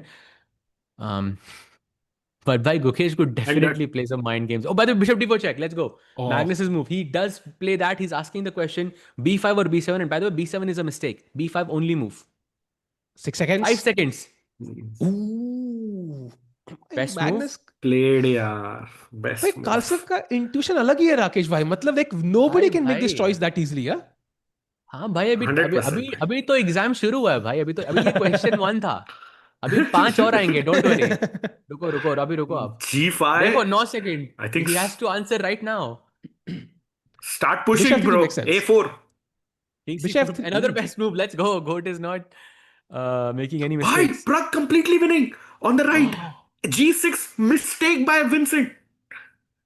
भाई पर उसको रुके फिट फिर से निकालना है. कम ऑन, रुके फिट प्रग, रुके fit. Oh, that is tough, bhai. And if I go knight takes f7, what is happening? GF5 and black kind of wiggles around. It's only plus 1.8 there, Sahej bhai. Rook F8 is Only. plus 5. Oh, but rook f8 is beautiful actually, because pawn takes g6 and the rook on f1 is hanging. That's the idea. Correct. Rook F8 is lights out, bhai. Bhai, this could be like a mating net around the black king. Come on, Prag, Rook F8. You could win Norway chess in the home of Magnus Carlsen. Let's go. And remember 2024 mein Magnus was the first one, Prag was the first one to defeat Magnus in classical. Yeah. भाई Modi ji And का then tweet Magnus तो को बनता 2 है इस बार पे. हराने के बाद classical में I'm guessing if you don't win the tournament then something has to go very wrong, yeah. भाई अब तो सबसे ट्वीट बनता है यार. एक बार हराया तो मैं ट्वीट आता है. अब तो 2 बार हराने के बाद अगर जीतते हैं तो ट्वीट तो बनता है. But let's see. Meanwhile 14 seconds for Magnus. They're saying Magnus has to push the a pawn. So, chat, basically what Gukesh is saying is that if you play a4, a5, a6, and I'm going to block you on the a7 pawn, and in that time, black's going to play h5, g4, try to exchange the h pawns, maybe play f3 as well, try to exchange the g pawns, and I'll just give you the f3 pawn for free. And that would be Gukesh getting closer to equality if the position is not already equal.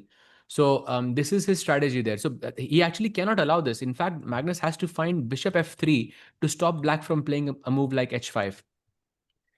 And you know, Sahej Rakesh bhai, अगर गलती से भी Gukesh game draw करते हैं ना, or even if he comes very close, I feel like that rook c1 decision to trade rooks was Gukesh's understanding, like being enough कि भाई यहाँ पे इतना आसान नहीं है. Like we were all surprised, right? जब rook c1 मारा था. So if he can somehow create chances and hold a draw or come very close to a draw, then it might be his great understanding of the game कि भाई यहाँ actually chance है मेरे पास. No, bhai, I disagree with that completely. Really? Bhai. Completely disagree. Really? Bhai, rook Because I don't C1 think it was. I don't think it was. only move tha. Yeah, but rook c1 is, I think, a tactical miss, like in that sense. And after that, I think yes, Magnus has less time, but it's still a tactical miss. You know, rook c1. No, I mean after rook c1, rook takes c1 instead of rook takes b2. No, Bhai, no, rook that's c8 mate that was thi na. because he was trying to act. That's because he was trying to play it off like he had already looked at it. And if he had calculated rook b2, then rook c8 knight d8 was actually saving him. So if he had calculated that line, he would have played rook takes b2 and not switched his mind at the last second. That's why I think it wasn't his plan. I think I still am gonna. I still feel like I think Gukesh की understanding crazy थी. But let's see. Meanwhile, king c4 के बाद bishop on d4 is now attacked. So हमने उसको एक choice दी कि b5 की b7. अब bishop के पास choice है भाई. तूने कहाँ जाना है? g7 पे, a7 पे, e3 पे. So now black has the same choice, unfortunately. Come on. किधर चले bishop chat? Come on, किधर चले? भाई अभी ना शायद सहज भाई, to your point, rook f8 आ सकता है because rook into f7 is a check. Like it's like a tempo, like the attack on the D7 bishop. So Ooh, rook f8 शायद is on good. the हाँ तो मुझे लग रहा है कि Prague might play rook f8 on the right side. Chat. No, I will second that. Yeah, I think very likely because if you, even if you defend the f7 pawn somehow, let's say knight d6 or Bhai, he's then about this to pawn takes play. g6. Yes, let's Play! go Let's on the board. go! Yes! Bhai, it's Yes! it's plus 5.3, completely winning now. Wow. Why Vincent could actually resign in this position? Yeah, because f7 or g6, both of them are hanging, and the rook on f1 is also hanging. And But oh yes, भाई GF5 के बाद तो rook f7 है और knight into pawn भी मर जाएगा. exactly, and then there would be a discovered check from the knight, which would take the rook on f1, or you would get a pawn Correct. checkmate. Bhai, Rakesh, bhai, you see it, right? King g5, but there's h4 checkmate. Oh, So Yeah, gf5, rook exactly. f7, king h6, wow. knight f5, king g5, h4 is a checkmate. That's very nice actually. भाई Magnus भी वही calculate कर रहा है. If you can see, tilt करके देख रहा है कि is Prague winning this?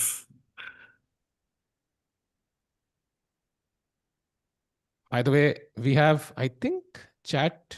I don't think 10K, 9K watching on Chess 24 India and 11K almost on Chess.com India. Bhai, kitne log dekh rahe Wow, hain? Let's crazy. let's like the Let's stream go. chat. Final day, Bishop Bishop B6 f3. played. Bishop f3 played immediately by the goat. Let's go to stop the move h5. We already saw this. And now maybe you can go knight h1 and knight g3 to try and play h5. But then the problem is you can't play g4 because the knight on f2 is no longer defending the square. But you still have to vacate the knight. This knight is not useless because it doesn't have any escape squares here. So that's why g3 f5 makes sense. Yep, played. Plays it. Ooh, very interesting. We have the Wesley Hamilton starting. I think we can focus on it. The result matters for us. Yeah. Maybe not the game as much. Not really, no, because if Prague wins, then I think it doesn't matter, no? Who wins? Yeah. If Prague wins, I think not relevant at all. And then Prague just takes home the point. But the Bishop D2 played by Magnus. With 3 seconds. Oof. A4, A5 incoming as well. Oh, Gukesh repeats.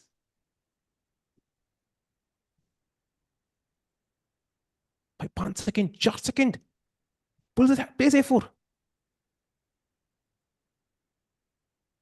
भाई this is looking interesting. Camera पहले हिल चुका है, क्या और कुछ हिलेगा? Let's see. भाई Oh, he बहुत brings अच्छे the knight. chances हैं. By 96 by Vincent KEYMER. That was another, okay, maybe not a big mistake, but doesn't really help it. He can take on G6. Now we check. You can't take that back because rook hanging hai. Exactly. And if knight takes f7, what happens? That's winning, no?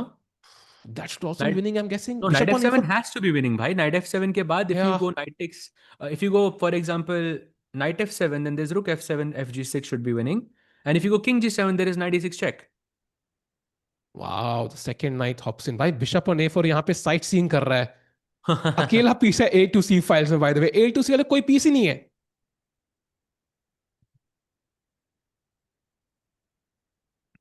Come on.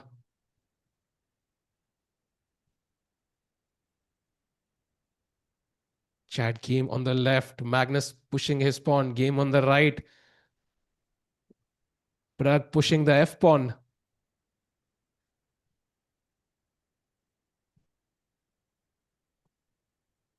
Oh, king भाई c7 Rakesh played. भाई, Let's go. भाई Rakesh The- भाई कहाँ गायब हो गए? Exactly. I'm not sure, bhai. But तभी उनसे पूछ रहा हूँ. A5, by the way, play bishop f2. Only move. Okay, bishop a7 also works. Not bishop e3 though. I'm guessing bishop e3, king d3 would just be a loss. Bishop f2 is very good. I don't like bishop a7 because I want to put my king there. Yeah, nice move. 18 seconds. But Prague has taken the pawn on G6. King G7 played. Up 96 check is one of the best moves. You can pick up the rook on F1 then. Rook A8 attacking the bishop is also winning. So King d5 we play. multiple winning moves. By the way, Prague. does Prague have 96 check? Yes, it's winning. Wow, Played! 96 check is so nice. Wow, Let's go. let's go, That would be a bhai. resignation, no? That's a resignation. Bhai, let's go full screen on Prague. Yeah, it is completely over, chat. I think Just he's gonna moments play. away. I think he's going to take on G6 and play on for a while, no? Like he'll say, kill. And again, want to mention this to everyone. Chat, Prague was one of, I mean, he was at fifth or sixth place just 4 rounds ago. He defeated Firuza, Magnus, Gukesh back to back in classical, and now he's about to defeat Vincent Keimer, the German number one, with the white pieces for 4 consecutive wins in classical. That is ridiculous. Wow. Bhai, that's 12 points in 4 rounds. What? भाई total उसके कितने point हैं? That's 18 भाई total 18 points he has, and in the last जीतेगा 4 तो rounds he's gotten 12. Yeah, that's crazy. My Norway chess crazy format है. In a normal event, he would not have that opportunity. But win के 3 point मिलते हैं. That gave him that chance. And King G3 moving all the way forward to G5 allowed to. So that's why he picks up that pawn. And should we trade the knight for the bishop now, or do we keep it as it is? उड़ा दो भाई. I like my knight on e5, honestly. I'll go rook a1 or something, rook a6. Because if you give me one check, I can just play king f4 and then you have no checks anymore. Hmm. And also keeping my king on f4 is basically safe, no? Because the knight is on d6. You would need at least 3 moves to give me a check. Yeah. And I'm not even sure where you're giving me a check from, because it should be d3 or g6. I'm covering both of them. Hmm. Pragg King f4 is visibly simple. nervous. Can he become the first Indian ever to win Norway chess? By the way, 4 minutes for Prague on the clock. He does put the king on f4. King potentially could come to g5 as well. That could be curtains. Rook a1, rook a7 check incoming. The pawns for black are split as well. So यहाँ पे एक weakness e6 है, एक weakness h5 है. And I think जैसे इनमें से एक भी pawn मरेगा ना, I think he resigns, yeah? Maybe even earlier. Yeah, true. I think also it's resignable territory even right now. सोच तो रहा है It Vincent. could happen at any second, I think. Wow. दोनों बोर्ड. मतलब basically टिकू भाई आप जब भी सीओबी के लिए गए ना तब से प्रग जीतना चालू किया है. भाई लकीली कमबैक आने पे भी जीत रहा है. सो उसने वो गाड़ी स्टार्ट करनी थी, वो स्टार्ट हो गई. That's the good news. Correct. अब वो ब्रेक नहीं लगाना है भाई. अब पूरा फाइनल वो बोलते हैं ना, वो चेकर्ड फ्लैग तक he has to keep going. And now king f4. By Vincent Keimer could have drawn this. I think he had opportunities. I think maybe he took a Yeah. bit lightly at the end, and he suffered because of it. So, but yeah, I mean, a well-deserved win for Prague if he converts this. Vincent is about to resign ऐसा लग रहा है सहज भाई. Yeah, I think he's about to resign as well. But this could be it.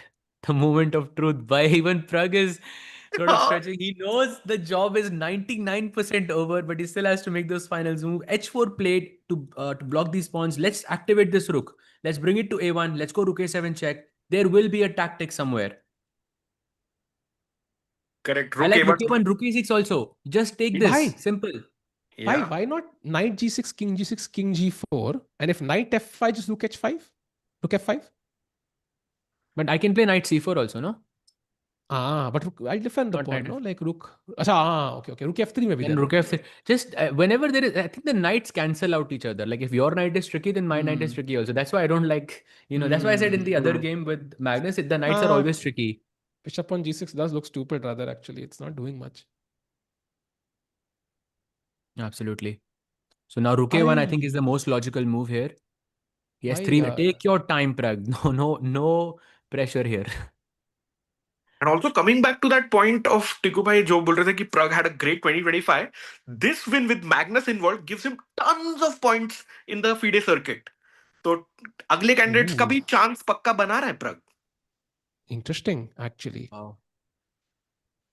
Rook And by the a1, way- let's go. Let's On the go. board. Is that resignation? It should be, right? It's very close. Yeah, it should be now, I think. I It's think that super was close. the Come on. killer move, rook a1. Because now you know the rook, you can never fork the king and rook. Rook check Exactly. aega. King can walk all the way to f6 at 6. Bishop on g6 is a dud. I think this is basically over. Vincent can resign. भाई वो piece उठाने का मुझे लगा clock stop करने का है यार. Looking at the, he's looking at the other games, yeah, कि उसका वैसे उसका क्या हुआ. But उनका tie break equal चल रहा है अभी. And that doesn't matter actually if Prague just I wins. imagine if Prag just now found out that Wesley drew, like he would be so happy, yeah, because he knows that if he wins this, it's over. Yeah. For sure. Man. Which was the last big event Prague won? I think it was GCT last year, right? तब से he's not won like a major event, I think. That For a still year, I was think. 2025. हाँ एक जीता था. He won some GCT event in 2025, like June or something, like Yeah, yeah, exactly yeah. a year back. Correct. So एक साल बाद भाई, and imagine the amount of rating he gained, the amount of aura he gained by winning I Norway think वो भी chess. जीता ना टिको भाई, London chess classic, London chess open जीता था हाँ दिसंबर। वो Right, right. He हाँ played yes London yes yes Classic. yes Yes, yes, yes yes. yes. Actually, he's won it twice. Yeah, he also won it in 2019. I know this because I played him in the last round there. Knight f7. Now I think I like टिको Take on भाई idea. F7. हाँ अभी अभी chop chop Yeah, and you knights can cancel out. Just take it.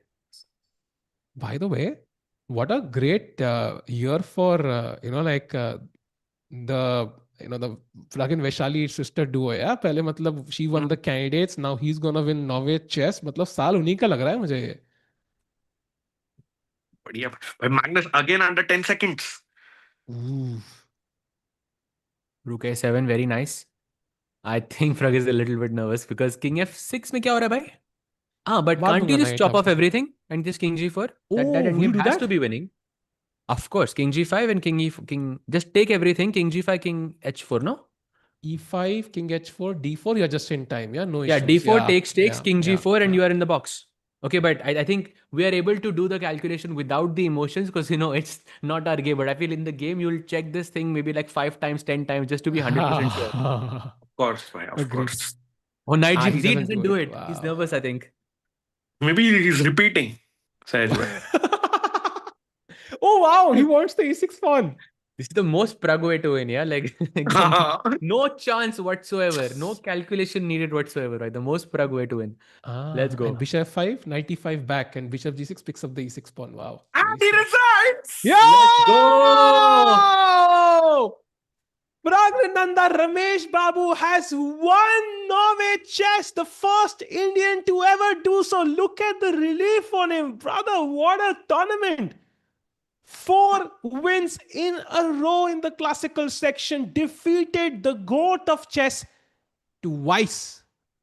And Firuza and Gukesh, the world champion and German #1, Vincent KEYMER. Bhai, but Gukesh की पूरी team को भाई. He defeated Gukesh and his second as well. In classical back to back. Bhai, what a performance. Goated performance. It's never easy to win in classical 4 games in a row in such an event. I mean, I'm not even sure if it's been done before, but what a performance by Prague. Outright champion, no tie breaks needed. Absolutely love it. I absolutely love it. And chat Prague OP rukna nahi chahiye in the chat because what a performance. 4 wins in a row. Becomes the first Indian to win. And bhai, salute to Pragnananda. Yeah, it's a crazy moment for Indian chess actually. पहली बार आज तक history में Norway chess and Indian has won. And of course, let's go to Gukesh's board Sahaj bhai because he's still facing one guy from Norway who's not stopping. एक pawn रह गया है यार, वो F4 और G2 exchange कर दो, मेरी उम्मीद बढ़ जाएगी थोड़ी सी. But नहीं हो रहा ना भाई क्योंकि knight e3 check, king e4, knight g2 allows king f3 and one of the pieces is gonna go. Wait a second, do I not have bishop h4? You have bishop d4 check. Oh shit. Very, very, very sneaky.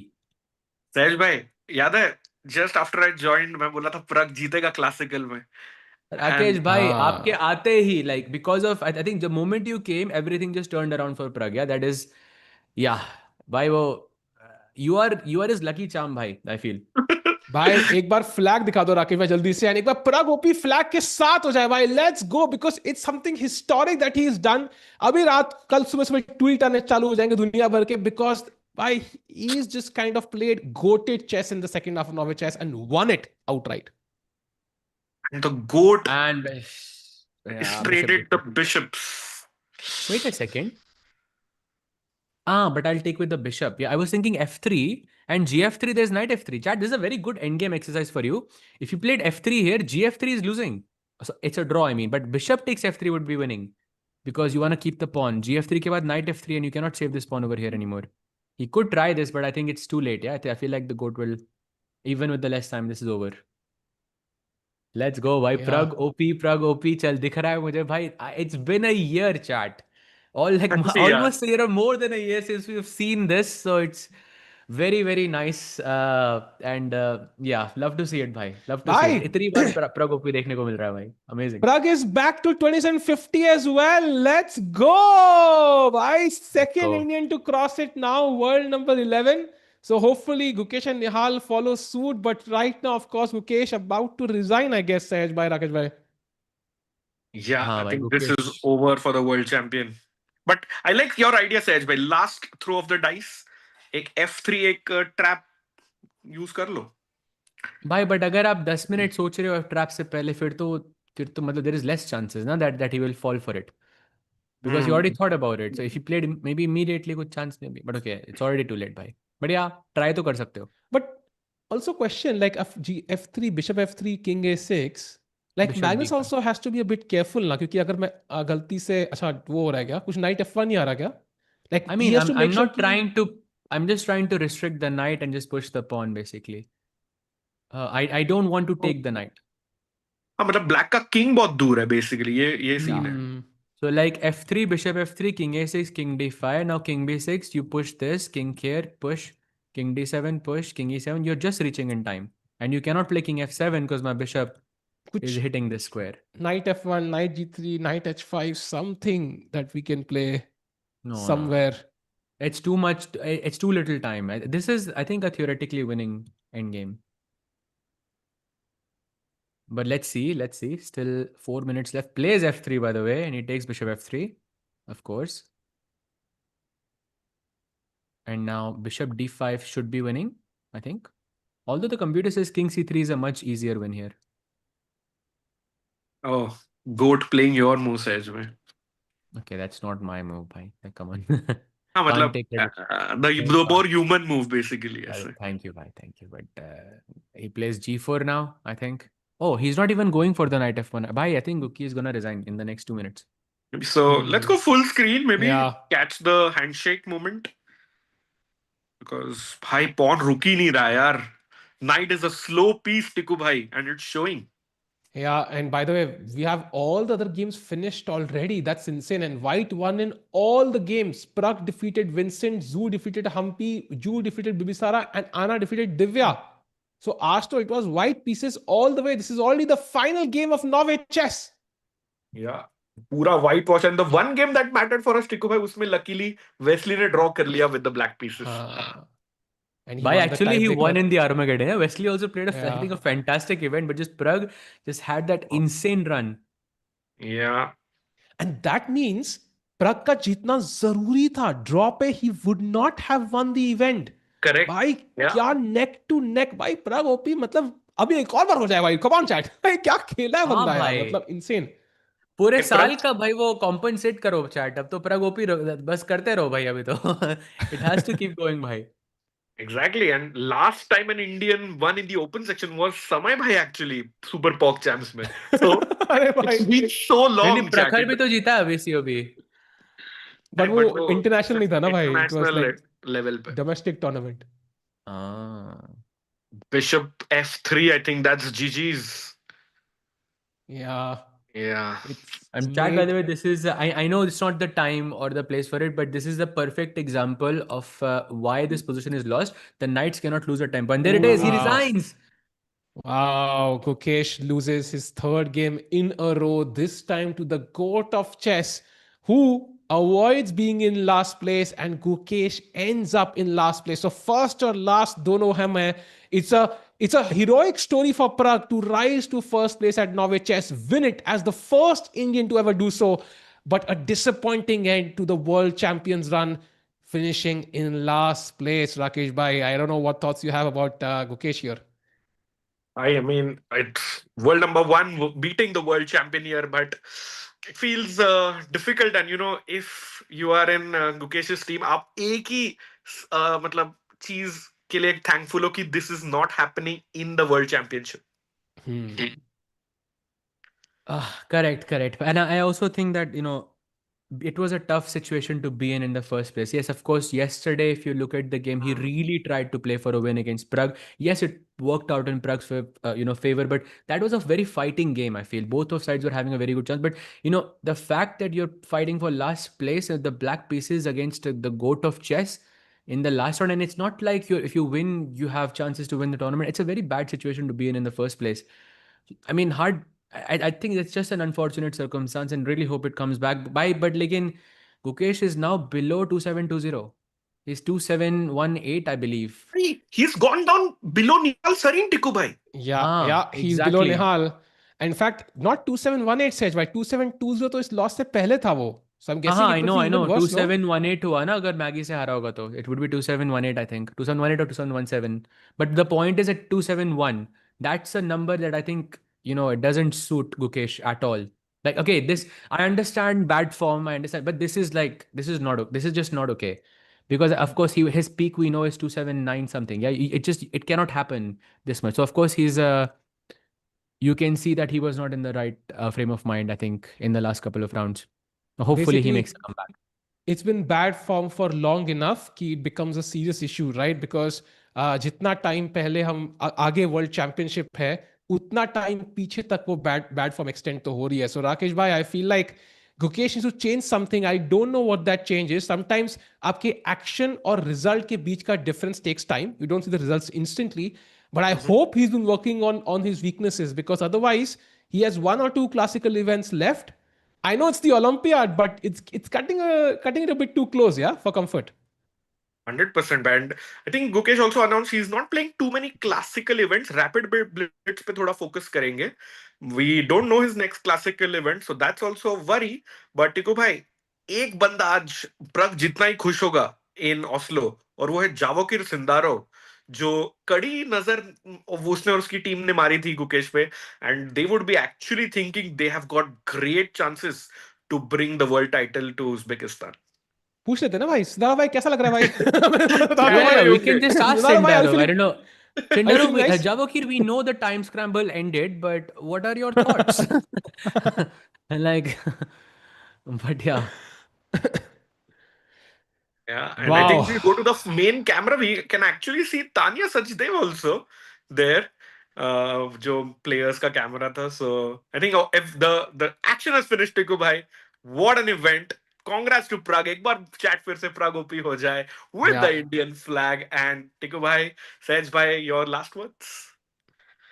I think I'm so happy, and Let's I feel like go. Prague has he has this type of a performance we've been waiting for from Prague for such a long time. एक वो breakthrough performance Prague का was missing, I think, for a very very long. He came very close in World Cup, when he went into that finals against Magnus. But एक वो breakthrough performance जहाँ पे वो जीते, Magnus को हरा के. I feel like he has finished that what he started in 2023. So it's I think all the praise, I mean, goes to him, and all the effort, of course, to him. Of course, his second as well, of course, Vaibhav Suri OP as well, chat. Of course, he Yeah. was there. He has been helping him, throughout. And I think Vaibhav has been a very good addition to Prague's team in this sense as well. So yeah, Vaibhav OP as well, chat. Yep. And let's have a look at the standings once, just to kind of cherish that moment. Of course, not the ideal placement for Gukesh, but to see an Indian in first place ahead of even Magnus Carlsen in his home turf, Rakesh Bhai, would be very, very nice.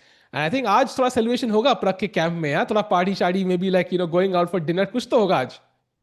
100%. और कहीं ना वो candidates की opening तैयारी ना आज शायद काम आई है टूर्नामेंट में. So that is also possible.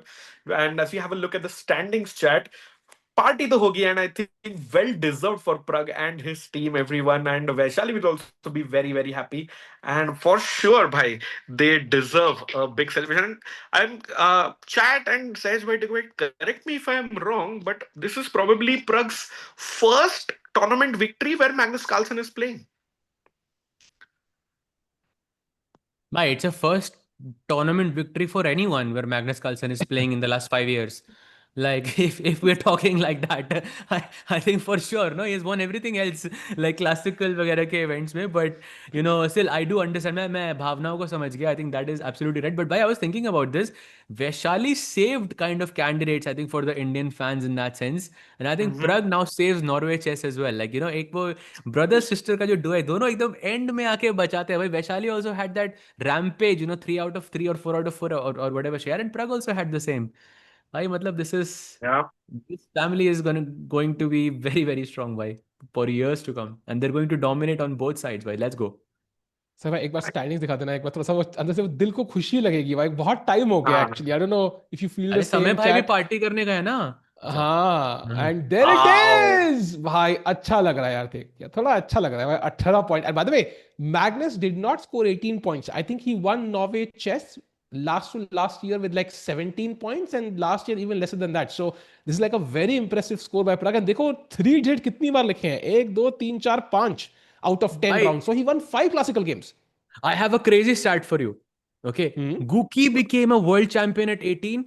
Prag became Norway champion at 18 as well. 18 points, I mean. Chats तो कल मिलेंगे, कल परसों मिलेंगे आई थिंक. कल रेस्ट डे है. I mean, मैं कह रहा हूँ अब 2 हफ्ते का रेस्ट डे ले ही लेते हैं हम लोग भी. 2 3 इवेंट छोड़ देते हैं इस दो के बाद. But crazy man. I think overall N impressive performance. And मेरे हिसाब से पार्टी तो बनती है, but I don't no Gukesh के कैंप में क्या होगा आज शाम को राकेश भाई, because it's gonna be like ऐसे gloomy atmosphere, a lot of analysis to do and a long flight back home from Oslo. Yeah, bhai, tough. You don't want to be in Gukesh's shoes right now.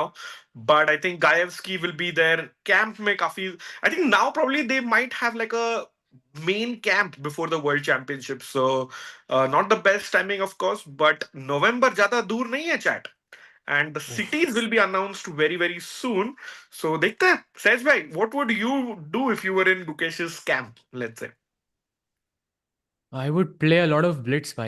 I would play a lot of blitz, and I would try to understand what went wrong, and I would try to make sure that he's feeling, confident, and he's able to wash this off, whatever this was. I mean, because last round, this specifically this game, I think he made a lot of questionable decisions.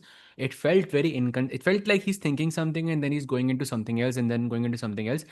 And yeah, that's very much, that's not like Gukesh at all, because he's so, I think, methodical in his approach. And I remember some games of his where I mean I have studied them a lot as well by myself, and it didn't feel like it was Gukesh playing. So I really hope that he's able to overcome whatever this is. Yeah, and chat, let's keep in mind, अब उस chess में Vidit खेल रहा है, and if Vidit can gain around 9 rating points, he will cross Gukesh as well. So Gukesh could be India number 1, 2, 3, 4, 5. He's already 5. He could be number 6 actually. भाई So- olympiad खिलाएंगे कि नहीं फिर? Bhai, actually, is he qualifying? भाई come on, you cannot have, Okay, you bhai, can't come on. not have the world champion. Come on, man. No, I think he will qualify because वो जो mean average ratings थे उसके 2 महीने निकल चुके हैं. But if it started from this month, like it's not guaranteed actually. Wow. Yeah. Also, by the way, Sej bhai, जो आप बोल रहे थे, on that note, has any Indian except Vishy sir won a classical event when Magnus was playing? Would be a fun stat to look up while we, get ready for Oost Chess in 2 days, Sej, Tikku bhai. That's actually a good point. Yeah, I'll definitely be taking a look on that. Yeah, that's actually a good point. That's a good Yep. point. And chat, I don't know what Magnus, जो atmosphere वहाँ मुकेश के पास होगा, Magnus का भी similar ही होगा, of course. It will not be nice because he's not used to this. 4th place is not where Magnus belongs. Usually 1st place he settle करते हैं. और 2nd place is a pain. So 4th place will be huge, hugely traumatic. So chat, Grand thank Swiss you for 2023? joining. Huh? Grand What's Swiss that? 2023? With it? No, Magnus wasn't playing there. He wasn't Right, playing. Yeah, Magnus- he didn't play. He wasn't played playing, the World yeah. Cup. He Okay. played World Cup in one. World Cup में, of course, like there might be some Indians, right? Like Magnus got knocked out in 3rd round. जब Booz Jangi Indian- से But and वो so कौन सा हम Indian जीते थोड़ी जीता हो. है? हम जीते नहीं उससे ना तो वो. आगे रहा होगा ना, उससे आगे रहा होगा उससे Magnus से आगे वैसे रहेगा. थोड़ी होता है भाई. वो नहीं है. अब टूर्नामेंट जीतना भाई. Magnus से आगे नहीं. That you have to win the tournament. But yeah, I think we'll look this up. It will be Yep. interesting.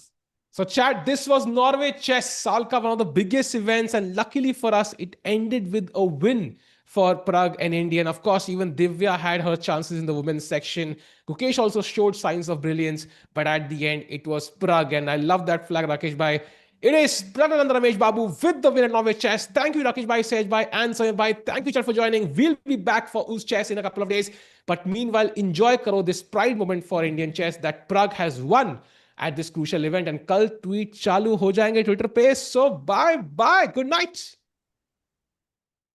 There is actually a lot of similarities with the football as well. You need to plan your moves a bit ahead. You need to stay sharp. You can't lose 1 second of focus. If you do, you might get punished. You have to sometimes surprise the opponent. Chess, I have a lot to learn. In life, I have a lot to learn. So everything in life, you can always get better and you can always improve. Total Chess can turn chess into an even bigger sport for new audiences. Chess is changing, and this is the next big step. Total Chess is a new FIDE-approved World Championship Tour. Created by the team behind Norway Chess, it combines Fast Classic, Rapid, and Blitz into one title. A pilot is set for autumn 2026. In 2027, the inaugural tour begins, and we will crown the first ever FIDE World Combined Champion. 4 events a year, hosted in cities around the world. A clear season structure, a bigger audience, and a stronger presence for the sport. We are partnering with sponsors, investors, host cities, and media partners to build something with long-term global impact. If you're looking for a global platform with real momentum, this is it. Let's talk about how you can be part of it.